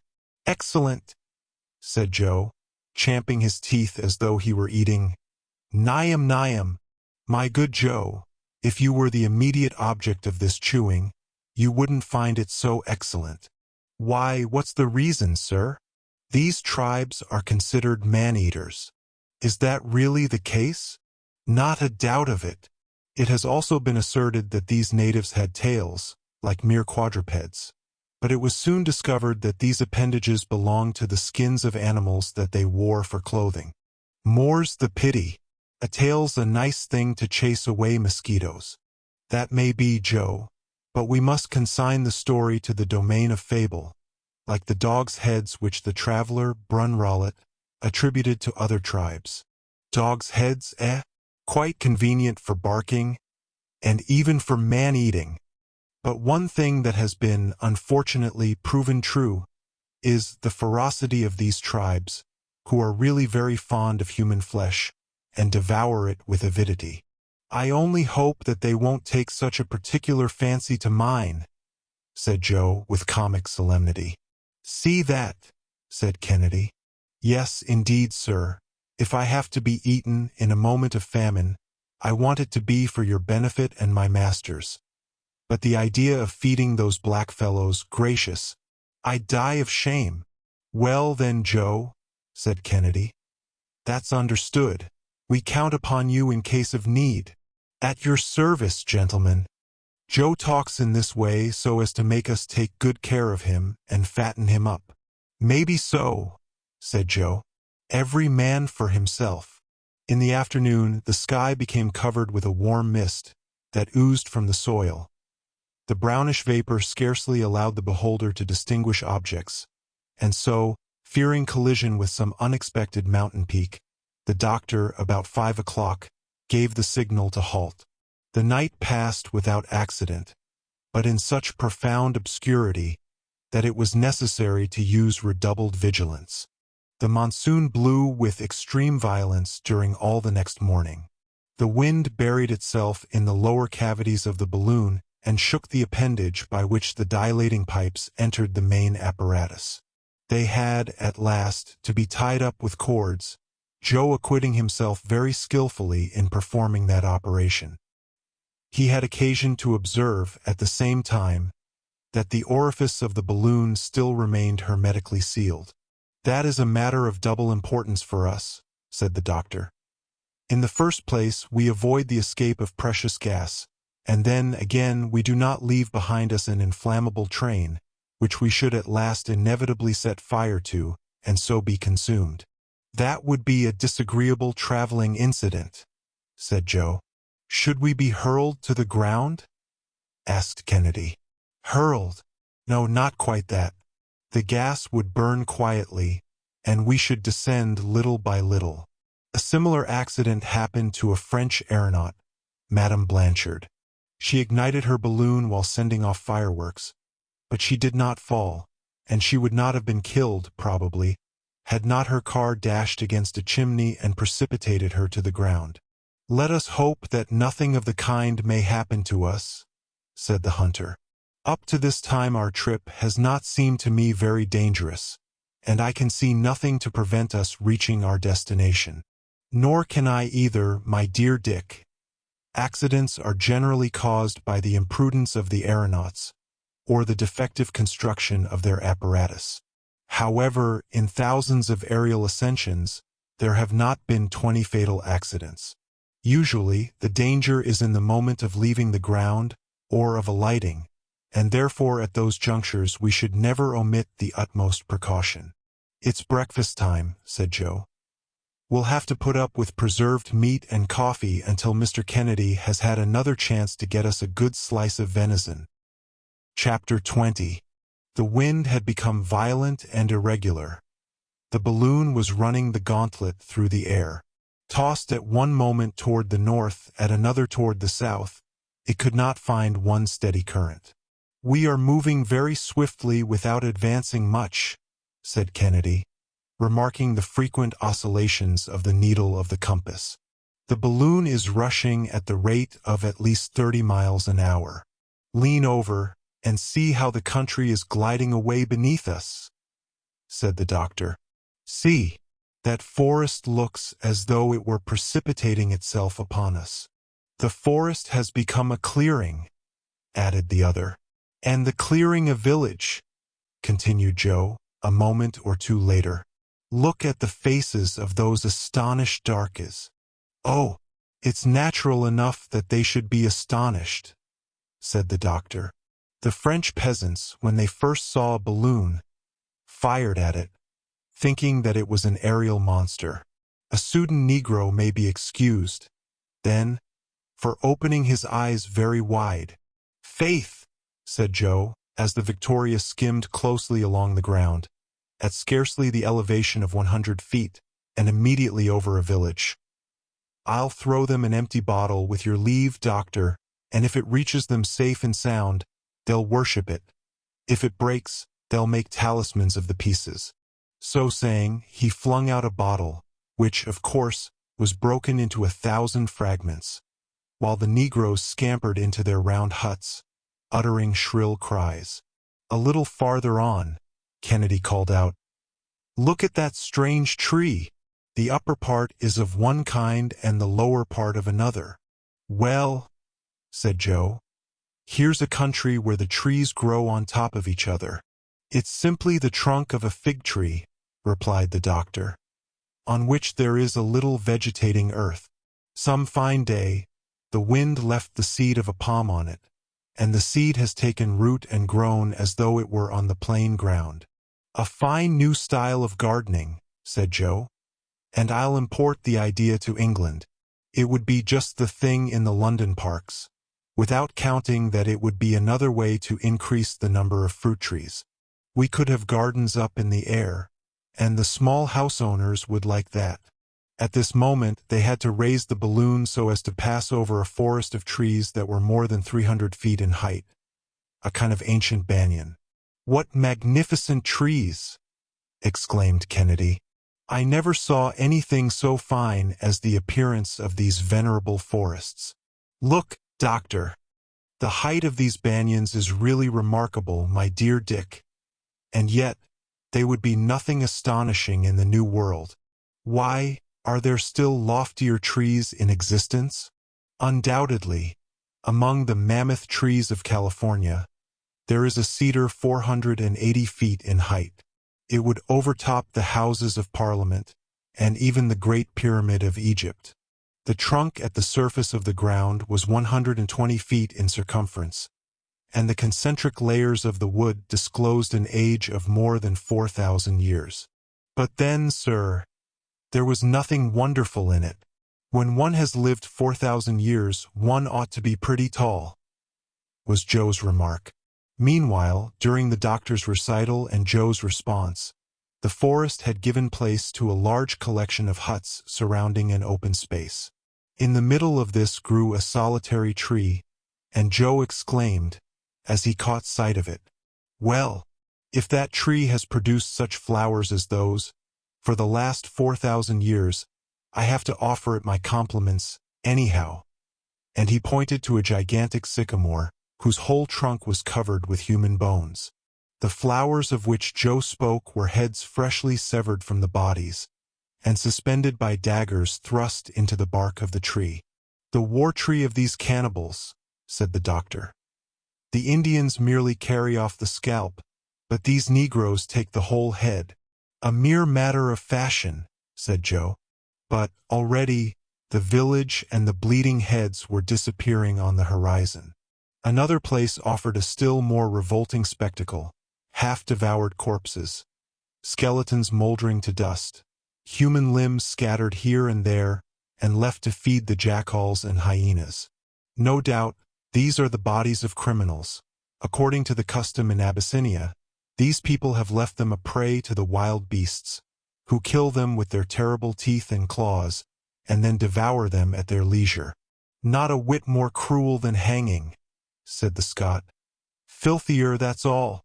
In the southern regions of Africa they content themselves, resumed the doctor, with shutting up the criminal in his own hut with his cattle, and sometimes with his family. They then set fire to the hut, and the whole party are burned together. I call that cruel, but, like friend Kennedy, I think that the gallows is quite as cruel, quite as barbarous. Joe, by the aid of his keen sight, which he did not fail to use continually, noticed some flocks of birds of prey flitting about the horizon. "They are eagles," exclaimed Kennedy, after reconnoitering them through the glass. "Magnificent birds, whose flight is as rapid as ours. Heaven preserve us from their attacks," said the doctor. "They are more to be feared by us than wild beasts or savage tribes." "Bah!" said the hunter. "We can drive them off with a few rifle shots. Nevertheless, I would prefer, dear Dick, not having to rely upon your skill this time, for the silk of our balloon could not resist their sharp beaks. Fortunately, the huge birds will, I believe, be more frightened than attracted by our machine." "Yes, but a new idea, and I have dozens of them," said Joe. "If we could only manage to capture a team of live eagles, we could hitch them to the balloon, and they'd haul us through the air." "The thing has been seriously proposed," replied the doctor, "but I think it hardly practicable with creatures naturally so restive." "Oh, we'd tame them," said Joe. "Instead of driving them with bits, we'd do it with eye blinkers that would cover their eyes. Half blinded in that way, they'd go to the right or to the left as we desired. When blinded completely, they would stop. Allow me, Joe, to prefer a favorable wind to your team of eagles. It costs less for fodder, and is more reliable." "Well, you may have your choice, master, but I stick to my idea." And now was noon. The Victoria had been going at a more moderate speed for some time. The country merely passed below it. It no longer flew. Suddenly, shouts and whistlings were heard by our aeronauts, and, leaning over the edge of the car, they saw on the open plain below them an exciting spectacle. Two hostile tribes were fighting furiously, and the air was dotted with volleys of arrows. The combatants were so intent upon their murderous work that they did not notice the arrival of the balloon. There were about 300 mingled confusedly in the deadly struggle. Most of them, red with the blood of the wounded, in which they fairly wallowed, were horrible to behold. As they at last caught sight of the balloon, there was a momentary pause. But their yells redoubled, and some arrows were shot at the Victoria, one of them coming close enough for Joe to catch it with his hand. "Let us rise out of range," exclaimed the doctor. "There must be no rashness. We are forbidden any risk." Meanwhile, the massacre continued on both sides with battle-axes and war-clubs. As quickly as one of the combatants fell, a hostile warrior ran up to cut off his head, while the women, mingling in the fray, gathered up these bloody trophies and piled them together at either extremity of the battlefield. Often, too, they even fought for these hideous spoils. "What a frightful scene!" said Kennedy, with profound disgust. "They're ugly acquaintances," added Joe. "But then, if they had uniforms they'd be just like the fighters of all the rest of the world. I have a keen hankering to take a hand in at that fight," said the hunter, brandishing his rifle. "No, no," objected the doctor vehemently. "No, let us not meddle with what don't concern us. Do you know which is right or which is wrong, that you would assume the part of the Almighty? Let us, rather, hurry away from this revolting spectacle. Could the great captains of the world float thus above the scenes of their exploits, they would at last, perhaps, conceive a disgust for blood and conquest." The chieftain of one of the contending parties was remarkable for his athletic proportions, his great height, and Herculean strength. With one hand he plunged his spear into the compact ranks of his enemies, and with the other mowed large spaces in them with his battle-axe. Suddenly he flung away his war-club, red with blood, rushed upon a wounded warrior, and, chopping off his arm at a single stroke, carried the dissevered member to his mouth and bit it again and again. "Ah!" ejaculated Kennedy. "The horrible brute! I can hold back no longer." And, as he spoke, the huge savage, struck full in the forehead with a rifle ball, fell headlong to the ground. Upon this sudden mishap of their leader, his warriors seemed struck dumb with amazement. His supernatural death awed them, while it reanimated the courage and ardor of their adversaries, and in a twinkling the field was abandoned by half the combatants. "Come, let us look higher up for a current to bear us away. I am sick of this spectacle," said the doctor. But they could not get away so rapidly as to avoid the sight of the victorious tribe rushing upon the dead and the wounded, scrambling and disputing for the still warm and reeking flesh, and eagerly devouring it. "Faugh!" uttered Joe. "It's sickening." The balloon rose as it expanded. The howlings of the brutal horde, in the delirium of their orgy, pursued them for a few minutes. But at length, borne away toward the south, they were carried out of sight and hearing of this horrible spectacle of cannibalism. The surface of the country was now greatly varied, with numerous streams of water, bearing toward the east. The latter, undoubtedly, ran into those affluents of Lake New, or of the River of the Gazelles, concerning which M. Guillaume Lejeune has given such curious details. At nightfall, the balloon cast anchor in 27 degrees east longitude, and 4 degrees 20 minutes north latitude, after a day's trip of 150 miles. Chapter 21. The night came on very dark. The doctor had not been able to reconnoiter the country. He had made fast to a very tall tree, from which he could distinguish only a confused mass through the gloom. As usual, he took the 9 o'clock watch, and at midnight Dick relieved him. "Keep a sharp lookout, Dick," was the doctor's good-night injunction. "Is there anything new on the carpet?" "No, but I thought that I heard vague sounds below us, and as I don't exactly know where the wind has carried us to, even an excess of caution would do no harm." "You've probably heard the cries of wild beasts." "No. The sounds seem to me something altogether different from that. At all events, on the least alarm don't fail to waken us." "I'll do so, Doctor. Rest easy." After listening attentively for a moment or two longer, the doctor, hearing nothing more, threw himself on his blankets and went asleep. The sky was covered with dense clouds, but not a breath of air was stirring, and the balloon, kept in its place by only a single anchor, experienced not the slightest oscillation. Kennedy, leaning his elbow on the edge of the car, so as to keep an eye on the cylinder, which was actively at work, gazed out upon the calm obscurity. He eagerly scanned the horizon, and, as often happens to minds that are uneasy or possessed with preconceived notions, he fancied that he sometimes detected vague gleams of light in the distance. At one moment he even thought that he saw them only 200 paces away, quite distinctly, but it was a mere flash that was gone as quickly as it came, and he noticed nothing more. It was, no doubt, one of those luminous illusions that sometimes impress the eye in the midst of very profound darkness.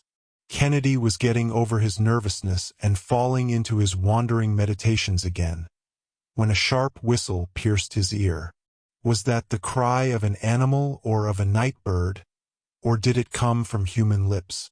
Kennedy, perfectly comprehending the gravity of the situation, was on the point of waking his companions, but he reflected that, in any case, men or animals, the creatures that he had heard must be out of reach.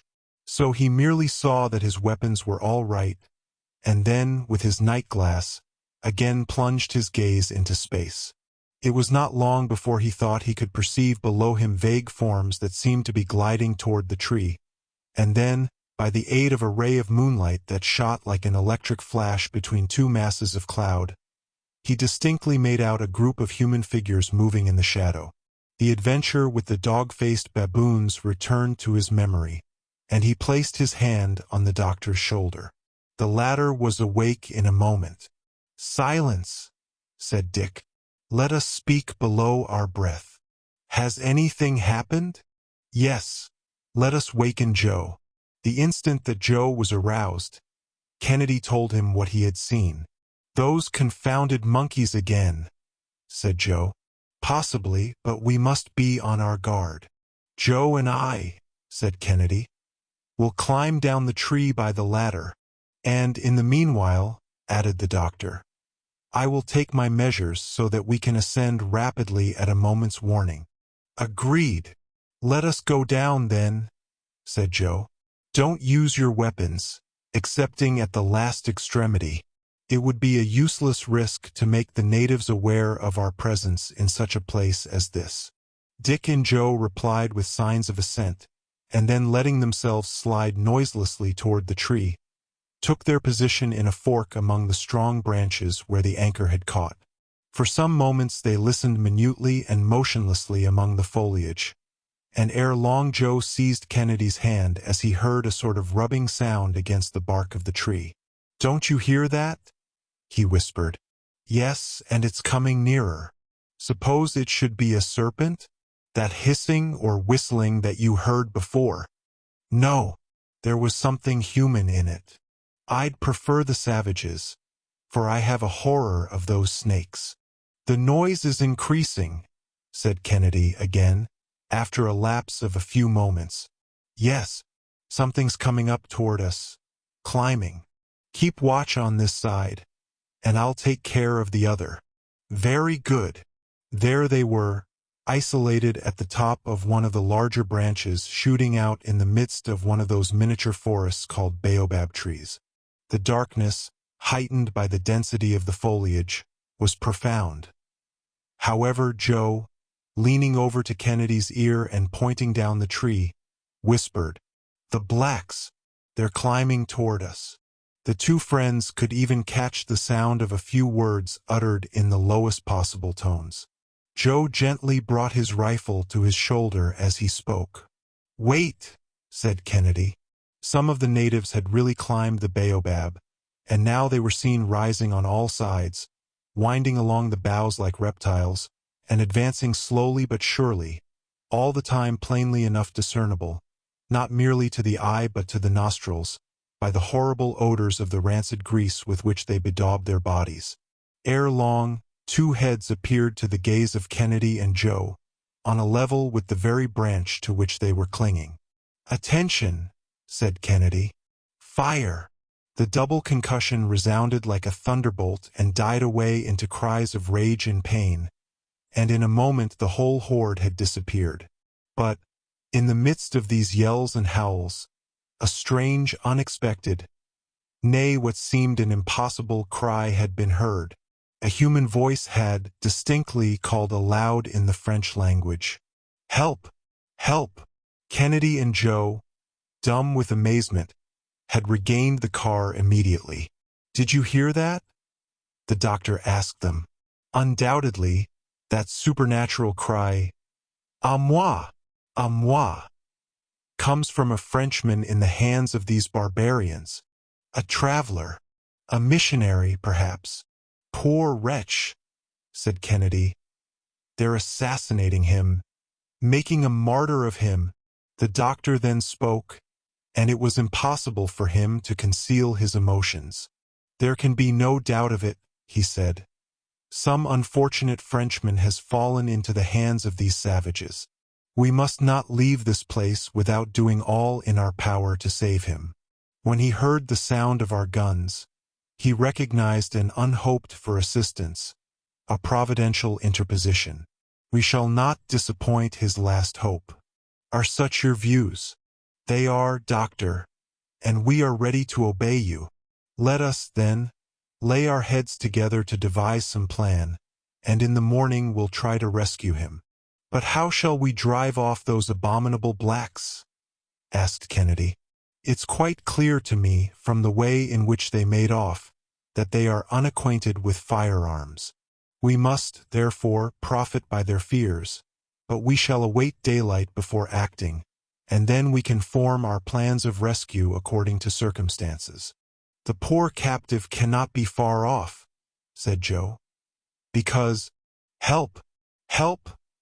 Repeated the voice, but much more feebly this time.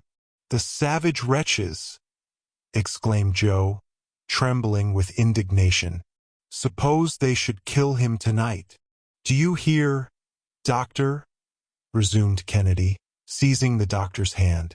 Suppose they should kill him tonight. It is not at all likely, my friends. These savage tribes kill their captives in broad daylight. They must have the sunshine. Now, if I were to take advantage of the darkness to slip down to the poor fellow, said Kennedy. And I'll go with you, said Joe warmly. Pause, my friends, pause. The suggestion does honor to your hearts and to your courage. But you would expose us all to great peril, and do still greater harm to the unfortunate man whom you wish to aid. Why so? Asked Kennedy. These savages are frightened and dispersed. They will not return. Dick, I implore you, heed what I say. I am acting for the common good, and if by any accident you should be taken by surprise, all would be lost. But think of that poor wretch hoping for aid, waiting there, praying, calling aloud. Is no one to go to his assistance? He must think that his senses deceived him, that he heard nothing. We can reassure him on that score, said Dr. Fergusson, and standing erect, making a speaking trumpet of his hands, he shouted at the top of his voice in French, Whoever you are, be of good cheer. 3 friends are watching over you. A terrific howl from the savages responded to these words, no doubt drowning the prisoner's reply. They are murdering him. They are murdering him, exclaimed Kennedy. Our interference will have served no other purpose than to hasten the hour of his doom. We must act. But how, Dick? What do you expect to do in the midst of this darkness? Oh, if it was only daylight, sighed Joe. Well, and suppose it were daylight? Said the doctor in a singular tone. Nothing more simple, doctor, said Kennedy. I'd go down and scatter all these savage villains with powder and ball. And you, Joe, what would you do? I, master? Why, I'd act more prudently, maybe, by telling the prisoner to make his escape in a certain direction that we'd agree upon. And how would you get him to know that? By means of this arrow that I caught flying the other day. I'd tie a note to it, or I'd just call out to him in a loud voice what you want him to do, because these black fellows don't understand the language that you'd speak in. Your plans are impracticable, my dear friends. The greatest difficulty would be for this poor fellow to escape at all, even admitting that he should manage to elude the vigilance of his captors. As for you, my dear Dick, with determined daring and profiting by their alarm at our firearms, your project might possibly succeed. But were it to fail, you would be lost, and we should have 2 persons to save instead of 1. No, we must put all the chances on our side, and go to work differently. But let us act at once, said the hunter. Perhaps we may, said the doctor, throwing considerable stress upon the words. Why, doctor, can you light up such darkness as this? Who knows, Joe? Ah, if you can do that, you're the greatest learned man in the world. The doctor kept silent for a few moments. He was thinking. His 2 companions looked at him with much emotion, for they were greatly excited by the strangeness of the situation. Fergusson at last resumed. Here is my plan. We have 200 pounds of ballast left, since the bags we brought with us are still untouched. I'll suppose that this prisoner, who is evidently exhausted by suffering, weighs as much as one of us. There will still remain 60 pounds of ballast to throw out, in case we should want to ascend suddenly. How do you expect to manage the balloon? Asked Kennedy. This is the idea, Dick. You will admit that if I can get to the prisoner, and throw out a quantity of ballast equal to his weight, I shall have in no wise altered the equilibrium of the balloon. But, then, if I want to get a rapid ascension so as to escape these savages, I must employ means more energetic than the cylinder.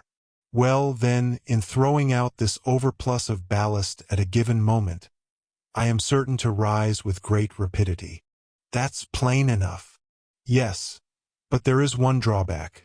It consists in the fact that, in order to descend after that, I should have to part with a quantity of gas proportionate to the surplus ballast that I had thrown out. Now, the gas is precious, but we must not haggle over it when the life of a fellow creature is at stake. You are right, sir. We must do everything in our power to save him. Let us work, then, and get these bags all arranged on the rim of the car, so that they may be thrown overboard at one movement. But this darkness? It hides our preparations, and will be dispersed only when they are finished. Take care to have all our weapons close at hand. Perhaps we may have to fire, so we have one shot in the rifle, for the 2 muskets, 12 in the 2 revolvers, or 17 in all, which might be fired in a quarter of a minute. But perhaps we shall not have to resort to all this noisy work. Are you ready? We're ready, responded Joe. The sacks were placed as requested, and the arms were put in good order. Very good, said the doctor. Have an eye to everything. Joe will see to throwing out the ballast, and Dick will carry off the prisoner. But let nothing be done until I give the word. Joe will first detach the anchor, and then quickly make his way back to the car. Joe let himself slide down by the rope, and in a few moments reappeared at his post, while the balloon, thus liberated, hung almost motionless in the air. In the meantime, the doctor assured himself of the presence of a sufficient quantity of gas in the mixing tank to feed the cylinder, if necessary, without there being any need of resorting for some time to the Bunsen battery. He then took out the 2 perfectly isolated conducting wires, which served for the decomposition of the water, and, searching in his traveling sack, brought forth 2 pieces of charcoal, cut down to a sharp point, and fixed one at the end of each wire. His 2 friends looked on, without knowing what he was about, but they kept perfectly silent. When the doctor had finished, he stood up erect in the car, and, taking the 2 pieces of charcoal, one in each hand, drew their points nearly together. In a twinkling, an intense and dazzling light was produced, with an insupportable glow between the 2 pointed ends of charcoal, and a huge jet of electric radiance literally broke the darkness of the night. "Oh!" ejaculated the astonished friends. "Not a word," cautioned the doctor. Chapter 22. Dr. Fergusson darted his powerful electric jet toward various points of space, and caused it to rest on a spot from which shouts of terror were heard. His companions fixed their gaze eagerly on the place.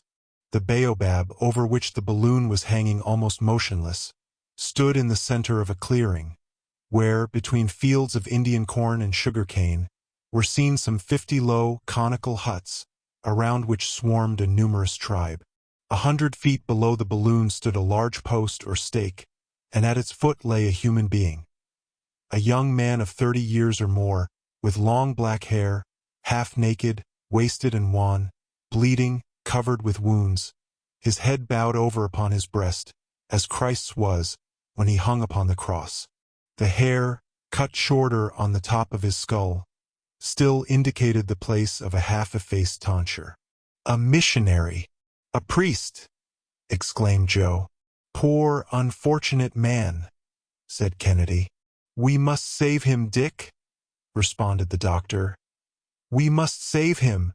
The crowd of blacks, when they saw the balloon over their heads, like a huge comet with a train of dazzling light, were seized with a terror that may be readily imagined. Upon hearing their cries, the prisoner raised his head. His eyes gleamed with sudden hope, and, without too thoroughly comprehending what was taking place, he stretched out his hands to his unexpected deliverers. "He is alive!" exclaimed Fergusson. "God be praised! The savages have got a fine scare, and we shall save him. Are you ready, friends?" "Ready, doctor, at the word." "Joe, shut off the cylinder." The doctor's order was executed. An almost imperceptible breath of air impelled the balloon directly over the prisoner, at the same time that it gently lowered with the contraction of the gas. For about 10 minutes it remained floating in the midst of luminous waves, for Fergusson continued to flash right down upon the throng his glowing sheaf of rays, which, here and there, marked out swift and vivid sheets of light. The tribe, under the influence of an indescribable terror, disappeared little by little in the huts, and there was complete solitude around the stake. The doctor had, therefore, been right in counting upon the fantastic appearance of the balloon throwing out rays, as vivid as the sun's, through this intense gloom.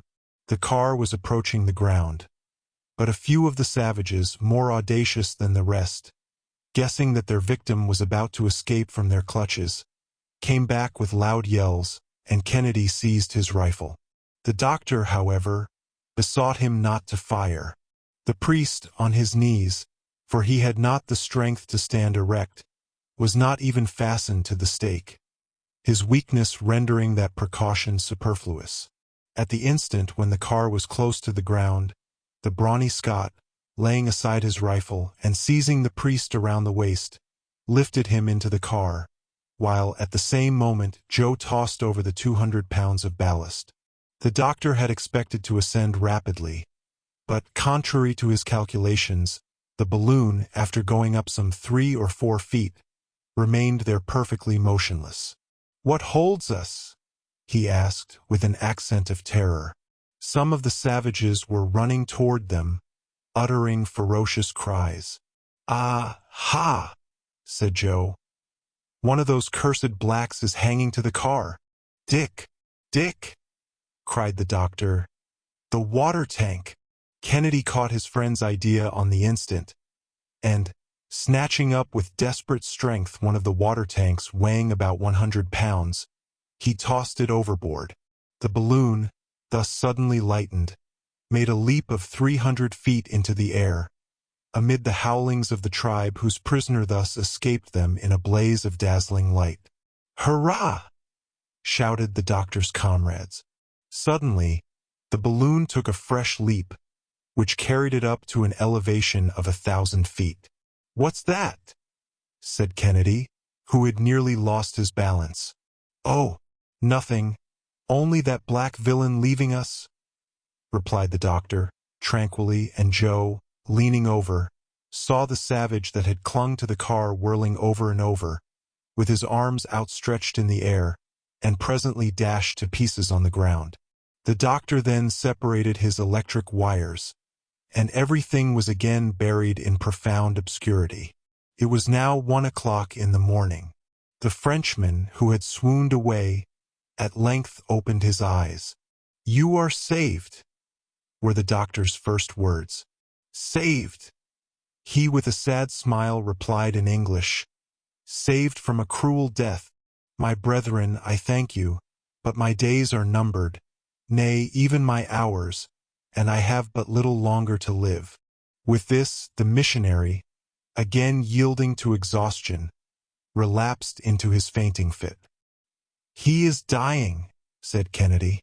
"No," replied the doctor, bending over him, "but he is very weak, so let us lay him under the awning." And they did gently deposit on their blankets that poor, wasted body, covered with scars and wounds, still bleeding where fire and steel had, in 20 places, left their agonizing marks. The doctor, taking an old handkerchief, quickly prepared a little lint, which he spread over the wounds, after having washed them. These rapid attentions were bestowed with the celerity and skill of a practiced surgeon, and, when they were complete, the doctor, taking a cordial from his medicine chest, poured a few drops upon his patient's lips. The latter feebly pressed his kind hands, and scarcely had the strength to say, "Thank you, thank you." The doctor comprehended that he must be left perfectly quiet, so he closed the folds of the awning and resumed the guidance of the balloon. The latter, after taking into account the weight of the new passenger, had been lightened of 180 pounds, and therefore kept aloft without the aid of the cylinder. At the first dawn of day, a current drove it gently toward the west-northwest. The doctor went in under the awning for a moment or two to look at his still sleeping patient. "May heaven spare the life of our new companion. Have you any hope?" said the Scot. "Yes, Dick, with care, in this pure, fresh atmosphere." "How that man has suffered," said Joe with feeling. "He did bolder things than we've done, in venturing all alone among those savage tribes." "That cannot be questioned," assented the hunter. During the entire day the doctor would not allow the sleep of his patient to be disturbed. It was really a long stupor, broken only by an occasional murmur of pain that continued to disquiet and agitate the doctor greatly. Toward evening the balloon remained stationary in the midst of the gloom, and during the night, while Kennedy and Joe relieved each other in carefully tending the sick man, Fergusson kept watch over the safety of all. By the morning of the next day, the balloon had moved, but very slightly, to the westward. The dawn came up pure and magnificent. The sick man was able to call his friends with a stronger voice. They raised the curtains of the awning, and he inhaled with delight the keen morning air. "How do you feel today?" asked the doctor. "Better, perhaps," he replied. "But you, my friends, I have not seen you yet, excepting in a dream. I can, indeed, scarcely recall what has occurred. Who are you, that your names may not be forgotten in my dying prayers?" "We are English travelers," replied Fergusson. "We are trying to cross Africa in a balloon, and on our way we have had the good fortune to rescue you." "Science has its heroes," said the missionary. "But religion its martyrs," rejoined the Scot. "Are you a missionary?" asked the doctor. "I am a priest of the Lazarist mission. Heaven sent you to me. Heaven be praised. The sacrifice of my life had been accomplished. But you come from Europe. Tell me about Europe, about France.